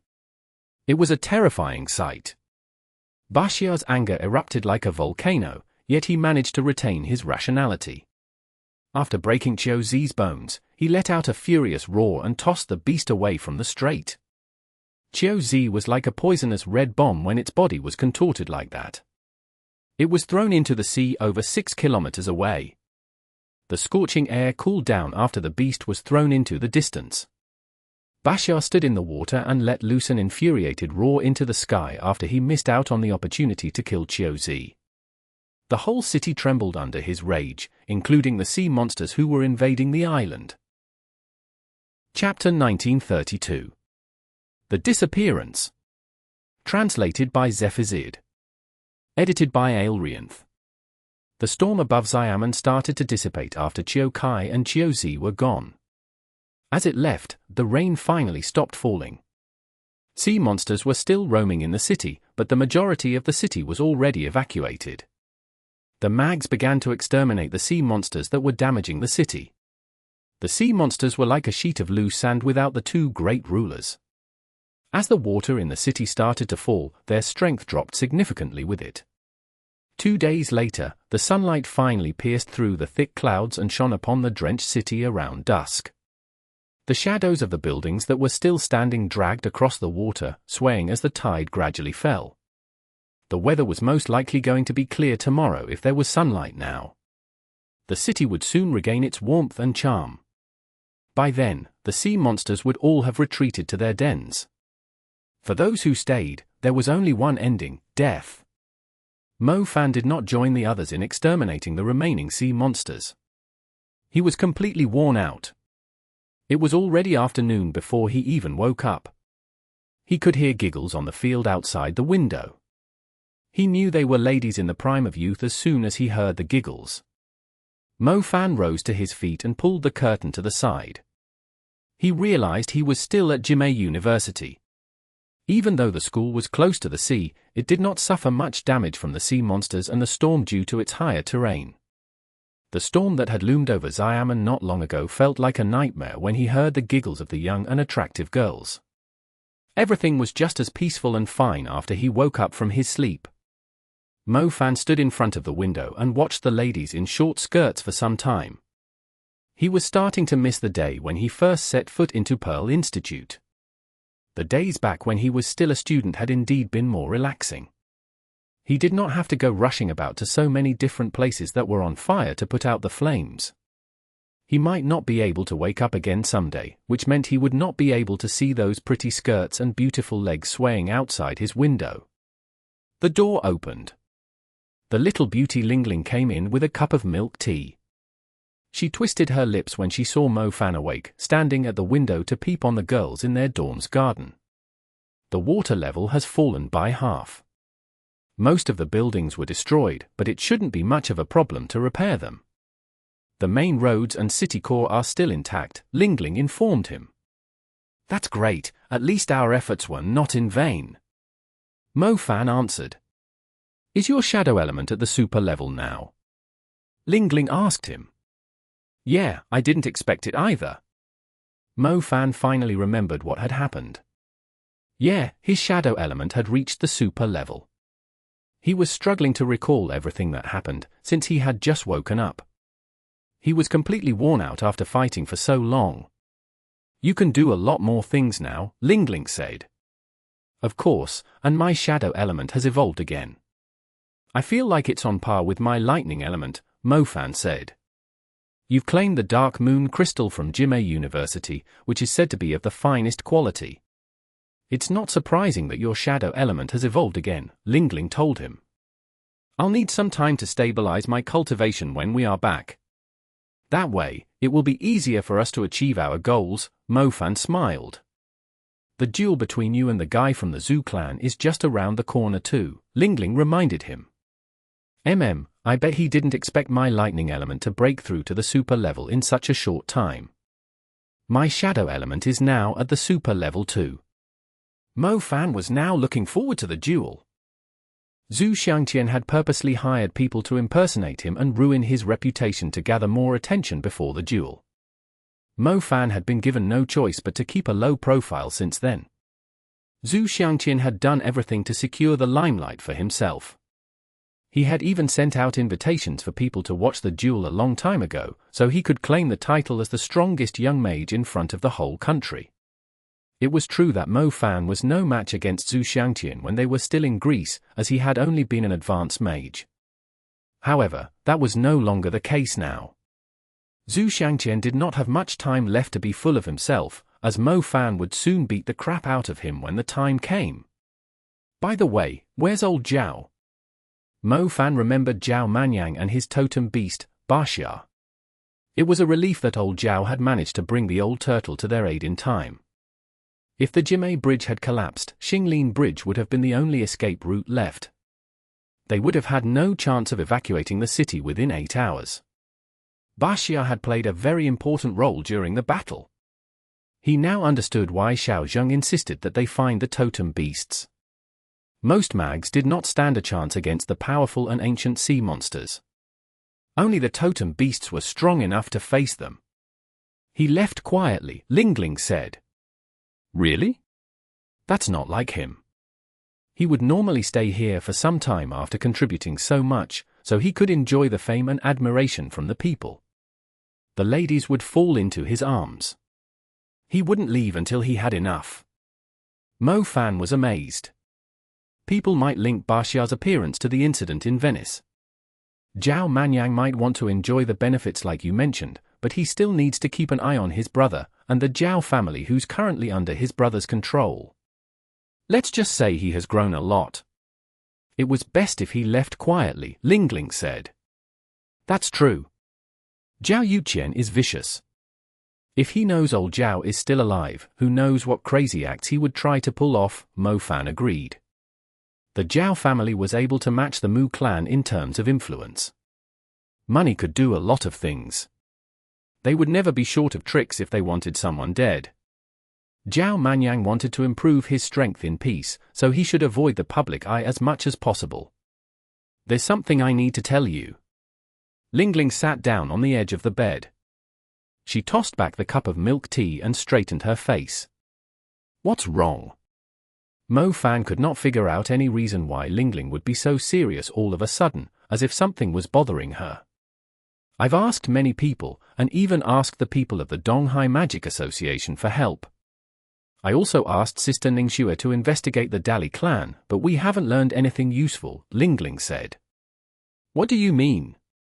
Mo Fan was puzzled. Mu Bai, Ling Ling paused briefly, as if she was having a hard time believing it. Mu Bai is missing. Chapter 1933. Charging into the Dali clan. Exodus Tales. Exodus Tales. Translated by Zephizid. Edited by Aelrianth. The Dali clan. Leaves were falling to the ground in the delicate front yard after a gust of wind blew by. Li Dong was sitting on a recliner with a grim face. The Nanshi Mountain Enforcement Union had still ended up in Tang Yue's hands. He was supposed to be promoted as the Vice Elder's assistant, but unfortunately, he had picked the wrong side, so he had to find another position to fill. He wondered if the clan was going to help him again. Bang! Li Dong fell from his chair after hearing the loud crash. When he rose to his feet, he saw a man flying into the front yard from the other side of the fence. He landed in the middle of the court and destroyed the delicate hedges that the gardeners had put in a lot of effort to trim. The man was still engulfed in flames, and was badly burned. Li Dong immediately recognized his cousin. He asked with a puzzled face, "Li Kai, what's going on?" Li Kai was now a member of the South Wing platoon. His position was much better than a nominal member of the enforcement union like him, so Li Dong did not understand why Li Kai was badly beaten up on such a fine afternoon. Who was he fighting with? With another huge blast, the beautiful fences of the courtyard were smashed to pieces. A strong wave of heat surged into the courtyard, together with blazing flames. It spread across the outer circle of the courtyard like a rug. A man walked out of the flames menacingly. The flames erupting from him were about to set the whole place on fire. Many servants had gathered in the courtyard. Their strength varied, and many of them were advanced mags. However, not a single person dared to step forward to stop the man in raging flames, standing quickly to the side. "Who do you think you are? I might not stay in Fanshue Mountain and Feiniao City too often, but it doesn't mean any Tom, Dick, or Harry can point their fingers at us," the man snarled. The people who were having a clan meeting came out after hearing the loud noises. The Dali clan had been around since Feiniao City was designated a headquarters city. The clan had grown and become one of the top 3 clans in the southeast of the country, yet someone had dared to force their way in. That person was seriously going to screw himself up for this. Mo Fan. The cunning old fox Li Kwong recognized the man in the flames instantly. The person who was walking out of the flames was none other than Mo Fan. Li Kwong's eyes were starting to blur with anger.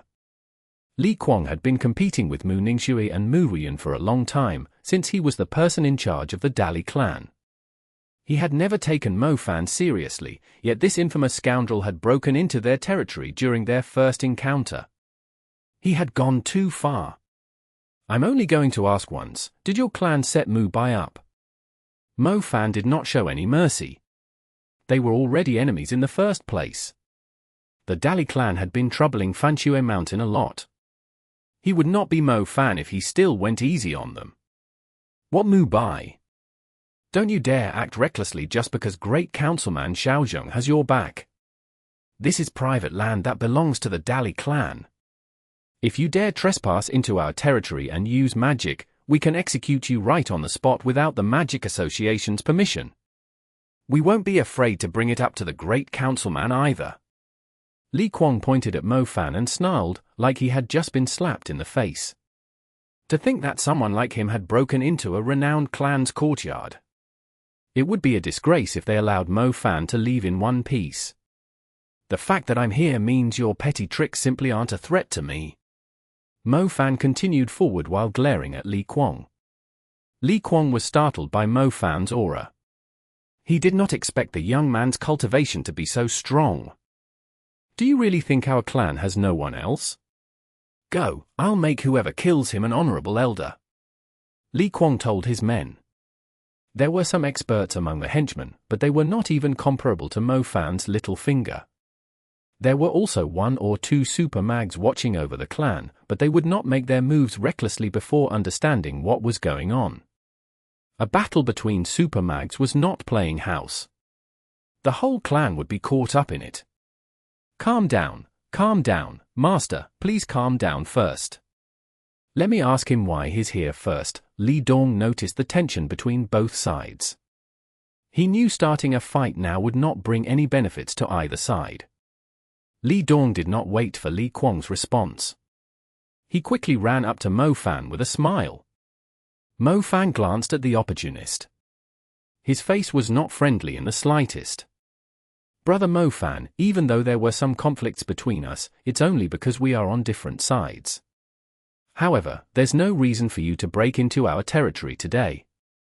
We still have the elderly and some young children with us. Even if you want to settle the dispute between us, we should find another place and time to do so. That being said, we don't have to go so far. There must be some sort of misunderstanding. Can you please put out your flames and withdraw your lightning first? There's nothing we can't settle peacefully, Li Dong said. Go ahead and ask Li Kai what he did, Mo Fan said impatiently. Li Dong knew Li Kai was the reason why Mo Fan was here. He quickly helped Li Kai up and gave him a probing look. I've witnessed this Mo Fan's strength in person. We'll need a few super mags just to stop him. You should bear with him and tell us everything. Otherwise, this madman might actually kill you on the spot and leave right away. We won't be able to stop him. I didn't do it, Li Kai protested as he struggled to his feet. He no longer dared to act arrogantly after he was beaten up and started spilling the beans. I admit that I wasn't paying attention to Mu Bai's back when we were defending the Xingling route. A sea monster ended up ambushing him from behind, but I wasn't the one who killed him. I didn't kill him. I was just jealous of him, but there's no way I would dare to kill him in the middle of an operation. You killed Mu Bai? The chief of the South Wing platoon. Li Dong blurted out. No, I didn't do it. He was only injured because of my carelessness. He did say he was fine, but he suddenly disappeared after that.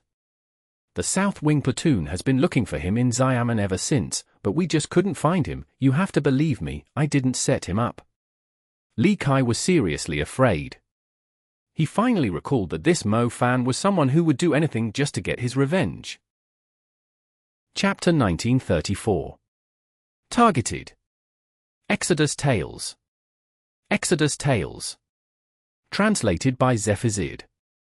Edited by Aelrianth. Li Kai, tell me the exact details of what happened. Our Dali clan is strict when it comes to serving justice, too. If you really killed the chief of the South Wing platoon out of jealousy, we won't forgive your wrongdoings, Li Dong stated grimly. I really didn't kill him. We were short on numbers when so many Viscera hunters showed up. Besides, Bai Hongfei of Fanshui Mountain was with me all the time. He can bear witness for me. I didn't kill him. Li Kai blurted out in a panic. I want more details. Mo Fan exclaimed. The Viscera hunters ambushed us all of a sudden. The chief quickly asked us to split into 2 groups on each side of the highway. I saw a Viscera hunter approaching the chief, but I wasn't sure what it was. I assumed the chief would notice it considering his strength, so I just focused on the enemy in front of me. To everyone's surprise, his back was injured. When I went over to help, he had already killed the Viscera hunter. He told me it was nothing serious, and Bai Hongfei stayed close to me thereafter. I didn't even have a chance to do anything to him. Besides, aren't they still looking for him? Perhaps he's not dead yet. Li Kai exclaimed quickly. What was his status? Mo Fan demanded. His status, he looked pretty full of himself. Oh, I remember now, he was a little distracted. He wasn't paying attention when I was talking to him. I thought he was just looking down on me, but it doesn't seem to be the case. Now that I think about it, Li Kai remembered somewhat absently. Mo Fan fell into deep thought after hearing the words. Bai Hongfei was with Mu Bai and the South Wing platoon when it all happened. Based on what Bai Hongfei had told him, the possibility of the Dali clan killing Mu Bai was extremely low. However, this Li Kai just had to step on his tail when he was brimming with anger. He had to teach Li Kai a lesson, or the idiot might try to fool him with his lies. Some people seriously deserved a beating. Li Kai could have told him the truth at the start, yet he had to force Mo Fan to use violence. Brother Mo Fan, I believe you can seek confirmation from Bai Hongfei on whether Li Kai was telling the truth. We were worried about Mu Bai's disappearance too. You should keep searching for him instead, Li Dong said in a friendly voice. Li Kai, you better wish you've told me everything, or I'll be back again. Mo Fan harumphed coldly. He withdrew his flames and turned around to head for the exit. He heard an angry voice from behind as soon as he stepped over the fence he had destroyed. Mo Fan, do you really think you can just break into our place and leave as you please after injuring a member of our clan? You don't want me to leave? Mo Fan halted in his tracks. He turned around and grinned. Sure, I'll stay and have some fun with you. I might be able to learn more useful information too, since I have no idea where to start. We'll settle our old dispute too. Li Kuang's face flashed further with anger. Master, let's forget it. He only broke our fence. It's nothing serious, Li Dong quickly intervened. What do you mean forget it? Does he think no one in our clan can stop him? Li Kuang demanded. Well, I'm afraid that's really the case, Li Dong confirmed timidly. Li Kuang glared at Li Dong, but when he thought about it, the rest of his disciples did not really stand a chance against the young man. He would have to take on Mo Fan himself. To think that the Dali clan was not capable of fighting back when someone broke into their territory. How humiliating! Brother Mo Fan, you should just attend to your business if you're busy. We won't be entertaining you, Li Dong said with a smile. They should just send this man full of explosives, who was like a bad omen for them, away. Li Dong did not forget how Mo Fan had dealt with Chief Shu Qi of the Nanxi Mountain Enforcement Union. Their clan did not really have many people who were stronger than Zhu Qi. Li Kuang was not going to fight Mo Fan either. If the old man ended up hurting himself while fighting the young man, he might end up in a coffin in just a few years' time. I will demand an explanation from Fanxue Mountain myself. Li Kuang pointed at Mo Fan and snarled. He could not afford to lose face in front of his men. I'm standing right here. Come at me if you want an explanation. However, I won't be paying for your losses, regardless of how expensive your fences are, nor am I going to pay for Li Kai's injuries. Mo Fan answered fearlessly. Mo Fan might be a little wary of the super mags in the Dali clan, including Li Kuang, if it was a few days ago. However, he was no longer afraid of their nonsense after he had the strength to back himself up. His shadow element at the super level had given him enough confidence to challenge the Dali clan. They had always been an eyesore to Fanxue Mountain, so he would not mind getting rid of them. Li Kuang was left speechless, and felt greatly ashamed. His lungs were about to explode from anger. Brother Mo Fan, our clan master was telling you that if Li Kai happened to recall anything important, we will let you know immediately. Anyway, you should leave at once. We won't keep you busy. Li Dong spoke up quickly once again. Mo Fan purposely waited for a few seconds. He twisted his lips disdainfully when he saw no one among the Dali clan dared to attack him, then continued on his way. Hold it right there. The imperious voice of a woman stopped Mo Fan. He turned around. The voice felt a little familiar, yet he remembered she was talking with a different tone before. Mu Shumian, it's a relief that you're here. This Mo Fan is out of his mind. Not only did he not show any respect to our Dali clan, he wasn't treating the Mu clan seriously either. If he dares to break into our clan today, he might break into the Mu clan tomorrow. We can't let him leave so easily. Li Kuang acted like his savior had arrived when he saw Mu Shumian. Mu Shumian was quite strong. She might stand a chance against Mo Fan. I was wondering who it was, but I think I beat you before I became a super mage, didn't I? Mo Fan chuckled when he saw Mu Shumian. Mu Shumian ignored Li Kuang's words. She also ignored Mo Fan's mocking comment. She went up to Mo Fan. She did not have her usual flirtatious manner, stating expressionlessly, I think I know who's targeting Mu Bai. Chapter 1935. Queen Bee of Revenge. Exodus Tales. Exodus Tales. Translated by Zephazid. Edited by Aelrianth. You know who's behind it. Mo Fan eyed Mu Shumian curiously. Let's discuss it somewhere else, Mu Shumian said. Sure, pick a place, Mo Fan nodded. Mu Shumian was not much bothered by the scene Mo Fan had caused, and left the mountain with Mo Fan. It stunned everyone from the Dali clan. What was going on? Mu Shumian was from the Mu clan, so she was the biggest person the Dali clan was relying on. How could they possibly forget this humiliation so easily? Master, it's fine for us to pick on the people of Fanxue Mountain, but we really shouldn't mess with that Mo Fan. Didn't you hear? A councilman was killed because of him. Li Dong advised his master carefully. The others from Fanxue Mountain might focus on the general situation and behave more like a renowned clan should. They would not go all out with anyone very easily, and would only pull the strings behind the scenes when competing for resources. They would not settle the dispute with mere violence. But Mo Fan? He might be from Fanxue Mountain, but he was utterly reckless. He had to make both sides suffer instead. They should avoid messing with people like him, since they would normally suffer greater losses as a result. How did he even cultivate? I thought Mu Ningxue was the strongest person from Fanxue Mountain. Li Kuang snarled angrily.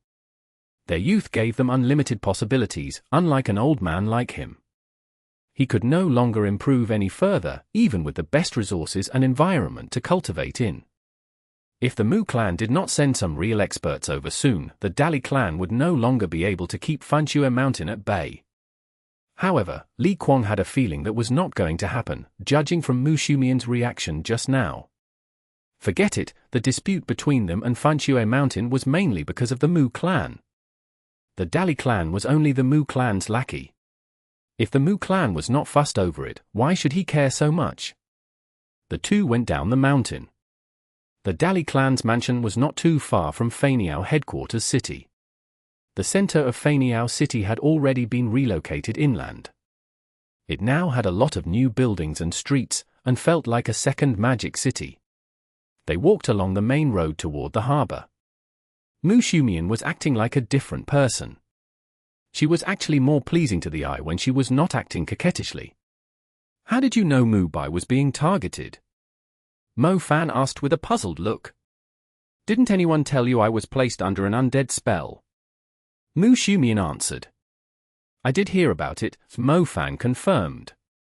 Humph, I was unlucky that I happened to stumble into it, but the guy is unlucky too, to stumble into me. Mu Xumian snarled. I don't understand, Mo Fan said. I have to say that you were pretty lucky when we met in the little town in the other dimension. My queen bee of revenge was hibernating back then. Otherwise, you wouldn't have stood a chance at all. Mu Xumian declared. Can't we talk about Mu Bai first? Mo Fan said. I almost died to that undead spell. I only recovered recently. My other element is the poison element. There's a queen bee living inside me after merging with my soul. It won't fight for me, but it will avenge me if I die by killing the person who killed me, unless the person is a lot stronger than me. If they aren't, my queen bee of revenge will kill that person before it perishes. Mu Xumian said. But aren't you alive now? Mo Fan said. I am, but he must pay the price after trying to kill me. Mu Xumian stated emphatically. Oh? You mean your queen bee of revenge already has its eyes on the guy who is targeting Mu Bai? Mo Fan said. Previously, after Mu Xumian had almost died, they had already suspected the culprit was after Mu Bai. Mu Xumian only got herself in trouble by staying at Mu Bai's place for a few days. She must have been placed under the spell during that time through things like the food, the presence of magic, and other stuff in the house. Yeah, I've now recovered. Once I summon the Queen Bee of Revenge, I'll be able to find the person who tried to kill Mu Bai, Mu Xumian declared. But he went missing in Xiamen, Mo Fan said. It must have something to do with the guy who tried to kill him. Judging from the spell I was placed under, it's obvious that the person wants Mu Bai dead at all costs. I overheard the conversation between you and the Dali clan. Do you think the Viscera Hunters or Li Kai could possibly hurt Mu Bai now that he's a super mage? Who could make him vanish without a trace, other than the person that tried to set him up last time? Mu Xumian said. Mo Fan nodded. He totally agreed with Mu Xumian's assessment. Lingling had arrived at the same conclusion. Mo Fan had only been confused about one thing. If their enemy was coming after himself, why did they not set him up in Xiamen during the battle against the sea monsters? Why did they pick on Mu Bai instead?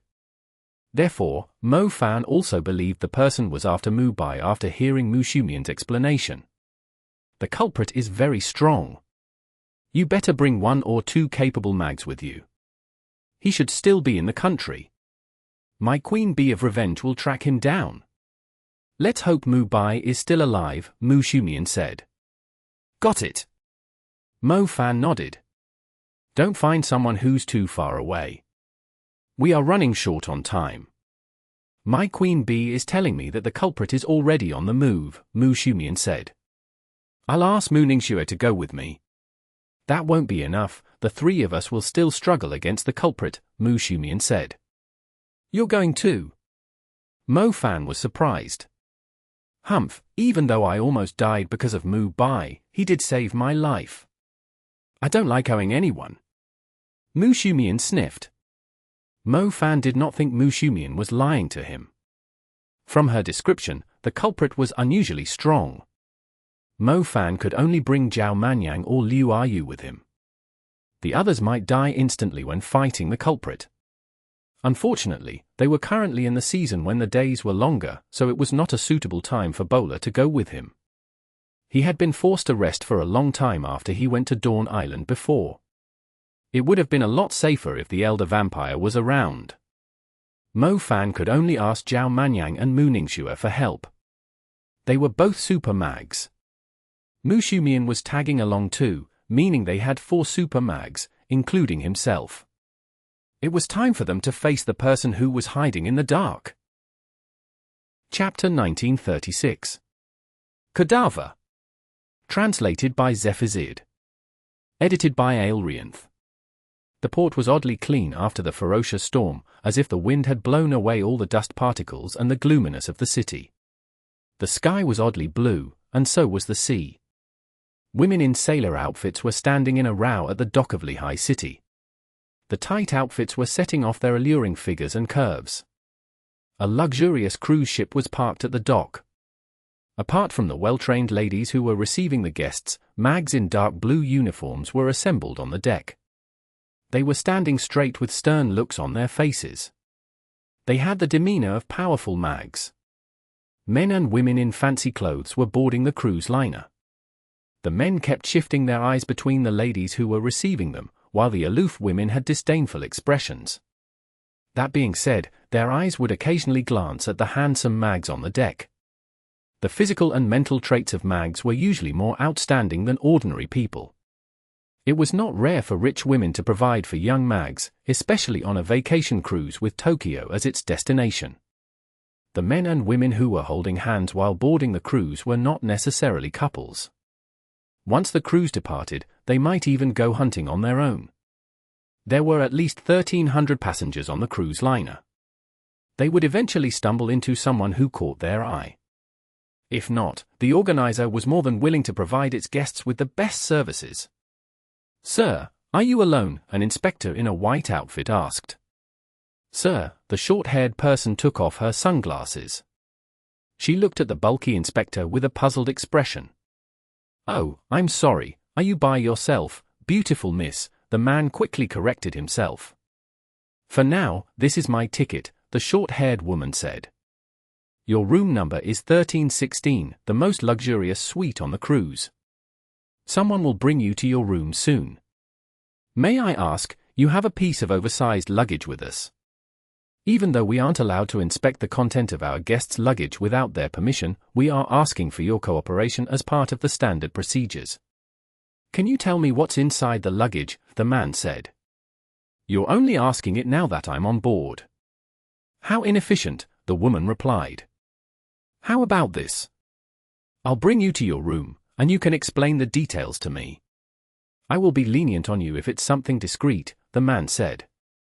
"Sure." The short-haired woman walked on the bridge in elegant steps. She conveniently passed her luggage to the manager. The cruise was managed like a hotel. The man was probably someone with a high position.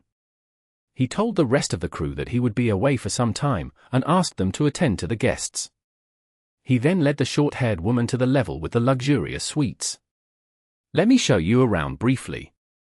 There's a huge hall at the main deck where the banquet will be held tonight. Please dress up formally for it. I believe you will attract the attention of a lot of gentlemen. The bar, restaurant, gym, karaoke, and cinema are located on the 7th floor. The 9th floor has, the manager explained. I'm not too interested in the facilities. Is my room the one ahead of us? The woman asked. Yes, but before you go into your room, can you explain what's inside the oversized luggage? Our scan indicates it's something that needs extra attention, the manager said. Let's discuss it inside the room. Whenever someone asks about my occupation, they are willing to listen to me even if they aren't interested in me. It might take some time, so if you have some time to spare, the woman said. I'm a little busy indeed, but I can just assign the others to take over my job. However, I'm still in the middle of my shift, so I have half an hour at most, the manager said with a smile. Oh, I see, half an hour, that's plenty of time, the woman said thoughtfully before closing the door. The manager politely took his hat off after going inside the room, revealing a handsome face. Is here good enough? The manager asked. Of course, I like going straight down to business. The woman reached behind her neck and untied the knot of her dress. Oh, I think you've misunderstood. What I meant was, can you tell me more about your luggage for now? As for other matters, I believe we can arrange it for another time when we are freer. Half an hour isn't enough, the manager quickly said. I almost forgot. Actually, my occupation is a little unique. It might scare you if I tell you about it, the woman said. I'm not that ignorant either, the manager said. My luggage has a dead body in it. The woman poured herself a glass of water. She took a sip from it while observing the manager's reaction. Dead body. The manager was surprised. He did not expect that explanation. Do you still want to hear about it? The woman asked. Of course, I don't think we would allow someone to bring a dead body onto the cruise, the manager said. As a matter of fact, their scans had already detected something like a human figure inside the huge luggage, so he was told to ask the woman for more details. Don't worry, I'm not a murderer. I normally work on specimens, mostly human bodies. I have an international license for it. I go around the world to look for cadavers in good conditions and preserve them with advanced methods before storing them in boxes that you won't be able to open so easily. Oh, you can think of them as caskets, but we usually call them preservative boxes. If you were a medical person, you would know how valuable an undamaged cadaver is.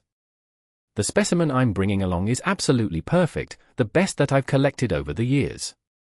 I believe it will help a lot with my current research. I'm in a great mood, which is why I've decided to take your cruise liner back to Japan, the woman stated. Chapter 1937. Hunting on the Cruise Liner. Exodus Tales. Exodus Tales. Translated by Zephazid. Edited by Aelrianth. Well, your job is indeed unique, but isn't there a more common way for you to transport the specimen? The manager said. A more common way? My job is already uncommon. Besides, China's customs have always been strict. Even with the highest certification, they would still think we are disrespecting the dead.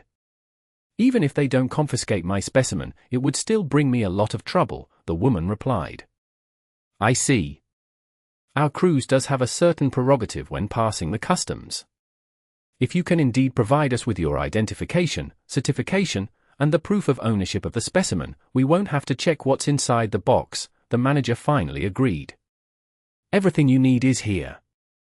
It seemed like the woman had long prepared the documents. She handed a file to the manager. We'll need to hold on to your documents and identification while you are on the ship. We'll give them back when you leave the ship. Is that fine? The manager asked. Sure, once we've reached Japan's borders, I'll be fine even without these documents. No one has the right to touch my precious, the woman agreed easily.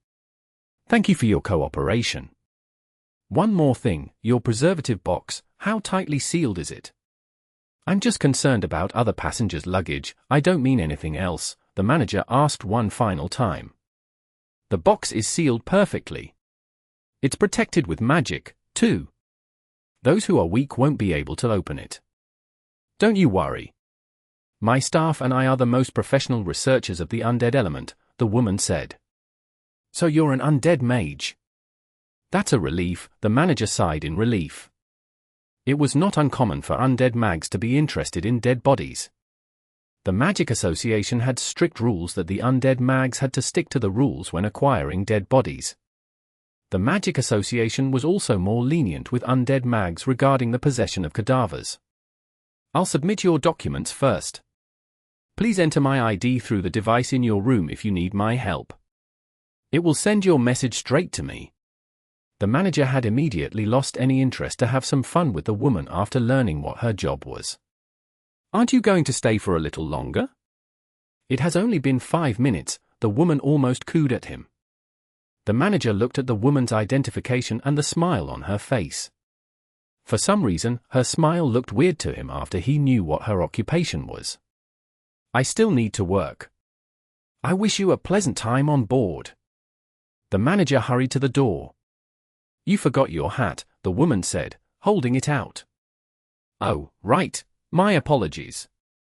The man took back his hat. He was completely exposed after trying his best to remain calm. The manager took a deep breath after he left the room. His face turned extremely pale. Damn it, why did I have to get involved in something like this?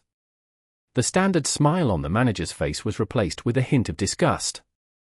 He glanced at the woman's identification again and murmured, Yusuji Kotoko, a Japanese woman. I wonder what the first officer is going to think after he learns about it. He pulled a heavy sigh.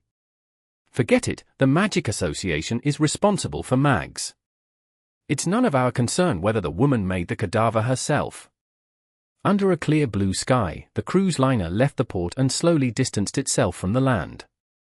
People felt like they were being restricted by the law, ethics, and expectations, but when they were out on the vast sea, it felt like all their disguises were torn into pieces, allowing them to fully unleash their true nature. They could do anything as long as they did not cross the line. They were willing to try anything which caught their attention, even if it was something beyond their normal boundaries. The thrill provided by the free and enclosed environment of the cruise ship was irreplaceable, hence why so many people insisted on going by ship when the whole world had sounded the alarms along their coastlines. Sea monsters? Didn't they have mags on the ship? They were here to protect the civilians. It was the reason the mags were standing by on the deck. They were here to guarantee the passengers' safety, while they were indulged in their desires and enjoyed themselves. The sea was oddly calm. The fierce storm that Xiamen had gone through not long ago did not bother the passengers. Once the liner they boarded left the port, it was like they had gone through the dark entrance to a carnival. The door closed behind them, and the restrictions of the outside world no longer applied to them. They could behave politely or recklessly, as long as they got what they came for. Tuxedos and evening dresses filled up the hall when it was time for the nightly banquet. It was the first ritual on board the ship. Most passengers would attend it to pick their targets for their hunt. Mo Fan had never dressed formally, but he was standing among the crowd in a suit that perfectly set off his build. His eyes were dark brown and glittering. In contrast to Zhao Manyang and his blonde hair, currently showing off the etiquette of those born wealthy, Mo Fan's cleaner appearance was more appealing to many of the ladies. Unfortunately, these starving ladies gave up when they saw the glamorous woman beside Mo Fan. The woman was so beautiful that they could not help but back down in jealousy. Are we really going to stay on the liner until it reaches Japan's borders? Mo Fan asked Mushumian, who was pretending to be Zhao Manyang's partner. He was not too interested in the banquet. My queen bee couldn't locate him after he came on board. We have to wait until he uses magic, Mushumian said softly. There are at least 2,000 people on this ship, including the staff and the mags. It's not a wise choice to fight a powerful enemy in such a crowded place, Zhao Manyang said. We should track him down first, Mu Ningxue pointed out. We shouldn't do anything reckless even if we find him. It's better if we learn his abilities first, or find a way to suppress him completely, Mushumian said. Their enemy was extremely strong. Mushumian had almost died to his undead element. Mu Bai had also been ambushed in Xiamen and gone missing. There were a lot of civilians on the ship. They could not afford to expose themselves before learning the enemy's identity and capabilities. They had to be extremely careful. Their enemy was hiding among the ordinary people. It would not be easy to find him and take him down. Chapter 1938. A Living Specimen. Exodus Tales. Exodus Tales. Translated by Zephazid. Edited by Aelrianth. Yusuji Kotoko was in her swimsuit, lying on a couch beside the window in her cabin. She was staring at the sea in boredom. The sea was not so fascinating to her since she could see it everywhere in Japan. She thought she might stumble into one or two interesting people on this cruise, but it seemed she was going to be disappointed. There were a few knocks on the door, which brought some excitement into Yusuji Kotoko's eyes. However, she immediately realized it might be a waiter. However, if the waiter was good-looking, she might tease him a little. If he was just ordinary-looking, she would not bother wasting her time. The door isn't locked. Come in, Yusuji Kotoko said. You sure about this? Said a man with a gentle and charming voice. Even so, the man still pushed the door open. The couch was right on the other side of the room, thus he could see the exposed Yusuji Kotoko, as she was only wearing a swimsuit. It's you! Yusuji Kotoko blurted out in surprise. She looked at the blonde man passionately. Normally, only Europeans were good-looking with blonde hair, perhaps because of their distinctive facial features that set off a natural noble aura, but this man was an Asian. However, the blonde hair suited him perfectly. His handsome face could easily set any woman on fire. He was definitely the type that Yusuji Kotoko liked. I found your purse at the swimming pool. The card in it had your room number. I thought you might be worried after you lost it, so I came to bring it back, the blonde man said gently. What if I told you I purposely left it behind? Yusuji Kotoko said with squinted eyes. I would tell you that I purposely came to give it back, too, the man answered easily. The two exchanged glances with a smile. Yusuji Kotoko slowly rose to her feet and went up to the man in a catwalk.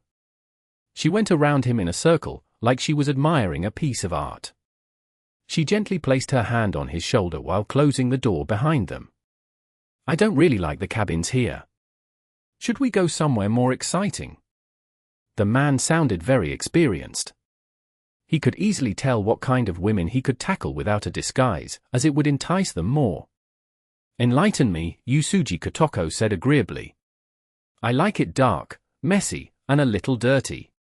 An underground chamber, the fire escape stairs, or the water tank on a roof, the man hinted broadly. I like it dark too, Yusuji Kotoko agreed. How about the cargo bay? I'm pretty sure no one is there, the man suggested. It won't matter if someone is there, Yusuji Kotoko said. The two exchanged smiles again. The cargo bay normally had a few crew members watching it. The ship might be a luxurious cruise liner, but it was also transporting some valuable resources. The hold also contained the luggage of the passengers. The cargo bay was huge, located a few levels below the deck. The crew members were dozing off, as it was late at night. I saw a man in a uniform having a long conversation with you at the pool. Is he your husband? The man asked. Of course not, Yusuji Kotoko rolled her eyes. She added seductively as if she realized how to stimulate the man, my husband is in Japan. He's most likely indulging in his AVS, adult videos. I see, I thought that sailor was close with you. Why were you two talking for so long? The man asked. Yusuji Kotoko was a little unhappy.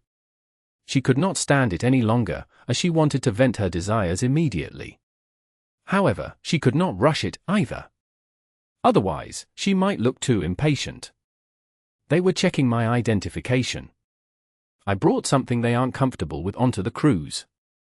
I'm planning to bring it back to Japan, Yusuji Kotoko said. Drugs? The man asked. Something more exciting, Yusuji Kotoko said. Really? I'm curious about it now, the man said. You wouldn't say that if you know what it is, Yusuji Kotoko said. I really want to try it now. I'm experienced with my stuff. It might serve as the entree before the main course, the man said. Yusuji Kotoko's eyes glittered with excitement. She was not excited because of the dark environment, but at the mention of her job. I know where my luggage is. I wouldn't mind if you're interested, but I hope you are still hard after seeing it, Yusuji Kotoko said. I told you I'm experienced. Normal stuff won't excite me at all. They went past the shelves. Yusuji Kotoko was actually going to show Zhao Manyang her brilliant masterpiece. The cold storage. Zhao Manyang was surprised. Didn't you say you are experienced? Take a guess, Yusuji Kotoko smiled. Zhao Manyang did not answer. He followed Yusuji Kotoko into the cold storage. A box with silver lines was placed on a shelf. It had the shape of a coffin with simple decorations on the outside. What about now? Yusuji Kotoko asked. I can't guess it still. Can we open it? Zhao Manyang asked. Of course not, it took me a lot of effort to seal it up. Once it's opened, the air inside will be corrupted. I believe you know how many microorganisms there are floating in the air. It's going to make my precious rot, Yusuji Kotoko said. Rot? Don't tell me there's a body inside this box that looks like a coffin, Zhao Manyang said.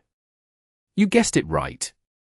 They heard some knocks from inside the box before Yusuji Kotoko could finish her sentence. Zhao Manyang was startled. He immediately fixed his eyes on Yusuji Kotoko. Yusuji Kotoko did not look surprised. She explained with a smile, a dead body will eventually rot. Even the best preservation method won't be able to preserve it perfectly. The fresher the dead body, the more valuable it is, so we are a little lenient when we are collecting specimens. What do you mean? Zhao Manyang's expression began to shift. It means sealing up someone who's dying when he's still alive, Yusuji Kotoko said. You sealed up a living person inside to be used as a specimen. Zhao Manyang exclaimed. Don't worry, I'm not a murderer. I only find people who are dying and preserve their bodies to maximize their contributions to mankind. Even the greatest healer in the world won't be able to save this person's life. I found him in Xiamen and sealed him up. Yusuji Kotoko was extremely excited when she was talking about her work. Chapter 1939. Can he still live? Exodus Tales. Exodus Tales. Translated by Zephizid. Edited by Aelrianth.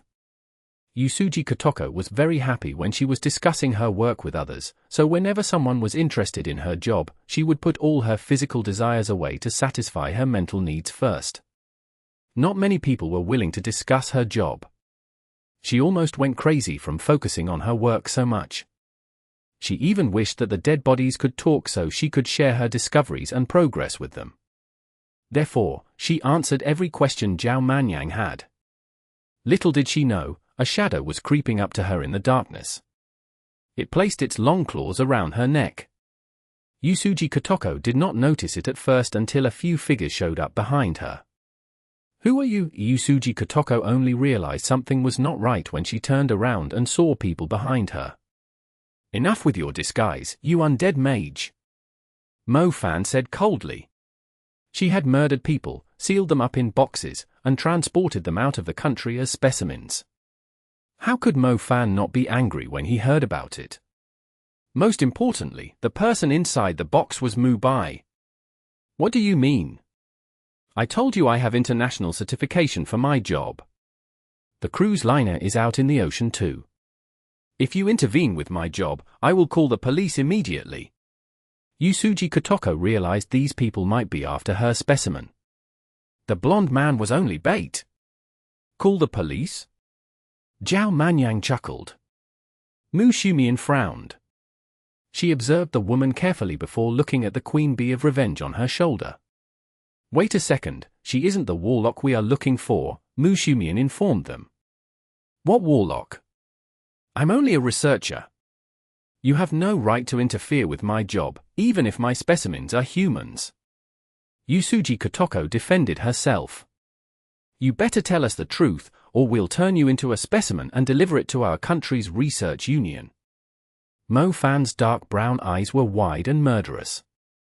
Great fear suddenly surged into Yusuji Kotoko's mind. Her face turned pale, and she took a few steps back. He is our friend. If we found out you were the one who killed him, we'll make sure your soul goes through the most painful torture after you die. Mo Fan did not have the patience to go easy on Yusuji Kotoko. Yusuji Kotoko could not withstand the pressure from Mo Fan. She fell to the ground in fright and trembled. I didn't kill him. I really didn't kill him, Yusuji Kotoko cried out. What happened then? Mo Fan asked. I was in Xiamen. I spent some time there. I was there when the storm came. I was planning to go back to Japan from Xiamen, but I was trapped in the city. I hid inside a deserted mall when the sea monsters showed up. I soon heard some strange noises. I was so scared that I didn't dare to move around. I heard someone running toward me, and a strange thing like a phantom was chasing him. I couldn't see a thing, as the place was in complete darkness. I only knew that your friend had gotten rid of the phantom, but he was barely alive when he escaped into the mall. I waited for a long time. I made sure nothing was nearby before I went to inspect him. He was dying. His body was emitting the rotting aura of the undead. The organs inside his body were failing, too. He was going to die within half an hour. However, for some reason, a layer of frost wrapped around his body like a cocoon as he was about to die. Yusuji Kotoko had quickly removed the seal on the box and opened it up while she was talking. A frosty aura burst out from it. Mo Fan, Zhao Manyang, Mu Ningxue, Mu Shumian, and Liu Ryu immediately stared at the contents. It was just as Yusuji Kotoko had mentioned. Mu Bai was currently wrapped inside a cocoon of ice. Is he still alive? Mo Fan blurted out in joy. He's dead, Liu Ryu shook her head. The rest looked at Liu Ryu with a puzzled expression. Liu Ryu explained, when a human is severely injured, like from rapid loss of blood or excessive damage to the organs and tissues, their vitality will be drained away rapidly. He's currently in the stage of awaiting his death. As soon as the ice cocoon melts, he will die within a single breath, before a healer can use their magic. The healing element works by awakening the self-rejuvenating ability of a person's body. Once the ice cocoon melts, the rate of his life being drained away is at least 10 times quicker than the rate of rejuvenation. It's impossible for him to survive. I'm not lying to you. I might not be a talented mage, but I know when a person is as good as dead.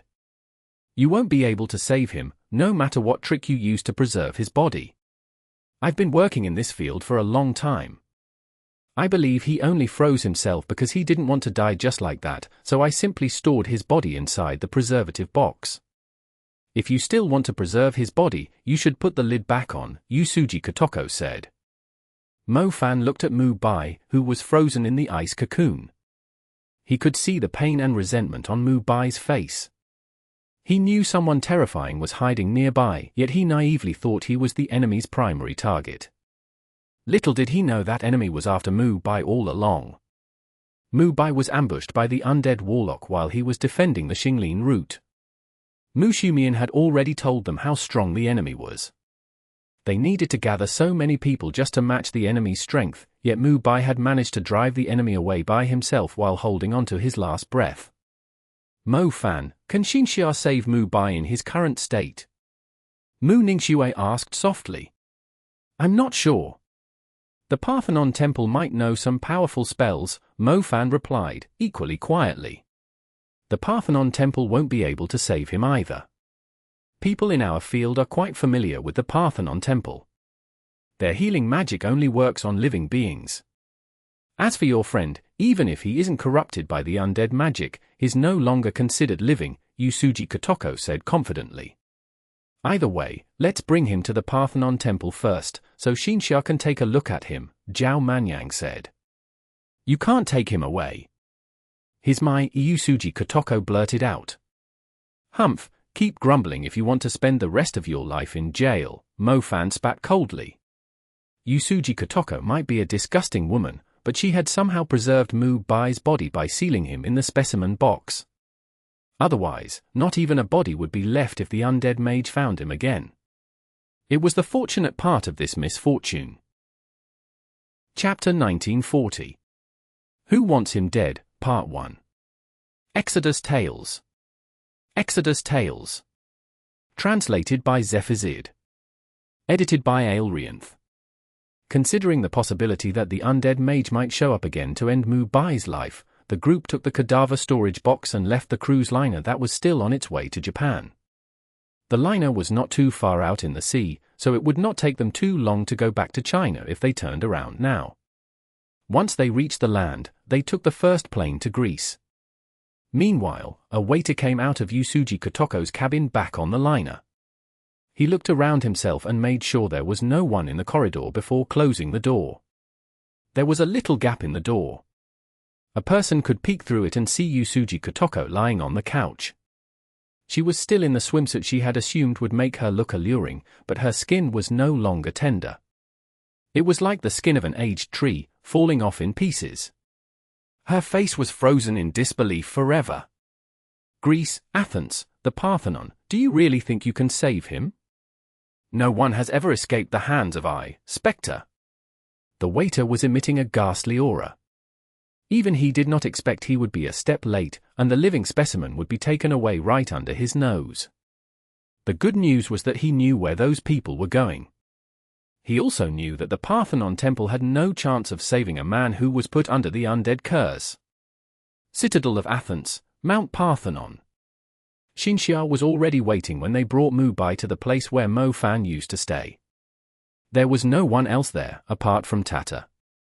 Tata was displeased by Mo Fan's behavior, and rebuked him. Mo Fan, do you treat this place as your private hospital? You keep bringing people with all kinds of troublesome conditions to us. How many times have I told you? We are the Parthenon temple, there are rules you must follow. Tata, that's enough. Xinxia knew who Mu-Bai was. She already knew how serious the situation was when she saw his pale face and how he was frozen in the ice cocoon. Humph, bringing a dead man here. There's no need for us to waste our time, Tata scoffed after glancing at Mu-Bai. Xinxia placed her hand on the ice cocoon and used her magic to inspect Mu-Bai's condition. His body was cold and still, and it might still worsen. If it was not because of the special ice cocoon, his organs might have failed and his body would have rotted by the time Mo Fan brought Mu-Bai to her. Can you save him? Mo Fan asked after some time.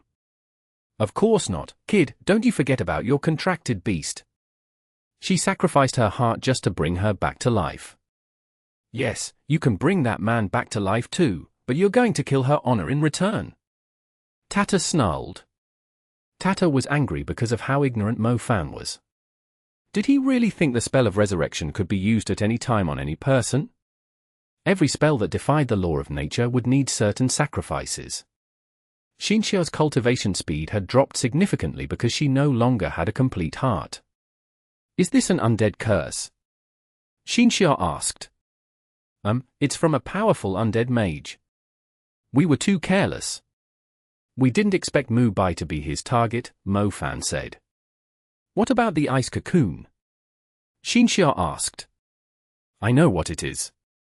Green Tea Man shared it with me not long ago.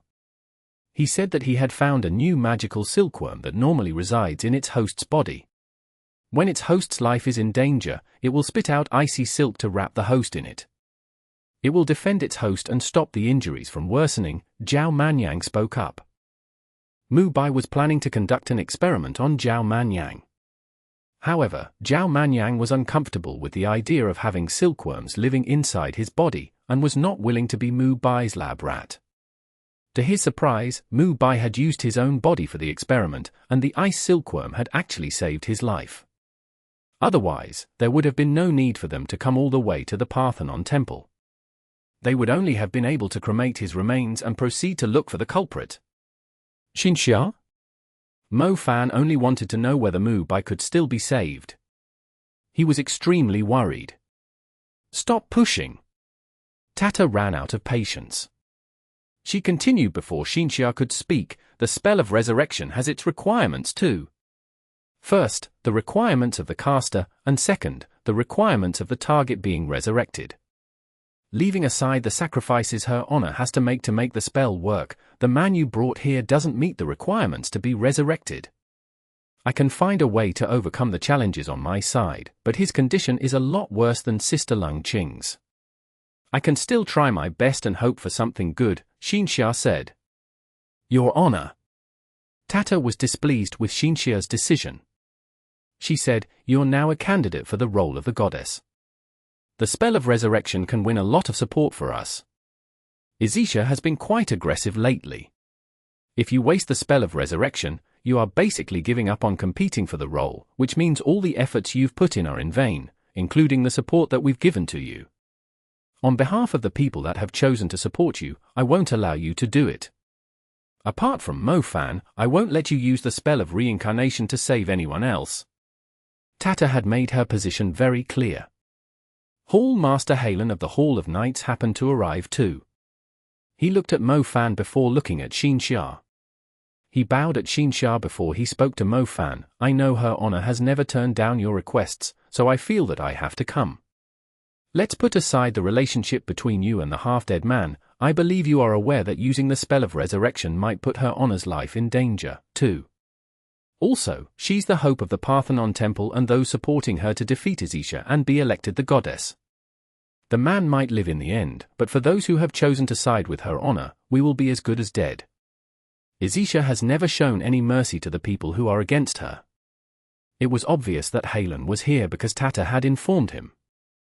Halen was neutral on the surface, but he had long decided to support Xinxia after the recent bloodbath at the Parthenon Temple. He was currently Xinxia's trump card and her most powerful supporter. Xinxia might struggle to make up her mind if even he was against the idea. Mo Fan's heart sank. Mo Fan did not want to force Xinxia to use the spell of resurrection on Mu Bai. He knew the spell could not be used all the time. He just did not expect Mu Bai to be in such a bad condition that only the spell of resurrection might have a chance to save him. In other words, he was as good as dead. Chapter 1941. Who Wants Him Dead? Part 2. Exodus Tales. Exodus Tales. Translated by Zephazid. Edited by Aelrianth. Tata, Halen, there's no need to trumpet your stance so eagerly. I won't let you both down. Brother Mo Fan, don't worry too much either. What I just said is just a rough assessment. Mu Bai's condition isn't looking too great. Normal healing spells are not going to save him, but luckily, he managed to save his last breath with the eye silkworm. Many terminal illnesses are critical not because they have no cure, but because we couldn't stop them from draining away the patient's life in time. We need time to figure out a way to save him and time to make the preparations. Mu Bai's life is currently in a stasis, which gives us plenty of time to come up with a cure, Xinxia told them. As long as you don't use the spell of resurrection, I won't mind you trying to save his life. The spell of resurrection is my limit, Tata stated firmly. Tata already made it clear. Unless Mo Fan was dead, Xinxia was not allowed to use the spell of resurrection on anyone else. I agree with her. My suggestion is to wait until her honor is elected as the goddess to claim the soul of the Parthenon Temple. We can then save this man's life slowly, Halen said. Xinxia shook her head, signaling them to keep quiet for the time being. She saw the anxious look on Mo Fan's face. She went up to him and held his hand. She looked into Mo Fan's eyes and said, Brother Mo Fan, don't you worry, I won't let you down. Xinxia clearly understood Mo Fan. He was something of a male chauvinist. He would not bother coming to her if it was something he could handle himself. Give me some time, Xinxia said. All right, old Zhao and I will find a place to stay down the mountain, Mo Fan nodded. Sure, Xinxia pouted. Zhao Manyang kept grumbling beside Mo Fan while they were going down the mountain. He was obviously displeased by Tata and Halen's attitude. Seriously, they keep using the big picture to apply pressure on us. I hate people like them the most, Zhao Manyang cursed. Let's wait. We'll have to find another way if Xinxia can't find a solution, Mo Fan had made up his mind. Find another way? Are you kidding me? Where else can we find someone to save Mu Bai if even the Parthenon Temple can't save him? Mo Fan, I think you should stay on the mountain for the night and help Xinxia think it through. Otherwise, those scumbags of the Parthenon Temple might brainwash her by saying how important it is to focus on the big picture. Such bullshit. It's called the big picture because it won't be affected by 1 or 2 people, or 1 or 2 incidents. It's more about if they are willing to help or not. Zhao Manyang kept going. Don't you worry. No matter how long Xinxia has stayed here, she's always on our side. However, I do know the consequences of using the spell of resurrection. I'm pretty sure Xinxia can't use the spell of resurrection now. Otherwise, what does Izisha have to compete with her? Mo Fan said. Oh, I guess Green Tea Man is seriously going to die, then. Really? Is he going to die just like that? I've gone through so much to reach the super level, yet he's going to die so easily. What does he mean by that? Zhao Manyang protested. We'll talk tomorrow. We should also figure out who would want Mu Bai dead, Mo Fan said. I have a feeling the culprit isn't just an ordinary mage. Wait a second, don't you know that gorgeous information vendor? The culprit is most likely no ordinary person based on his capabilities.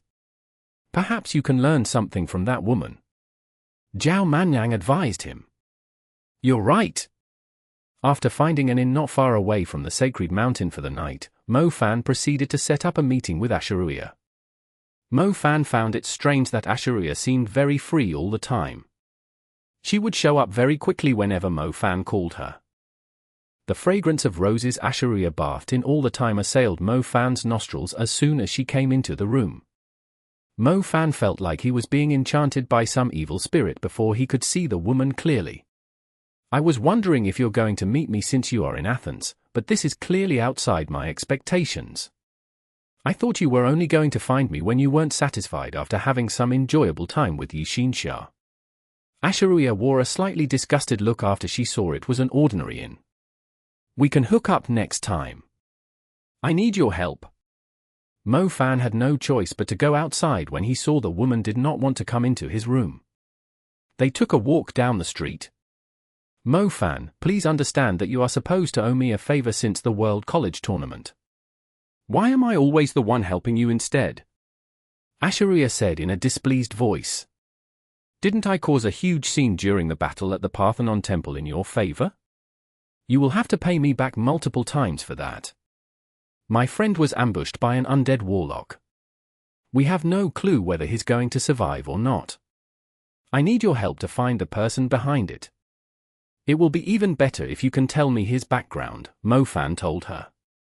The undead warlock was extremely cunning. Even Mushumian's Queen Bee of Revenge had failed to track him down. The culprit was most likely familiar with the poison element's capabilities and was not showing any weak points. My information is quite expensive, even more valuable than myself. Why don't I just pay back the favor with my body? We'll be even after that. Asheruya proposed. Mo Fan began to hesitate when he heard the offer. Sigh, he still had to save Mu Bai's life. It's fine if you don't know who the culprit is. I just need to be a little more patient. Chances will come eventually, Mo Fan said. Mushumian's Queen Bee of Revenge was not ineffective. The culprit was just not making any move for the time being, probably because he was extremely cautious about her ability. I do know a thing or two, Asheruya said. Oh. Mo Fan raised his brows. As he thought, there was nothing this information vendor did not know. They still had no clue why Mu Bai was being targeted, yet Asheruya already knew some information about it. It had to mean some organization had wanted Mu Bai dead for quite some time, or perhaps the person who wanted Mu Bai dead was also part of organizations that were unknown to the general public. The guy you are looking for is Spectre, Asheruya stated confidently. Mo Fan's eyes widened. He was wondering if Asheruya was telling the truth. Asheruya smiled easily. Why are you looking at me like that? I already explained to you once. Tell me more about this Spectre, Mo Fan said. He's from the Hall of Assassins, the same organization as the people who tried to kill Zhao Manyang. However, this guy has ties to multiple organizations. It's difficult to say who he's working for now. As for why your friend is targeted, I do know the reason behind it, but I don't dare give you the answer, Asheruya said. You won't dare tell me the answer. Mo Fan was puzzled. Chapter 1942. The Avatars of the God of Darkness. Translated by Zephizid. Edited by Aelrianth. Yeah, my life will really be in danger if I tell you. I'm not like Xinsha, who's protected by the strongest knights in the Parthenon Temple. I basically became Wentai's illegitimate daughter after she came here. The way they treated me changed entirely, Asheruya declared. What else do you know? Mo Fan asked. My goodness gracious, do you want me to give you his address, phone number, and hobbies, too? Asheruya replied cheekily. Mo Fan could only smile awkwardly. It was already a surprise that Asheruya was willing to give him the killer's name right away. Now that he knew who the culprit was, he was not going to get away, especially since the Queen Bee of Revenge was still tracking him down. You can figure out a way to get rid of Spectre. I don't think it's going to be difficult for you guys, but I suggest you not look into the matter any further, Asheruya said. Because of the person's background? Mo Fan asked. It has nothing to do with his background. I just have a feeling that the person is extremely dangerous. Mo Fan, I see you as a friend, so consider this a friendly reminder from me, Asheruya told him. Mo Fan stayed quiet. Asheruya was obviously not going to tell him who the person that actually wanted Mu Bai dead was. She had also hinted to Mo Fan that Spectre was not the person who wanted Mu Bai dead. Spectre was only an assassin. Their only option was to get rid of Spectre, who was threatening Mu Bai's life, then wait until Mu Bai was awake so he could tell them who actually wanted him dead. The question was, would Mu Bai actually wake up again? Mo Fan went to the sacred mountain early in the morning on the following day. Xinsha was already waiting. Her previously flushed face seemed a little pale. She must have spent the whole night trying to figure out a solution. She had even put on a little makeup. She was just as gorgeous as ever, yet Mo Fan felt sorry for her. He gave Xinsha a huge even though they were people around him. Brother Mo Fan, his condition is even more complicated than I thought before, Xinsha went straight to the point, as she knew Mo Fan was dying to know the answer. What's wrong? Asked Mo Fan. Based on Mu Bai's condition, I won't be able to bring him back to life even if I became the goddess and mastered the real spell of resurrection, Xinsha said. Mo Fan and Zhao Manyang exchanged glances with one another in shock. What exactly was going on? How was Mu Bai beyond redemption after a single night? If even a candidate for the role of the goddess in the Parthenon Temple could not save Mu Bai, he would be sealed forever in the ice cocoon. Xinsha, are you sure about that? Mo Fan asked. Xinsha nodded. I guess that can't be helped. Mo Fan let out a sigh. Brother Mo Fan, the ancient Greeks have a saying about death. Everyone's final destination has already been decided when they are alive, whether it's going to heaven or hell. As a matter of fact, hell isn't just a fictional place where people suffer because of the sins they have committed when they were alive. It's a place that actually exists, called the Dark Plane, Xinsha told Mo Fan. Dark Plane? Does that have anything to do with curing Mu Bai? Mo Fan was confused. I've read some documents about the Dark Plane. It's an independent plane from our world, parallel to the Summon Beast Plane. The creatures in the Dark Plane can live forever, but they aren't able to reproduce. They have their own hierarchy of species and ranks there. Normally, the Dark Plane has no affiliation with our world, but ever since the invention of dark magic, humans have been obtaining energy from the God of Darkness. The Dark Plane has been exchanging resources with us ever since the God of Darkness granted humans access to dark magic, Xinsha said. Zhao Manyang was totally puzzled after hearing her words, but Mo Fan was able to understand some of them since he was a shadow mage. The God of Darkness has countless avatars spying on our world. His subcells will drag the souls of those who have died to dark magic to the Dark Plane at times to replenish the number of denizens of the Dark Plane, Xinsha went on. Brother Mo Fan, the spell of resurrection is powerful because it can reconstruct a dying person's flesh. Most people's souls will still wander in the living world and remain on certain objects, but there's one scenario where the spell of resurrection won't work, when the person's soul is chosen by the God of Darkness avatar.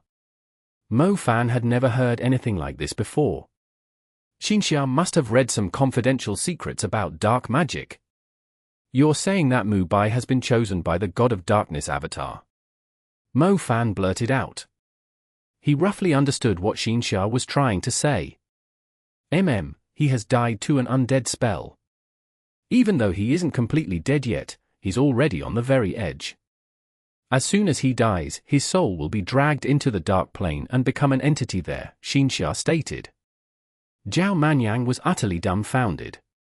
Why did it sound so bizarre? He knew the souls of some people could stay behind because of hatred and resentment. They would turn into vengeful spirits, but he had never heard of souls being dragged into another realm called the Dark Plane. The God of Darkness didn't grant us dark magic out of kindness. It's constantly taking fresh blood into the Dark Plane through our deaths, Mo Fan murmured. He had always thought the dark magic was not as simple as it seemed. The leaders in the Magic Association must know this too, yet they simply ignored it because humans were too weak. Humans needed the dark magics. If dark magic was forbidden, the overall strength of human mags would drop significantly. I still don't understand, Zhao Manyang said. Old Zhao, you must have heard of Yama, the king of hell before, right? Mo Fan asked him. Of course, Zhao Manyang said. The God of Darkness is like Yama. He now has his eyes on Mu Bai. He was going to make Mu Bai his envoy after he died. In other words, Mu Bai is currently on Yama's wanted list, so Xinxia's spell of resurrection won't work on someone who's already dead in Yama's eyes, Mo Fan explained. Damn, that's a thing! Zhao Manyang exclaimed. Mo Fan would also have thought it was ridiculous if he did not practice dark magic. However, after he learned about ancient Greece and the undead in Egypt and China that were unknown to the general public, Mo Fan believed the God of Darkness did exist, and so he also believed Xinxia. Chapter 1943. Should we cremate him? Translated by Zephizid. Edited by Aelrianth. It's not that bad if Mu Bai is chosen to be an envoy for the Dark Plane, right? Zhao Manyang asked. Xinxia immediately shook her head. Once his soul is enslaved by the God of Darkness, the pain and suffering he endured prior to his death will be magnified significantly after he turns into a darkness creature. It's how the God of Darkness enslaves the souls from our world for eternity. Even though we haven't received any information about the Dark Plane, we can only imagine it's worse than death. Death only happens briefly, but those who are enslaved by the God of Darkness will suffer eternal torture. Most undead do not have their own consciousness. They are merely walking corpses, yet darkness creatures have their own consciousness, spirit, and senses. It's similar to the dark beast monsters, but Mu Bai's rank in the Dark Plane will be slightly higher, Mo Fan said. Xinxia nodded. She had only read about the Dark Plane last night. She had basically opened a terrifying door leading to the unknown. It was also the reason why she could not resurrect Mu Bai. Dark beast monsters, that's one more reason we have to save Mu Bai. Zhao Manyang declared. If we can't save him, we should at least purify his soul to prevent it from falling into the God of Darkness' hands, Mo Fan agreed. Strange, why have I not heard about this before? Zhao Manyang had to ask. We were still too weak in the past. There are things that we can only comprehend after we have reached the super level. The Dark Plane is very selective. The God of Darkness avatars will only choose powerful human mags to replenish their lost numbers, Xinxia said. What should we do now? Should we cremate him? Zhao Manyang proposed. Zhao Manyang studied Mu Bai. He suddenly felt sorry for Mu Bai when he realized how unfortunate the man was. Death was the final punishment for many people when they found themselves at a dead end, yet Mu Bai had been chosen by a God of Darkness avatar. If we can figure out a way to make the God of Darkness give up on Mu Bai, I can heal him without relying on the spell of resurrection, Xinxia said. Let's just cremate him instead. Zhao Manyang rolled his eyes. What kind of joke was that? If the god of darkness was like Yama, the king of hell, were living humans like them even worthy enough to negotiate with it? It would already be merciful by not enslaving them too. Mo Fan was struggling to make a decision now. They had no clue where to find the god of darkness. How were they supposed to negotiate with it? Even if they did find the god of darkness, how could they possibly convince him to give up on something he had laid its eyes on? The god of darkness was most likely a far more formidable existence than Khufu. The dark magic that had been used across mankind's history was from the god of darkness. It was a true god. Why would it care about a mere human's request? No wonder Xinxia told them the situation was much worse and complicated than she had thought yesterday. They had thought that even if Xinxia was unable to use the spell of resurrection now, they could just wait until Xinxia defeated Izisha and was elected as the goddess. Mu Bai only had to wait in the ice cocoon for a few years. It had been their last resort, yet it was no longer an option now. Xinxia, is there really no other option? Mo Fan asked. The worst thing about Mu Bai's condition is the fact that his soul is locked away by the god of darkness avatar. If he doesn't reclaim his soul, he won't be able to recover, so his body is going to fail rapidly, Xinxia said. Mu Bai's condition was worse than anyone could have imagined. Normally, death was the end for humans, yet death was only the beginning of the nightmare for him. Is it possible to negotiate with the god of darkness? Mo Fan asked. Brother Mo Fan, someone you know was chosen by the god of darkness, too. He was dragged into the abyss by Greece's god of death, Hala, Xinxia said. Wen Tai. Mo Fan blurted out in astonishment. The holy saint Wen Tai. His followers were hoping to bring him back to life, but his soul has long been reserved for the god of darkness. He would be the hardest person to resurrect in this world, Xinxia said. Xinxia had only learned the truth after reading the forbidden records. After all, that man she had never met was her blood father. Now that she had learned the spell of resurrection, if she could bring Wen Tai back to life, him being the reason so many things had happened. However, Xinxia was dumbfounded after learning the truth. The people who wanted Wen Tai dead had already taken the spell of resurrection into consideration, so they had consigned Wen Tai to eternal damnation, where the god of darkness was personally watching over him. Xinxia, has anyone on the god of darkness list managed to escape? Mo Fan pressed further. Brother Mo Fan, the people who want Mu Bai dead already considered the possibility of him being resurrected. There's no escape, Xinxia let out a sigh. She initially thought she could be of some help, yet the situation was much complicated than she thought. Even though Mu Bai was now a super mage, the enemy went further than just taking him out. Xinxia was confused. What exactly did Mu Bai do that the culprit had to go so far to remove him? But he's not completely dead yet now, right? Mo Fan looked at Mu Bai lying in the ice cocoon. Brother Mo Fan, I know someone who has reached an unknown agreement with the god of darkness. She might know how to convince the god of darkness to give up on Mu Bai if you talk to her, but I'm afraid she won't tell you anything, Xinxia said. It's fine, just tell me who she is, Mo Fan stated. Izisha, Xinxia slowly uttered. Xinxia had already figured out a way to save Mu Bai, but she felt like it was harder than using the spell of resurrection because of the person that was involved. Izisha. Her name sounded even more hopeless than the god of darkness. Mo Fan might even get himself killed as a result. There were two people in this world who wanted Mo Fan dead the most, one was Salon, and the other was Izisha. If he was going to ask Izisha to save Mu Bai, he would rather figure out a way to find the god of darkness and negotiate with it in person. Mo Fan, should we just cremate Mu Bai instead? Zhao Manyang asked the same thing for the third time. Seriously? They had to talk to Izisha now? Leaving aside their goal to save Mu Bai, Izisha was definitely going to hit them when they were down. She was more than willing to send both Mo Fan and Mu Bai to the god of darkness. Mo Fan took a deep breath. He wondered if Asheruia's offer last night was still valid. Chapter 1944.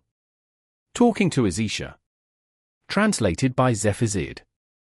Edited by Aelrianth. A lamp was hanging by the balcony, like a crescent moon fallen down to the mountain. Ever since a candidate for goddess had jumped to her death from the watchtower on the mountain of the goddess, not many people were willing to come here.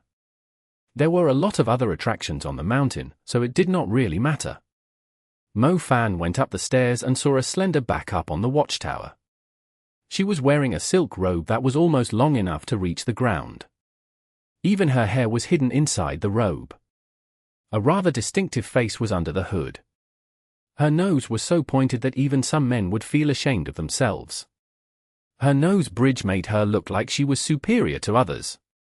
"Have a seat," Izisha said calmly when she saw Mo Fan approaching. Her expression was similar to a cat playing with a mouse. Izisha was in a good mood. She had considered many ways to get rid of Mo Fan, but not many of them were viable. To her amusement, fate had arranged for him to come to her instead. "Let's get straight to the point," Mo Fan said. "Sure, drink this poison, and I'll tell you everything." Izisha poured a cup of tea and gave it to Mo Fan. "Why don't you jump off the tower instead?" Mo Fan scoffed. "I guess we won't have a proper conversation then." Izisha took the cup of tea back and drank it. Mo Fan's lips twisted when he saw what she was doing. Damn it, this woman was toying with him. "If I didn't have a few things to ask you, you wouldn't even have the right to sit in front of me," Izisha informed him. "If my friend wasn't in trouble, I would feel disgusted if I said another word to you." Mo Fan immediately shot right back. Mo Fan had no reason to compromise in front of Izisha. He was just going to try everything in this desperate situation. If Izisha was willing to reach a deal with him, they could still talk business while putting their personal grudges aside. Otherwise, he would not even bother talking to her. Who knew if Izisha was going to make things worse and drag them all into a mess? That being said, if Mu Bai knew Mo Fan was going to negotiate with such an attitude, he might just roll his eyes and die straight away. "I heard you were the one who opened the gate on the Island of Oblivion," Izisha asked him. "Something like that," Mo Fan confirmed. "Ethan in Egypt is an old friend of mine." "I heard he's in a pretty bad spot," Izisha remarked. "He asked for it," Mo Fan replied simply. General Ethan from Cairo had been placed under the Medusa's curse by Apers. He was constantly being tortured day and night. Ethan had asked Izisha for help, but even Izisha had no clue how to overcome the deadly stare of Medusa's descendants. "Give Ethan his freedom, and we'll talk," Izisha stated her condition. "Ethan is Egypt's general. Your friend is ensnared by the god of darkness. How can I guarantee that you're going to tell me what I want and it's going to work if I give Ethan back his freedom?" Mo Fan countered. "Mo Fan, the conflict between us only happened because we are on opposing sides. There's no such thing as enemies forever. If you're willing to exchange benefits with me, I won't mind. At least from the way I see it, having the general owe me a favor is more valuable than your life," Izisha declared. Izisha poured Mo Fan another cup of tea and placed it in front of him. Mo Fan completely ignored it. He would never drink anything she offered.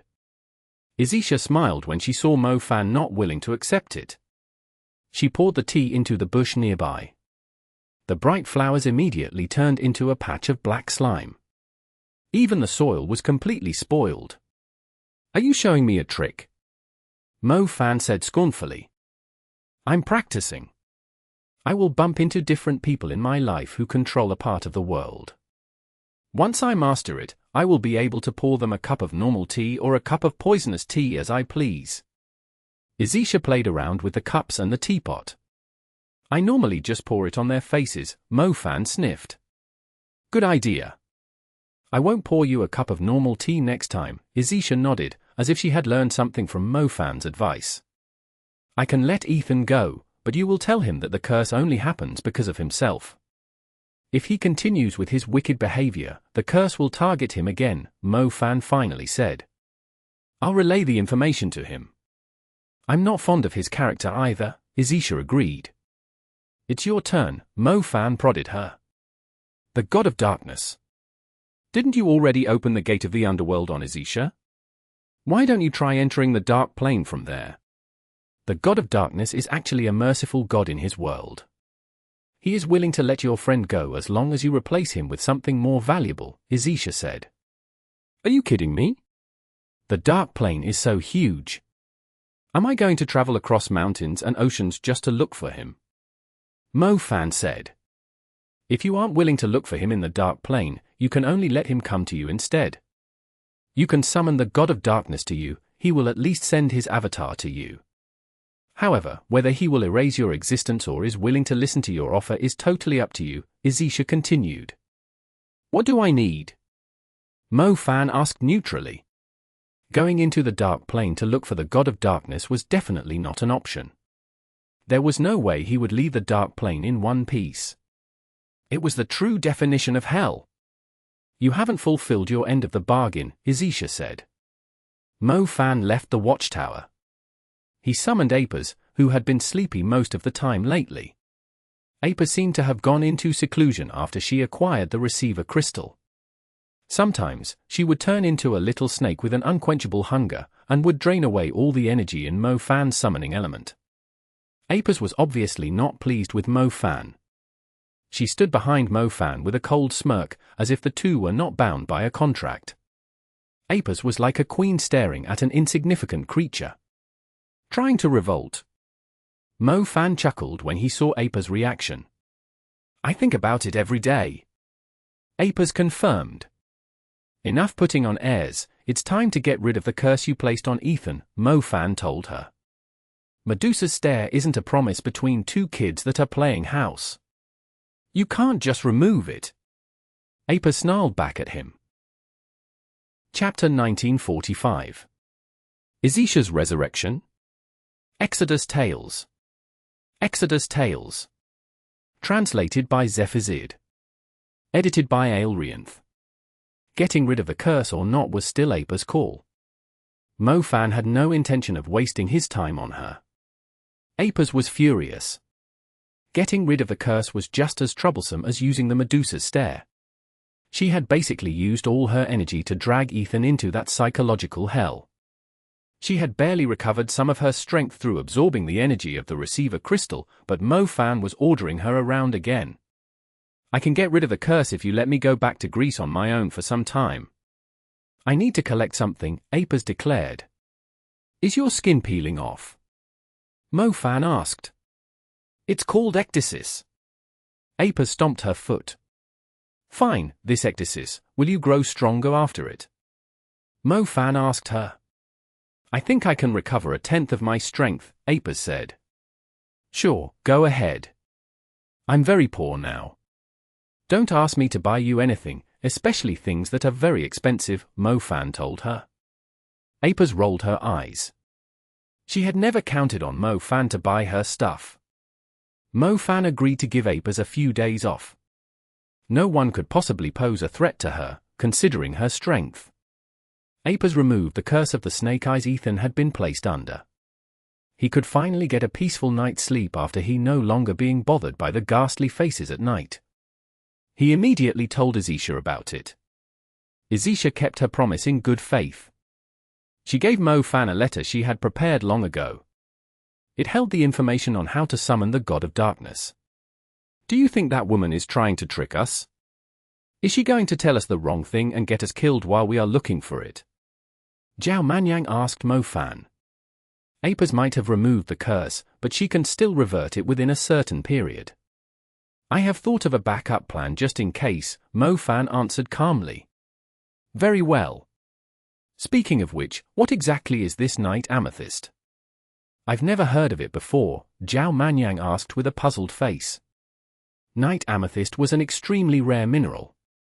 In addition to collecting the souls of the dead who might be useful to the Dark Plane, the God of Darkness also sent his avatars across the worlds for his own hobby, which was collecting night amethyst. As a result, it was not difficult to lure an avatar to them. They just had to find a piece of night amethyst and offer it to the God of Darkness via a dark ritual. An avatar of the God of Darkness would normally show up. If they were in luck, the real God of Darkness might show up, meaning that they could exchange the night amethyst for something even greater in return. Mo Fan purposely paid Asheruia a visit to make sure Izisha was not lying to him. I think she's telling the truth. Back in the days, when dark magic hadn't been granted to us yet, some mags exchanged rare minerals with the god of darkness. It was known as a pact with the devil. Since then, some talented people figured out the patterns of how the god of darkness went back and forth between the dark plane and our world. They were the originators of dark magic. I believe this night amethyst is something that established the connection between the dark plane and our world in the first place, Asheruia informed them. Is that so? That means if we can find some night amethyst, we can make a deal with the god of darkness, ask it to spare Mu Bai's soul in return, and everything is settled. Zhao Manyang asked. More or less, but no one knows whether the god of darkness will have some other requests. It was called the pact with the devil in the past, so the devil will most likely demand more from us.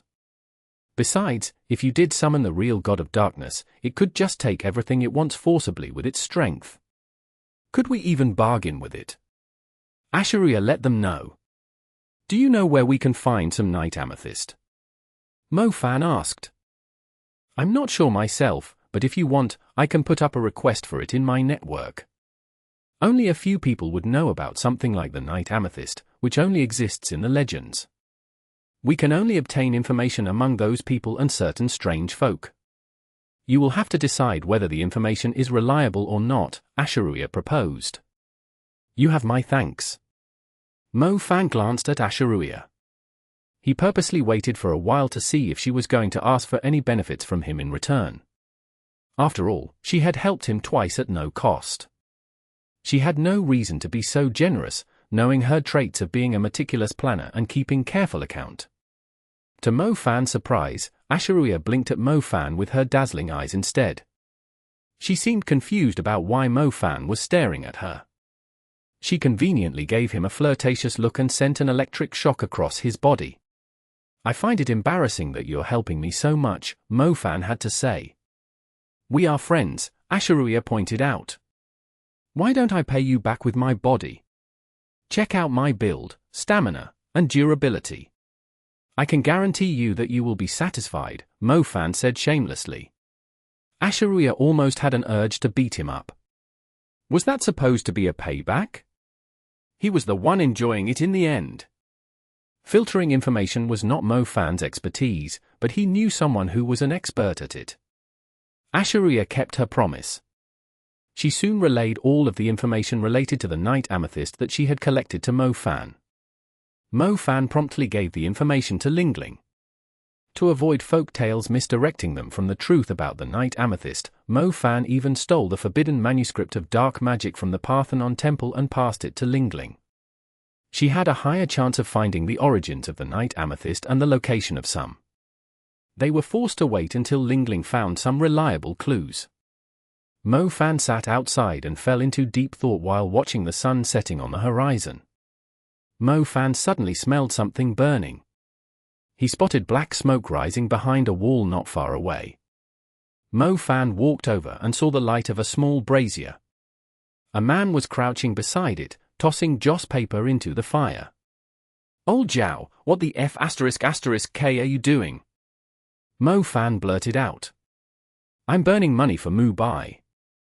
He was still a virgin when he died, so I decided to burn him some money so he could find a hot demoness in hell and have some fun, Zhao Manyang said. Mo Fan was left speechless. I saw you were sitting there spaced out. What were you thinking about? Zhao Manyang asked. I was thinking about Izisha, Mo Fan said. F***K me, some heavy fetish you got there. But on the other hand, if you can really dominate her, it will save us a lot of trouble. We won't have to worry about who will be elected the goddess, Zhao Manyang mentioned. Mo Fan put on a fake smile and simply ignored that nonsense. He murmured to himself, I'm suspicious about Izisha's resurrection. She was the goddess, what's wrong with her being resurrected? Zhao Manyang said. She doesn't have the spell of resurrection. Xinxia had the soul of the Parthenon temple all along. There are only two ways to bring a dead person back to life. If it wasn't the spell of resurrection that brought her back to life, does that mean her resurrection has something to do with Egypt or the god of darkness? Otherwise, How did she manage to wake up as if she was still alive after she was seriously ill and chopped into pieces? Mo Fan wondered aloud. Chopped into pieces? Who the hell dared to chop the previous goddess into pieces? Zhao Manyang blurted out with wide eyes. Chapter 1946. The person behind the scenes. Exodus Tales. Exodus Tales. Translated by Zephazid. Edited by Aelrianth. Mo Fan pondered for a moment before going inside the house. Xinxia was helping ease Mu Bai's pain. Xinxia told Mo Fan that Mu Bai was still conscious and could still hear people talking beside him.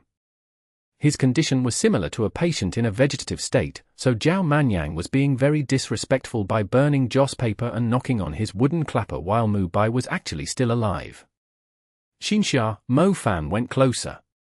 Tata was no longer around to bother them, so he could finally act a little more reckless. Xinxia responded. Does Izisha's resurrection have something to do with the god of darkness? Mo Fan asked straight away. Xinxia nodded. Izisha must have made a deal with the god of darkness. She looked normal on the surface, like a living person, yet she had been emitting a dark aura ever since she came back to life. It was also the reason Xinxia had told Mo Fan to ask Izisha about Mu Bai's situation. Brother Mo Fan, I recall that you have claimed some of the Pharaoh Spring from the Egyptian team during the World College Tournament, right? Xinxia asked shrewdly. Oh, that is some useful stuff. Mo Fan confirmed. Little Loach had given his cultivation a huge boost after absorbing the Pharaoh Spring, even though he had only acquired a small amount of it. Mo Fan was actually thinking of getting more of it from the Egyptian team. Mo Fan did not consume all of the Pharaoh Spring. He had given Xinxia some of it, as he believed Xinxia would know how to use it better, since it had a pure energy of life. Izisha might have come back to life with the help of the Pharaoh Spring, but the Pharaoh Spring isn't necessarily something the pharaohs invented. They might have gotten it from the god of darkness too, Xinxia said. Does that mean Izisha is undead now? Mo Fan asked. Xinxia shook her head. We can't tell exactly what she is now. Izisha was definitely not undead, or the sacred magic formations in Parthenon Temple would have driven her away. She still had a hint of sacredness about her, and she was still able to use the healing and blessing elements. She could still heal people and drive away plagues with a sacred light. If she was undead, or even living dead, she would not be able to use the white magic, since the white magic and dark magic would conflict with one another. Either way, both Egypt and the god of darkness had something to do with her resurrection, yet she had managed to bypass the rejection and condemnation of white magic with some mysterious trick. Unfortunately, they had yet to find any evidence related to the secret of Izisha's resurrection.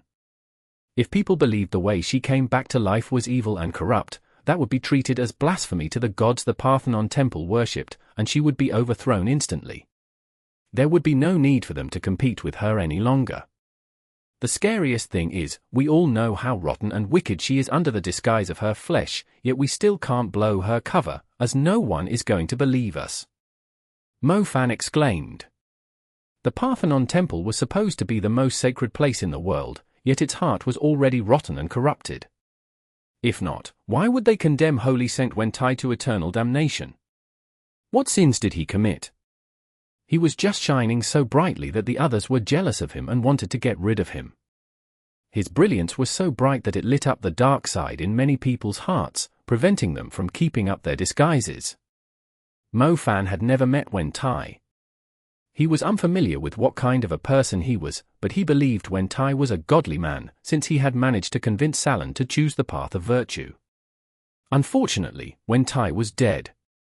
Where did Salon come from? Weren't the high-rankers who condemned Wentai to hell the ones who brought her up too? They had killed a sacred man and nurtured a devil. Mo Fan finally realized why Xinxia could not afford to leave the Parthenon Temple. If Izisha was elected as the goddess again, Salon would surely stir up great chaos to take revenge. If Izisha was still a sacred person, Salon would see every person that brilliance shone upon as demons.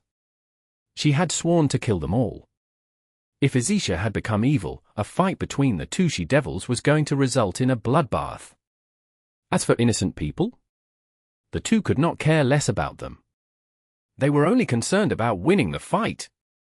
Following the rising sea level and the invasion of the sea monsters across the world, disasters, sickness, plagues, and deaths kept rising. As the magic associations and many countries were suffering, the status of the Parthenon temple continued to rise, so the election of the goddess was imminent. The next goddess would become a person that faith of the whole world clung to. Did Izisha predict all this? Was it the reason she had sealed herself up in the coffin and waited until the new era arrived? Unfortunately, it did not work out according to her plan after Xinxia showed up with the soul of the Parthenon temple. Xinxia had ruined her perfect plan. Salen had chopped Izisha into pieces to show everyone that Izisha had not come back to life using the spell of resurrection. Izisha seemed to be very familiar with the god of darkness, knowing how to summon it to their world. She was also emitting the same strange aura as the Pharaoh's spring. When Xinxia joined the Parthenon temple, she went from an intern to a candidate for the role of the goddess. She had stopped Izisha from getting her way, but who was supporting Xinxia behind the scenes? Mo Fan knew that someone had pushed Xinxia into the Parthenon temple. Those people had never shown themselves, yet they were pulling strings behind the scenes. Who exactly were they? Mo Fan believed Salen was not responsible for this. Salen had brought Xinxia to Bo City and hid her in his ordinary family because she did not want Xinxia to be involved in the Parthenon temple's politics. It meant there was another faction behind the scenes. The more Mo Fan thought about it, the more he felt Xinxia was like a puppet being controlled. They might not hurt Xinxia, but they would keep pushing her toward the heart of the struggle. What would happen to Xinxia if Izisha won in the end? Every time I come to the Parthenon temple, I feel like I'm walking into a muddy swamp. The mud alone is enough to trap me, not to mention the demons and devils under it. Mo Fan sighed deeply. Xinxia knew someone was pulling strings behind the scenes, yet there was nothing she could do since those people were reluctant to show themselves. What if she chose to leave? Once Izisha reclaimed her power, would she let Xinxia go, knowing that she had the soul of the Parthenon temple? Xinxia knew she could no longer live the same life as she had in the past after the soul of the Parthenon temple was exposed. She would rather fight bravely than end up being a burden to others because of how useless she was. Chapter 1947. Posture unlocked. Exodus Tales. Exodus Tales. Translated by Zephazid. Edited by Aelrianth. Ling, tilde. Little Flame Bell snuck out of the contracted space after waking up from sleep while Mo Fan and Xinxia were having a heavy conversation. She flew straight into Xinxia's gentle arms instead of staying on Mo Fan's spacious shoulders. Xinxia giggled when she saw the adorable little creature. Xinxia and Little Flame Bell shared the same heart, so they were as close as mother and daughter. As a matter of fact, the reason Mo Fan did not dare to accept Ashuria's offer the other night was because he was worried that Little Flame Bell might tell her mother about it. Any way he looked at it, he had to make sure he was out of the range of their telepathy before doing anything mischievous. He definitely could not do anything in the citadel of Athens. The tension eased after Little Flame Bell showed up. Mo Fan pushed Xinxia's wheelchair into the woods on the sacred mountain. He was purposely heading toward a remote corner. Cough cough, time for kids to go to bed. Mo Fan noticed the environment was perfect. There was the moon, the lights in the distance, and enough cover and shadows in the area. Little Flame Bell had a displeased look. The sun had only set less than an hour ago. Off you go. If you don't sleep now, I won't be giving you any snacks, Mo Fan said. Little Flame Bell knew she had to stick to Mo Fan most of the time as he had full control over the supply of her snacks. She had no choice but to go back to her contracted space unwillingly. Little Flame Bell's flames don't seem to be stable, Xinxia told Mo Fan, having noticed something. She must be close to evolving, but I'm not sure why she has stayed like this for such a long time. She has yet to evolve fully, Mo Fan agreed. Mo Fan clearly remembered that whenever Little Flame Bell had a fever, meaning that her temperature was unstable, she was on the verge of evolving into the next stage. It had been the same when she went from the infant stage to her youth stage, then from the youth stage to the adolescent stage. However, it had been almost half a year since she started having trouble controlling her temperature, yet she still had not evolved into a Flame Bell Empress. She would evolve into a Flame Bell Empress in her next stage. Little Flame Bell had transformed into a Flame Bell Empress temporarily under the influence of the Time Liquid, defeating thousands of Nazca monster birds back then. Mo Fan would never forget how unstoppable she was. The Flame Bell's true form was her mature phase. She was so strong that he had an urge to drop to his knees and worship her. "Brother Mo Fan, why don't you let Little Flame Bell stay with me for some time?" Xinxia asked. Ah. Mo Fan was taken by surprise. Little Flame Bell's condition isn't necessarily a good thing. If she is stuck in it for too long, it might affect her growth. Brother Mo Fan, being a candidate for the role of the goddess isn't entirely a bad thing. I have a lot of resources that ordinary mags and factions would struggle to get their hands on, Xinxia said. Oh Xinxia, you're corrupted too. Despite what Mo Fan said, he still raised his brows excitedly, as if that was exactly what he was hoping to hear. His lightning element was at the super level, and it was the same with his shadow element. Although his fire element had always been his greatest fallback, it was indeed necessary to deal with Little Flame Bell's strange condition first. Besides, he usually did not have the time to supervise Little Flame Bell's cultivation. He could just leave Little Flame Bell at the Parthenon Temple for a while and let Xinxia discipline the lazy bum. Perhaps she would already be a Flame Bell Empress when he came to take her back next time. Mo Fan felt a surge of excitement inside when he recalled the power he could feel when the Flame Bell Empress possessed him. Mo Fan had defeated a Dark Sword Master when he was possessed by the Flame Bell Empress in Egypt. He was only an advanced mage back then. By the way, I brought the fruit of the Tree of Vows for you. This thing is a rare valuable of the blessing element. I thought it might come in handy for you, so I've been saving it until now, Mo Fan finally remembered. The Parthenon Temple might have plenty of resources, but they would not have the fruit of the Tree of Vows.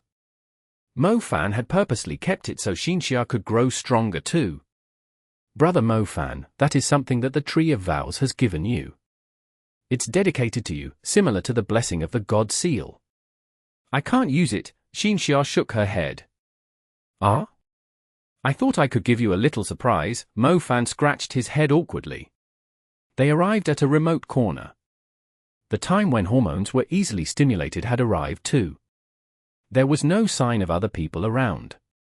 Most importantly, the annoying Tatter was not around.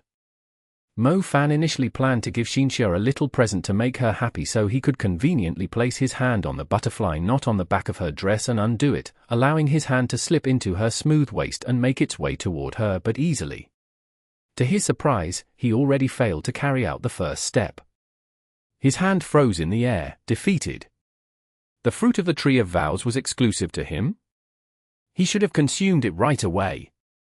The others had obtained great benefits from it, especially the feathers of the wind spirits that Zhong Xiaohu had acquired. They were insanely strong. Xinxia, don't you think the moon is beautiful tonight? Mo Fan suddenly changed the topic. The moon hasn't shown up. Brother Mo Fan. Xinxia immediately noticed a scorching hand slipping into an embarrassing spot before Xinxia could finish. She instantly blushed. We are still outside. That Tatter is going to show up again once we go back, Mo Fan said.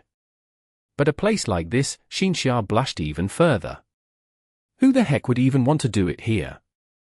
Anyone might visit the woods on the mountain of the goddess at any time. What if a few probationary servants stumbled into them as they came to take a stroll?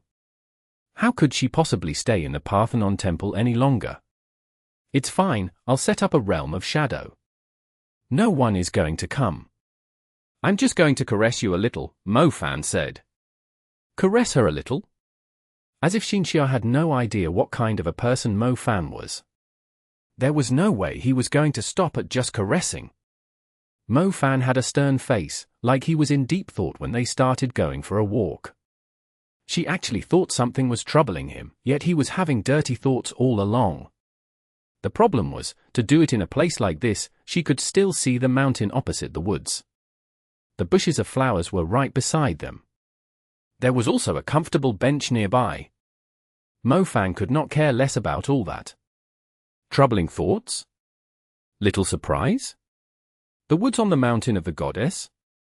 So what if they were on a sacred mountain? Everywhere could be a thrilling deserted garden as long as they were bold enough. Xinxia was unable to walk.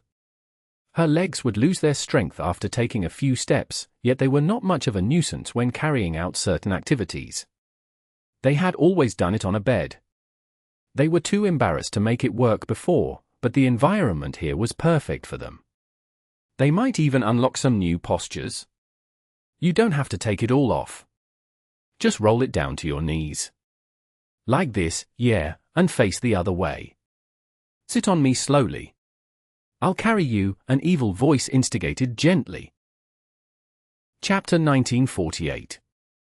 The Man with the Highest Potential. Exodus Tales. Exodus Tales. Translated by Zephazid. Edited by Aelrianth. Xinxia's face was still red when they headed back. There was nothing more embarrassing than what they did. Meanwhile, Mo Fan was brimming with excitement, like he was extremely proud of himself.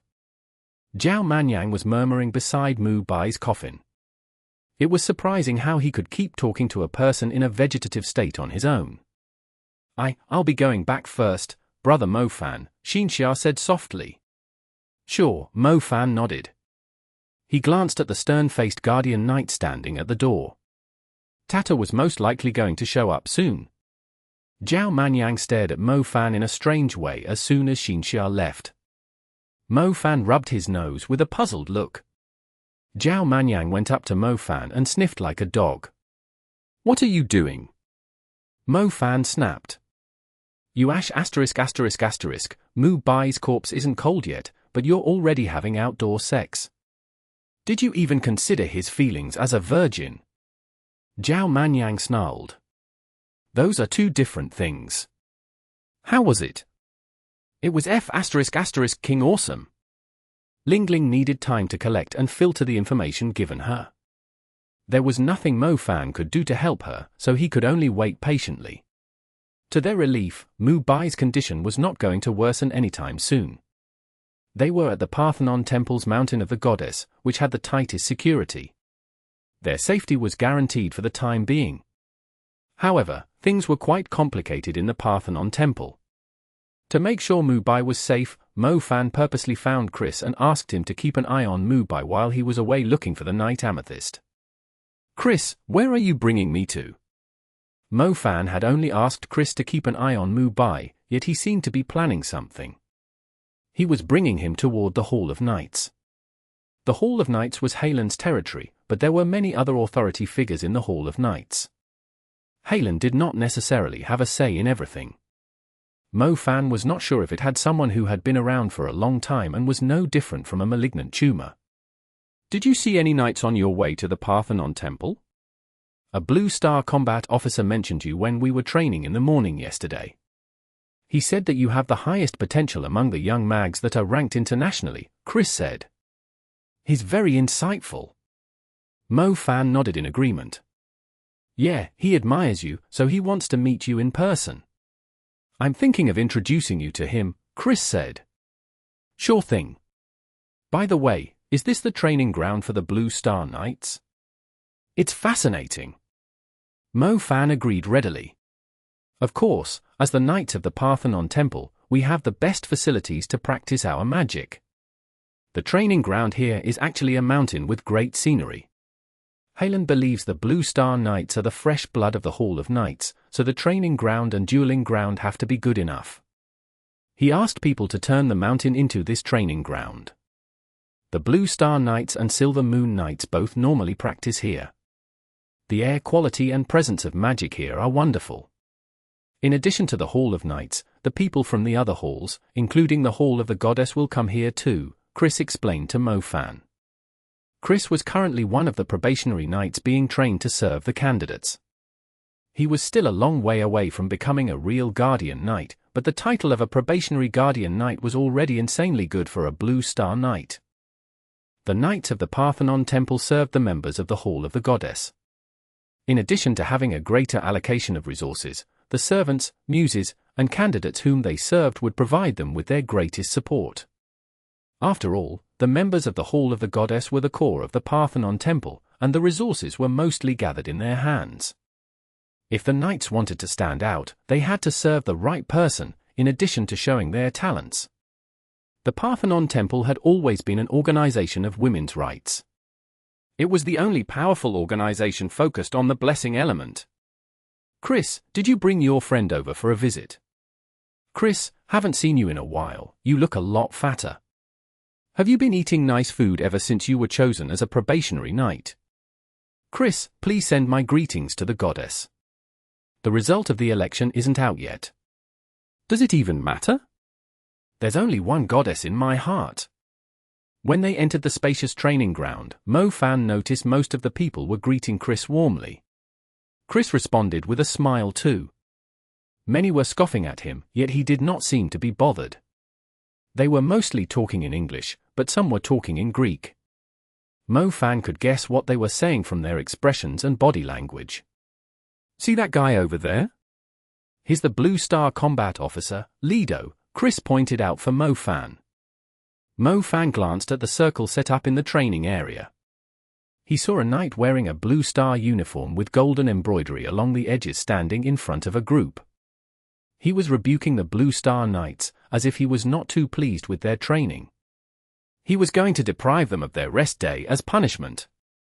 Chris went up to Combat Officer Lido and said with a smile, "Combat Officer Lido, look who I brought." Lido turned around. He had a dark expression at first, yet his eyes glittered when he saw Mo Fan. "Mo Fan!" Lido exclaimed. Mo Fan noticed how enthusiastic the man sounded. He had to say, he had no idea who the fellow was. "I'm well aware of the things you've done, including your outstanding performance during the World College Tournament. I'm so jealous of your double innate elements. Many people once argued that Zoro's innate talent is the strongest, but I disagreed. They will never understand how powerful a person with double innate elements is when they reach the super level." Lido exclaimed. You're pretty insightful," Mo Fan said after a pause. "Therefore, if I can defeat you, I'll be considered one of the strongest young mags too. I have been waiting for this day for a long time." Chapter 1949. Challenging the Group of Knights, 2 versus 40. Exodus Tales.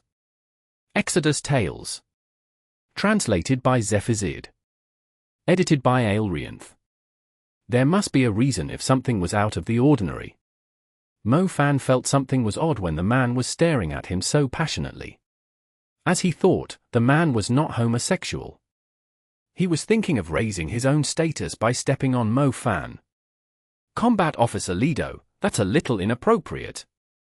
Aren't you a fan of Mo Fan?" Chris blurted out. He was greatly surprised. Mo Fan looked at Chris' naive face and let out a sigh. He really was a natural muddlehead. Chris still had no clue how wicked humans could be. Sometimes, when one person greatly admired another, they were not truly admiring them, but believed themselves or their students were stronger than the person they were fixated on. So he's Mo Fan. The candidate seems pretty close to him. I heard they are lovers. Damn it, lovers, a Blue Star Knight almost yelled at the top of his lungs. He soon realized how impulsive he was.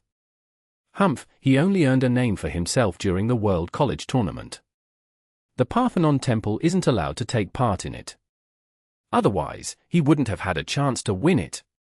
I can easily tell that he isn't worthy of the candidate judging from his lack of etiquette.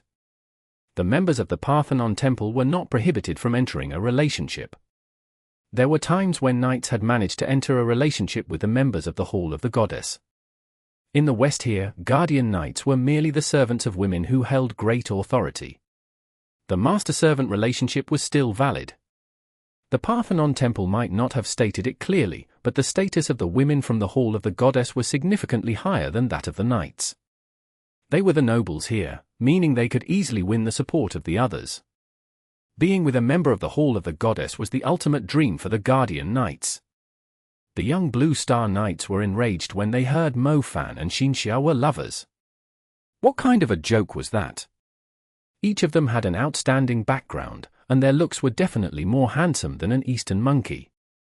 They had put in so much effort to learn magic and proper etiquette, yet they could not touch even a corner of the candidate's dress. Meanwhile, this **** was able to tear a candidate's dress in half. How unforgivable! Chris soon noticed that the majority of the knights were jealous of Mo Fan, not admiring him. He also realized he had done something unwise by bringing Mo Fan to the center of the conflict. He said apologetically, "Why don't we go somewhere else? There are other attractions in the Hall of Knights. I'm actually not that interested in the scenery." However, I immediately picked up the smell of people who deserve a beating as soon as I came here. It will be quite disrespectful if I simply turned and left. Either way, the Knights of the Parthenon Temple are one of the strongest organizations in the world. Mo Fan purposely emphasized the words in the latter half of the sentence. They did not understand the term deserve a beating. They were quite pleased at first, as they thought Mo Fan was complimenting them. However, they were extremely uncomfortable when they heard they were only one of the strongest organizations, instead of the strongest organization. The Knights of the Parthenon Temple were the strongest in the world.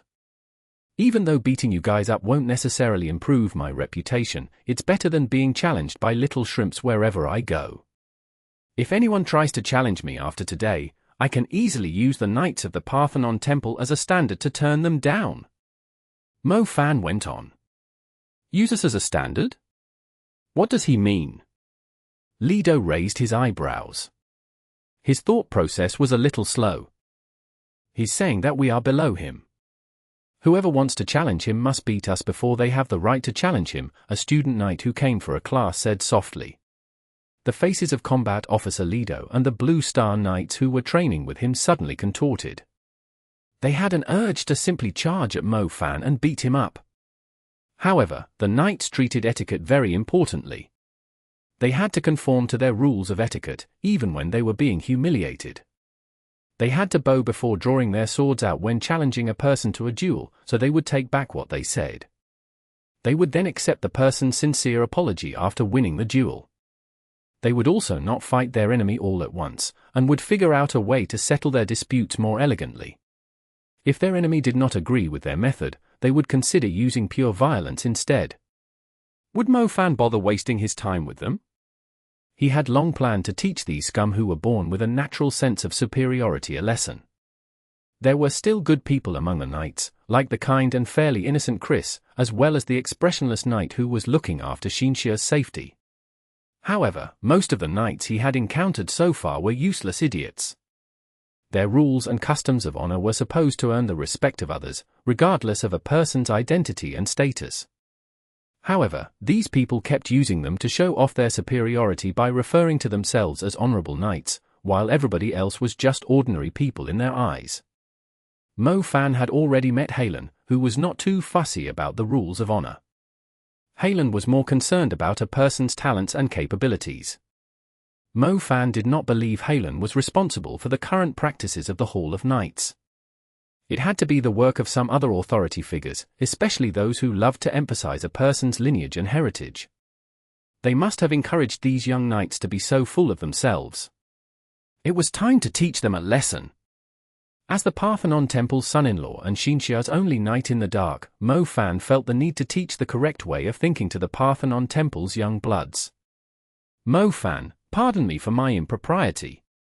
You shouldn't accept challenges to a duel so easily with your special identity. Chris felt his head hurting. He was unsure about how to handle the situation. I was planning to practice my magic too. I think training with the Blue Star Knights is more interesting than practicing my spells on dummies, Mo Fan replied evenly. Despite saying that much, the only reason was because Mo Fan had a hot temper. He was not afraid to start a fight against whoever did not see eye to eye with him. How dare you compare us with dummies? The Blue Star Knight's faces darkened further. The guy who did not even hold a position in the Parthenon Temple was humiliating the knights over and over again. You are no different from dummies under my magic, Mo Fan replied easily.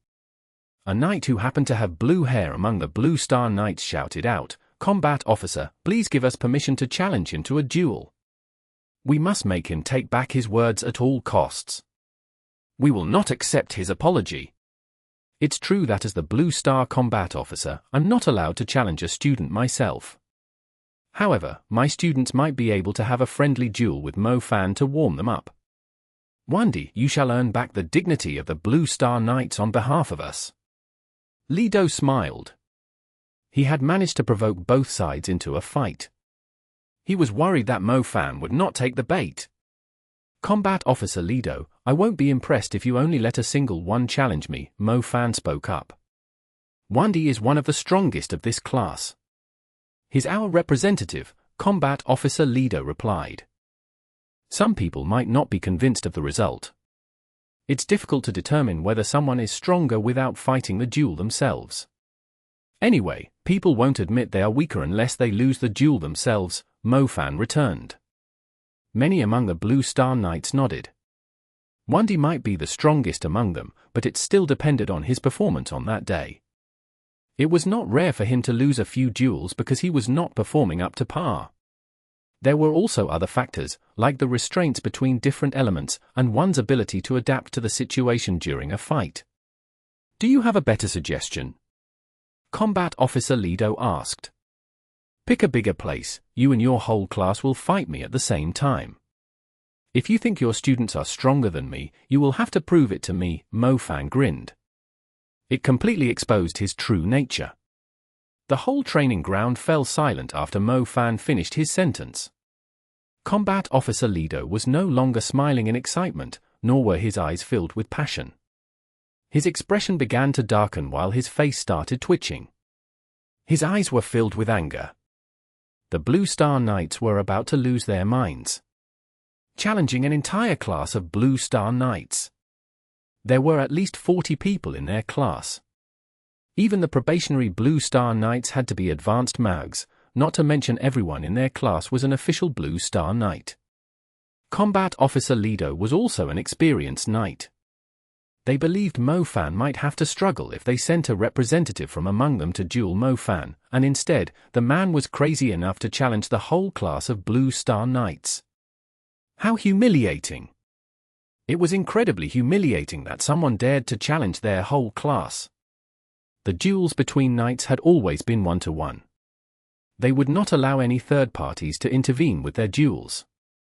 The fact that Mo-Fan had suggested fighting 40 Blue Star Knights at once was already massively looking down on them. Mo-Fan, I can overlook that by simply assuming you've said something wrong, Lido said coldly. He already stopped addressing Mo-Fan formally.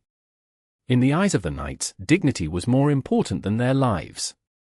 Honor could be passed down continuously, and it could determine the rise and fall of a clan, so they would not allow anyone to humiliate them. Mo-Fan was well aware of that, however, he could not care less about what they thought. There are things you can't take back after you have said them. I might be wrong if I didn't have the strength to back my statement up. However, if it was the other way around, it was just a normal statement from me, Mo-Fan said. A normal statement, Lido's face twitched even further. Mo-Fan enjoyed group fights the most. They were indeed very common events in his eyes, yet in the eyes of Combat Officer Lido and the Blue Star Knights, he was trampling on their dignity. You've disappointed us, but since we are knights, we insist on challenging you to one-on-one duels, Lido stated coolly. I have always found those rules of yours annoying. I insist that you all fight me at the same time. Otherwise, some of you might not be convinced of the result, Mo-Fan returned shamelessly. It's a humiliation for us to accept that, Lido ground out. I've never respected the weak who are full of themselves. Ugh. They were going nuts. The Blue Star Knights were about to go crazy. Combat Officer Lido, we'll do as he says. I must beat him up, even if it means I might lose my role as a knight. Wandi snarled. Combat Officer Lido, I'm willing to resign too just to protect the dignity of the Blue Star Knights. Me too. Me too. Mo-Fan's words had driven the whole class crazy. They were willing to resign just to beat Mo-Fan up. They could not care less about their decorum as knights after being humiliated like that. Anger was contagious. Some of the Blue Star Knights were relatively calm, but they were around the same age and were jealous of Mo-Fan. On the other hand, Mo Fan's words were just too harsh. No one managed to remain calm. Who did he think he was? He thought he was comparable to the Parthenon temple the whole world admired, just because he had won the World College Tournament?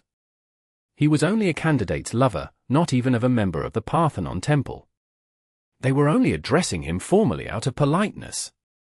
He was just a nobody, yet he dared to humiliate the Blue Star Knights. Combat Officer Lido realized the duel was inevitable as more people volunteered to resign just to participate in the duel. Let them be. The Blue Star Knights had offered to resign to protect their dignity. The Hall Master and the Hall Mother would not blame them for it. Besides, it was Mo Fan who came up with the crazy idea in the first place. They could explain themselves, even if the matter was brought up to the candidate. It was like a protest at school. A student would threaten to quit school to protest against it. If the school ignored the matter, the student might actually be let go. But if a whole class were to quit the school, everyone was going to be fine, since the school would not allow an entire class to quit, regardless of the circumstances. The school might end up in international headlines otherwise. The Blue Star Knights were aware of this, so they had all volunteered to resign just to participate in the duel for such a reasonable cause. They would at most be scolded for acting recklessly, but they would still retain their roles as Blue Star Knights. They would worry about the consequences after venting their frustrations. They could not bear it any longer. Mo Fan glanced at the Blue Star Knight's petty acting with a smile. He did not seem to be bothered, despite the possibility of catching too much attention. On the other hand, Chris almost fainted. He had only planned to bring Mo Fan here so Lido could meet him in person. How did it even end up like this? A whole class was offering to resign just to challenge Mo Fan to a duel. Was Mo Fan going to offend the entire Hall of Knights? Mo Fan waited patiently until the class of Blue Star Knights took off their coats, and folded their coats nicely off to the side. They were obviously planning to put them back on again. Chris, what about you? You are one of us too. Are you still going to stand on his side? Wandy asked. He had already taken off his coat. Wandy, this only happened because of me. I shouldn't have. Chris was already stammering. He was trembling, too nervous to act. Enough nonsense, just tell us which side you are on. Humph, fawning upon an outsider because he's close to a candidate isn't the way of a knight. Wandy scolded him. Wandy sounded extremely serious. Chris' mind went blank after hearing those words. He looked at Mo Fan, then at the class of Blue Star Knights who had taken off their coats. Many of them were from the same batch as him. He could still remember some of their names. He had been quite close with them in the past. A piece of advice from me, if you still want to hang around in the Hall of Knights, you should join them, Mo Fan whispered. I'm sorry, mister, Chris said. I should be the one saying sorry. I've placed you in a difficult position, Mo Fan smiled. No, it was my fault for treating everything so naively. It's all my fault. I should take responsibility for it, Chris said seriously. Mo Fan was struggling to understand what Chris meant. Chris undid his buttons and took off the coat symbolizing his role of a Blue Star Knight. Mo Fan observed Chris carefully. His hands were shaking visibly. He knew how difficult it had been for him to achieve his current position. He also had a bright future ahead of him after he was chosen as a probationary guardian knight, yet he was determined in his actions. He knew the consequences. He had chosen to become a Blue Star Knight. He would always be a Blue Star Knight. If he sided with Mo Fan, he would no longer be a knight or the servant of a candidate. The Hall of Knights would have no place for him. Well done, the Blue Star Knights are proud of you. Wandy realized Chris' decision after seeing his reaction. Wandy, you've misunderstood. I'm resigning because I have decided to side with Mo Fan. I will be participating in the duel, too. I will accept the challenge together with him. Chris also folded his coat nicely and placed it off to the side. However, he believed he had no chance of putting it on again.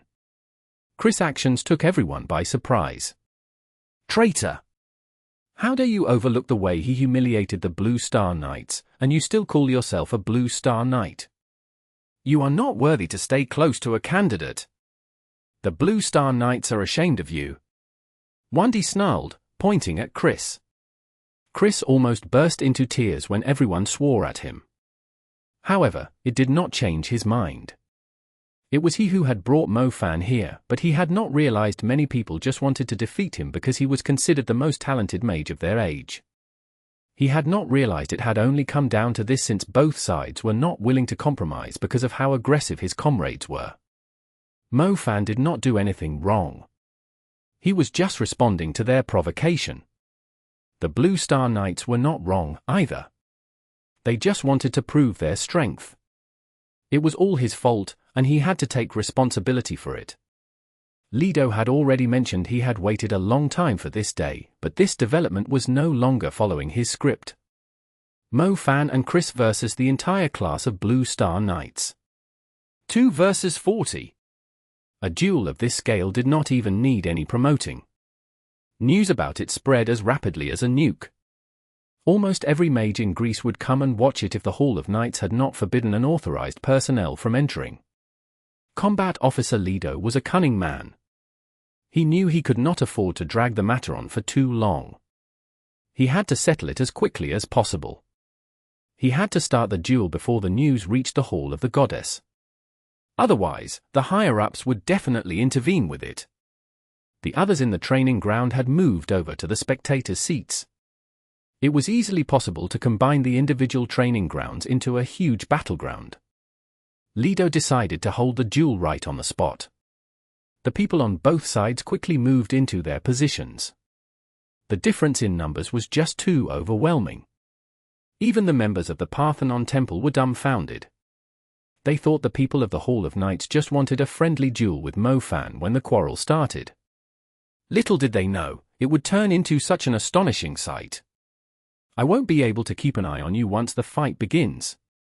You should be careful, Mo-Fan told Chris. I'll protect you, Chris said. No, that won't be necessary. Actually, you shouldn't be so worried about me just because I'm close to a candidate. You should have stayed on their side instead, Mo-Fan sighed. Chris was definitely not going to have a pleasant time in the Hall of Knights from today on. Men were scarier than women when it came to crowding someone out. I'm not doing it because of the candidate. I just think I should help you because I'm your friend, even though I can only take on 1 or 2 Blue Star Knights myself, Chris stammered. Mo-Fan was stunned by the words. He recalled something similar happened when he was still studying at the Pearl Institute. He too had a partner. He has already forgotten the person's name, yet his behavior was totally different from Chris' reaction. Mo-Fan was disappointed back then, but he was actually quite touched this time. A real knight should be someone like Chris. Sure, you take on the guy called Wendy, leave the rest to me. Mo-Fan reached out his fist. Chris stared at Mo-Fan's fist. He too reached out his fist and gave Mo-Fan a fist bump after a few seconds. Friends. Different people might grow at different rates. However, a true friend would not think his one perfect effort was insignificant when you were able to handle 99% of the trouble. A true friend was willing to endure hardships together with you all the time. Mo-Fan did not make friends easily, but the spirit of a knight which the naturally muddlehead Chris had shown had earned his respect. I'm glad I can fight alongside the most talented young mage. Chris put on a wry smile. It was worse than a crying expression. I had a neighbor. He was skinny and was picked on all the time. I always helped him whenever he was in a fight. I usually beat 3 or 4 kids myself while he bit one of them. We would always go home with swollen faces. Mo-Fan stepped forward as he spoke. Really? We might lose a limb or 2 today, Chris said. Later, I found out that the kids didn't bully him because he was skinny, but he started the fight because he saw them laughing at my sister, Mo-Fan continued. Chris dropped his jaw, left speechless. Do you know who my sister that the kids were laughing at is? Mo-Fan went on calmly. Chris was immediately struck by lightning. He could not find any words. He still remembered how the candidate was enraged after the priest of the Hall of Faith had locked Mo Fan up. It was during that same incident that he learned Mo Fan was the candidate's brother. The girl who was laughed at. The candidate who had to rely on a wheelchair to move around. What right did Mo Fan have? Almost every Blue Star Knight was bothered by that question, but Chris realized the answer immediately. What right did Mo Fan have? The fact that he had been looking after the candidate when she was just an ordinary girl with a defect. Even the knights of the entire Parthenon Temple were not worthy to compare themselves to him. Chapter 1950. Super Level, Ink Shadow. Translated by Zephazid. Edited by Aelrianth. The sky was dark, yet not a single drop of rain could be squeezed out of it. The air on the mountain felt heavy. The Blue Star Knights opposite Mo Fan and Chris felt like a beast was about to be released from their hearts. Wendy was the most impatient person among the Blue Star Knights. As the elite of the group and the first person to resign to teach Mo Fan a lesson, he decided to take the lead. Wendy was a light mage, but unlike most light mags who focused on defense and support, he was able to turn his light element into armor. The weak mage suddenly transformed into an armored sacred warrior, equipped with a magical long spear emitting a light that was as scorching as flames. Gorgeous! Wendy's magic was rather unique. He had invented his own way of doing battle with his magic. It reminded Mo Fan of a guy called Guan Yu on his team during the World College Tournament. He also relied on his magic weapon as his primary way of attack. Most magic equipment was only single-use, including magic armor and shields, and could only be used a limited number of times during a fight. Someone would therefore need a long-lasting Death Strike magic equipment if they were thinking of choosing the same path as Wendy and Guan Yu. Wendy had obviously come from a wealthy background, as the burning spear in his hands was extremely expensive. It was rare to see someone among ordinary mags charging at their enemy like a warrior. Most people would have no clue how to defend themselves when a powerful magic warrior suddenly charged at them. Wendy was targeting Mo Fan right from the beginning. In his eyes, winning the World College Tournament was nothing worth mentioning. Why would anyone treat the achievement someone had earned while they were still a student so seriously? The burning spear brought up flames like burning ravens. The flames surged forward as the spear flashed with a blinding burst of light. Mo Fan remained standing still. His eyes emitted a mysterious silver flicker while staring at the fascinating spell, widening before Wendy's attack reached him.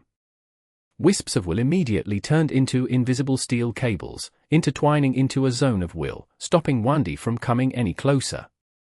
It looked like Wendy's attack had frozen in mid-step. His movements were oddly slow, moving as stiffly as a marionette. His flames and scorching light could not spread any further. They all stopped less than 3 meters in front of Mo Fan, their energy slowly drifting away. Flames of exploding star. Wendy thrust his spear forward. Exploding flames erupted from the tip of the spear like meteorites sweeping through the night sky. They sprang at Mo Fan with overwhelming force. Mo Fan finally moved this time, but he was moving forward instead of backing away. The flames of exploding star blinked rapidly in front of Mo Fan. The explosions could easily destroy a hill under normal circumstances, yet their force was unable to break through the zone which Mo Fan had set up with his will. He was walking freely through the explosions like they were all just a breeze. Wendy's eyes turned bloodshot as they filled with anger. How did Mo Fan nullify 2 of his strongest attacks with only the simplest telekinesis of the space element? "Don't you underestimate me!" Wendy yelled furiously. The light and flames on him grew stronger. Mo Fan walked past Wendy like he was just a little kid swinging a toy spear around. He casually walked past Wendy and sealed off his attack with the shadow element. Mo Fan then turned into a dark shadow and vanished into Wendy's flames. The shadow started drifting toward the rest of the Blue Star Knights. Wendy's movement was sealed, freezing him in place. He was wearing a terrified expression now, and was feeling enormous pressure. He did not understand why Mo Fan had simply walked past him when he had the perfect opportunity to launch his counterattack. The seal only lasted briefly. Wendy soon regained his freedom, yet he no longer had the courage to cast his spells when he saw Mo Fan was perfectly unharmed. Come, don't you say you are the strongest magic association in the world? Don't you say you are going to serve the Parthenon Temple until your deaths? I'm the demon who has violated your goddess, can you even stop me? Mo Fan's shadow appeared eerily in front of the Blue Star Knights, exuding an evil and ghastly aura. The Blue Star Knights were infuriated by his words. No one was allowed to blaspheme their goddesses, be it in imagination, words, or actions. The other Blue Star Knights finally made their moves. They were all advanced mags, and had initially thought winning the duel by numbers was nothing impressive, yet the man had gone so far just to provoke them. As the first people started casting their spells, more people followed. Mo Fan had indeed provoked them all. Brilliant spells shining in different colors intertwined on the battleground. Their radiance lit up the other mountains nearby. As different elements combined together, they might trigger an elemental storm from the contradicting energies of the elements, which might result in greater destruction. Mo Fan realized the Blue Star Knights were impressive in certain ways. Their advanced spells were no longer bound by the standard forms of the advanced spells. Their fire spells were not just simple skyflame funerals. Their lightning spells were not the silent deadly bolt, and their light spells were not the plummeting rays. They had long practiced their control over the elements and used their understanding of their magic when casting their spells, manipulating the spells into forms that fit their fighting style and capabilities better. It was a great thing to figure out their unique style while they were still at the advanced level. It prepared them to become a unique mage even prior to reaching the super level. Mo Fan did not have a tortoise shell like Zhao Manyang, and could not afford to withstand the impacts of so many advanced spells at once. Mo Fan dissolved into his shadow before the spells could crash onto him. The spells washed away the shadow like it was just an ink stain, yet Mo Fan did not vanish into thin air. Ink shadow! It was the advanced version of Mo Fan's fleeing shadow. It was even stronger than the shadow images Bai Jiang had used before. The ink shadow was able to weave through destructive spells, meaning that if his opponents did not specifically restrict his shadow element, he could just dodge their attacks with ease by relying on the ink shadow.